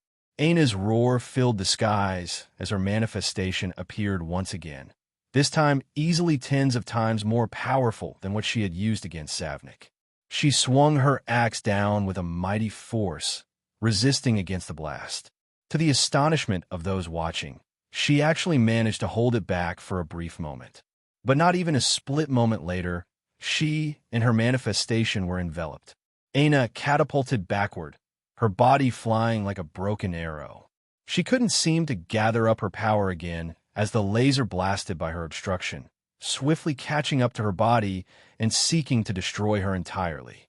Standing on the bow of the flagship, Crone stood with his hands clasped behind his back, his arrogance towering. These air wars were over. Sword deity? Bow deity? The Morales? The Suyard? The spiritual religion? All of them were worthless in the face of the greatest crafting family of the human domain. Announcement below. Author's note. Just one chapter today, and tomorrow everyone. Sorry about that. But according to the bylaws, signed into being by the Dimensional Verse Regulator, it's stipulated that Author San is freed from public lynchings so long as his birthday is within one business day of said follies. Cough runs away quickly.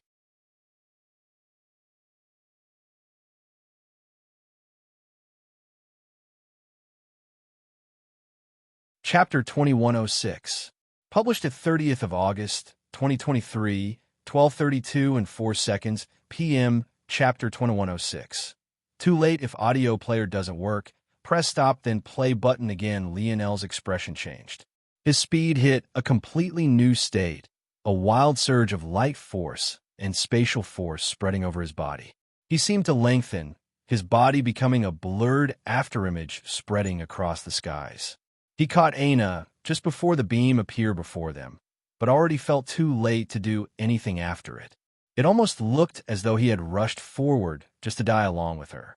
At that moment, Lionel unleashed a furious roar, his bronze aura erupting from his body and forming a gravity field that crushed everything in its path.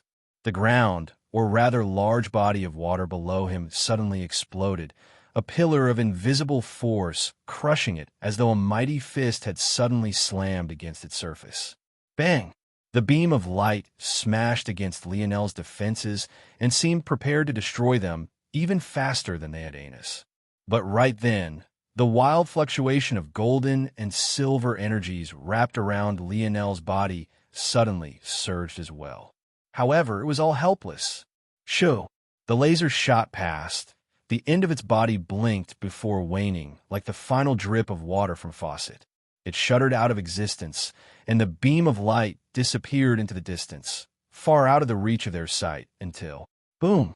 A mountain range in the distance had a hole that was at least a half-kilometer across, burnt right through the center of it. It didn't even seem as though it had been hit by anything, the laser having long since vanished.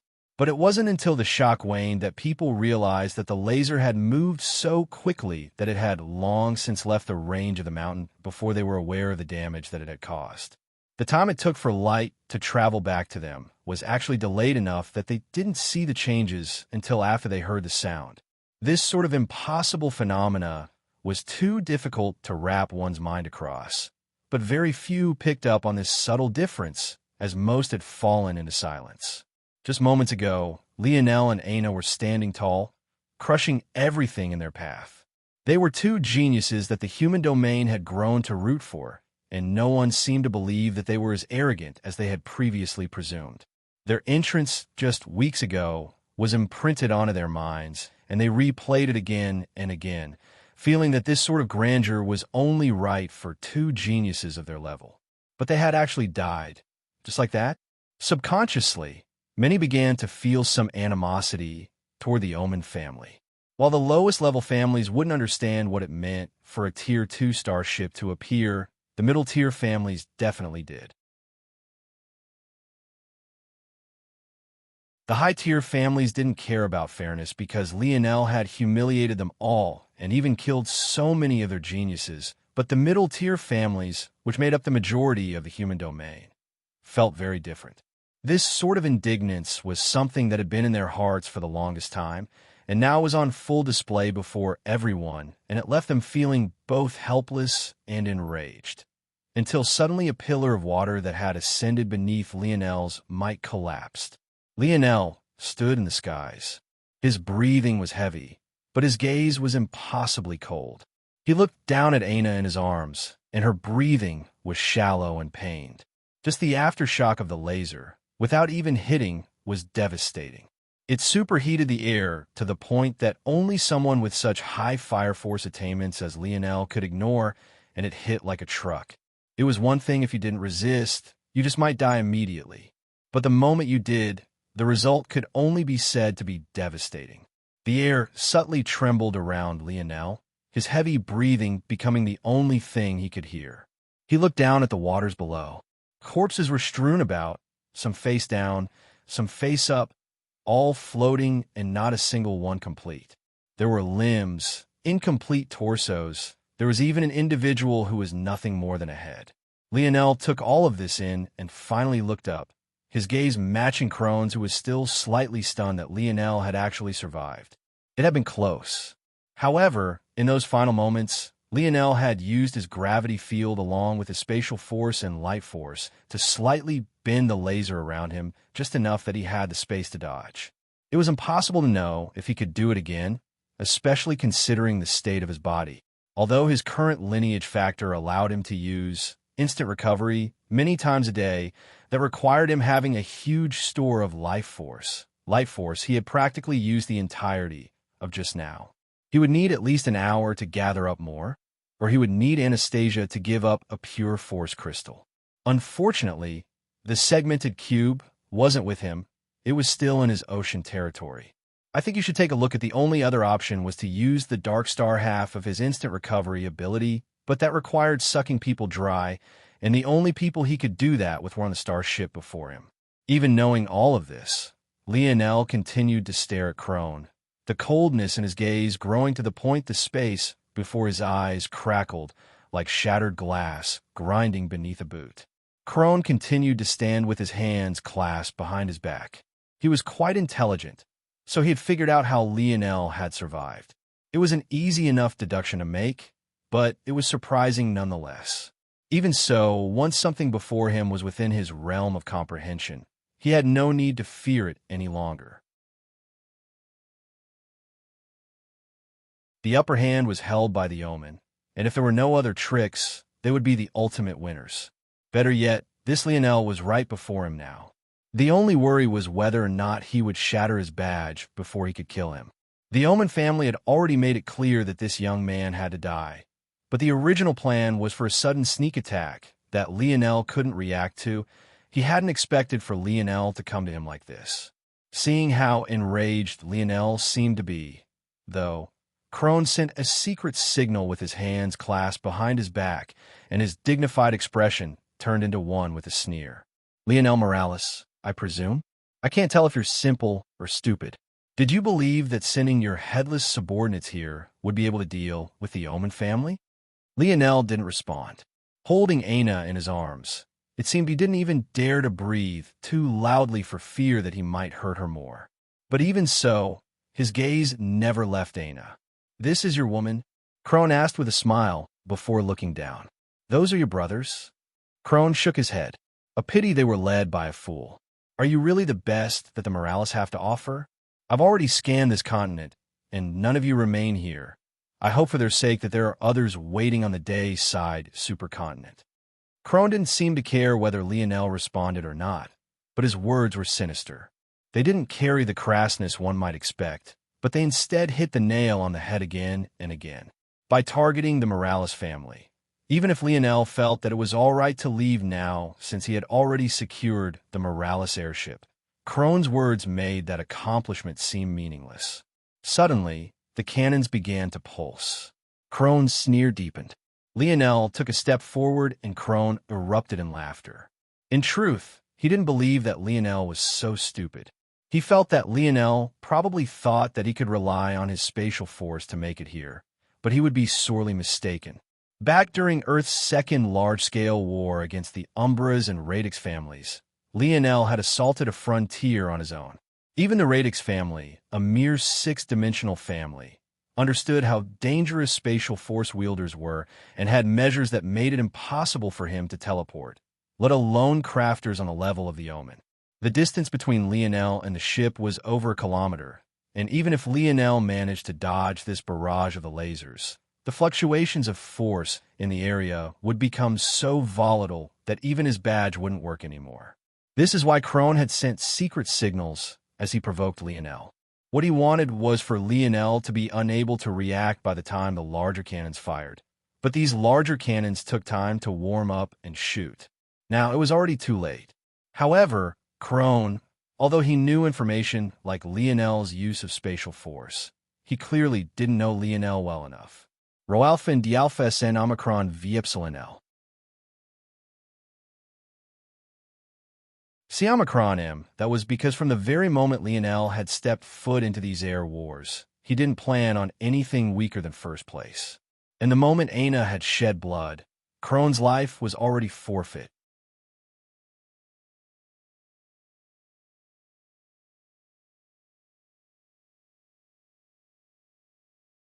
Chapter 2107, published at 30th of August, 2023, 12:32 and 3 seconds p.m. Chapter 2107, Mysterious Ability Index. If audio player doesn't work, press stop, then play button again. Lionel's figure flickered to the side. He moved before the final pulse of cannons echoed through the air. It felt like an Armageddon was descending, the piercing lights enveloping everything as they crossed to meet toward Lionel's location. Svel. Siamakron and Crone had already seen Lionel's movement, but his sneer only deepened. Now that these cannons had been fired, the region was far too volatile to allow the badges to work properly. Let alone the badges. Even controlling force would be difficult in this environment. Now, he just wanted to see how much time Lionel would last for. There was nowhere to escape. The starship was far faster than any one human. Even eighth-dimensional existences wouldn't be able to easily outrun them. There was no winning. The starship was too powerful. Any one of its strikes could threaten the life of an ancestor. There was only despair to be had. When the lights faded, all others saw was Lionel calmly strapping Aina to his back. He moved slowly and with purpose, too scared that his abrupt movement could injure her further. Just moments ago, this woman stood at the top of the world, casually defeating all the geniuses in her path. This was the glory she deserved, a glory that Lionel was more than willing to give her. She was his woman, the one he loved. It didn't matter to him, even if others downplayed his achievements, because he had relied on her in the end. When she smiled, he was happy. When she frowned, he felt sadness. When she was angry, he felt enraged on her behalf. And when she bled, his fury could burn even the stars. Lionel's gaze had sharpened, his expression becoming so dark that it was difficult even to see his eyes clearly. The last time he had been forced to strap Aina to his back like this, he had caused a city to fall from the skies, crushing the enemy that had dared to make her feel fear. Back then, the puppet master hadn't even laid a hand on Aina yet. Only because of her reaction, Lionel had caused two powerful cities to crumble beneath his might. What he would do to Crone and the Omen family would be far worse. Lionel flickered and vanished, to the astonishment of those watching, rather than turning and running, hoping to find a way to exit the range of the volatile force and crush his badge. He instead shot forward like a blazing meteor. At that moment, streaking through the skies felt like swimming through a vat of oil. Using force felt like pushing a boulder up a hill. Many who weren't even present found it difficult to breathe. It was truly the hot-bloodedness of youth. Facing such a ship, even ancestors would have to turn away. Back then, even the hot-tempered Cross Elder Avin had only targeted Lionel after making certain that he had lost the ability to use the starship against him. But now, against an upgraded Tier 2 star ship, Lionel was actually moving forward like he had lost his mind entirely to rage. Crone was stunned for a moment as well. He had only meant to use provoking words to delay Lionel for a moment so that the cannons could fire. He hadn't expected to provoke Lionel to the point that he would actually attack. The way he saw things, Lionel might be stupid enough to not crush his badge immediately out of pride, but when he saw the situation, he would make a move nonetheless. I think you should take a look at, but the reality showed that Lionel was far more foolish than he had thought. Crone suddenly began to laugh. This is indeed the difference between the Morales and the Omen family. This hot-blooded foolishness killed many of your ancestors. It killed your grandfather, and it will kill your father very soon, but I guess that you won't be there to witness that day. This time, Crone wasn't speaking just for the sake of goading Lionel. He spoke from the very bottom of his heart, his disdain practically taking physical form as it exuded from him. The other geniuses of the Omen family couldn't help but sneer after awakening to the truth as well. Van Lamar, Erdal, and Garfin, 3 gold grade crafters only beneath Crone in terms of crafting skill within the younger generation. The 4 of them had worked themselves to the bone in the last several weeks, making sure that everything was absolutely perfect, and now it seemed that it would all work out. They manned the lasers, shifting them toward Lionel's next location and firing. This time, they weren't worried about power. Even at 5%, these lasers were more than enough to grind a 7th-dimensional existence to ash. At that moment, the starship displayed its power. The lasers were continuous, blotting out the skies. Although they were far thinner than they had been in the past, they fired continuously, an endless supply of power coming from their rumbling fusion core. The rest of the Omen family members flew around the ship like headless chickens, making sure that everything was in order. Even though they were being worked to the bone, they grinned with wide smiles on their faces, the pride they felt in their families growing to the point of manifesting like Crone's disdain. Lionel couldn't even approach. He continuously flashed to the side, trying to get closer. But every time he succeeded, he would actually be forced to retreat. That was because the closer he got, the higher the density of lasers would be, leaving him less and less room to dodge. The human domain side. By now, the domain of volatile force had increased to the point that even if Lionel managed to rush hundreds of kilometers away, he wouldn't be able to escape. But how could he even begin to put that kind of distance between himself and a starship? At that moment, in the starry skies, a body was suddenly surrounded by several figures.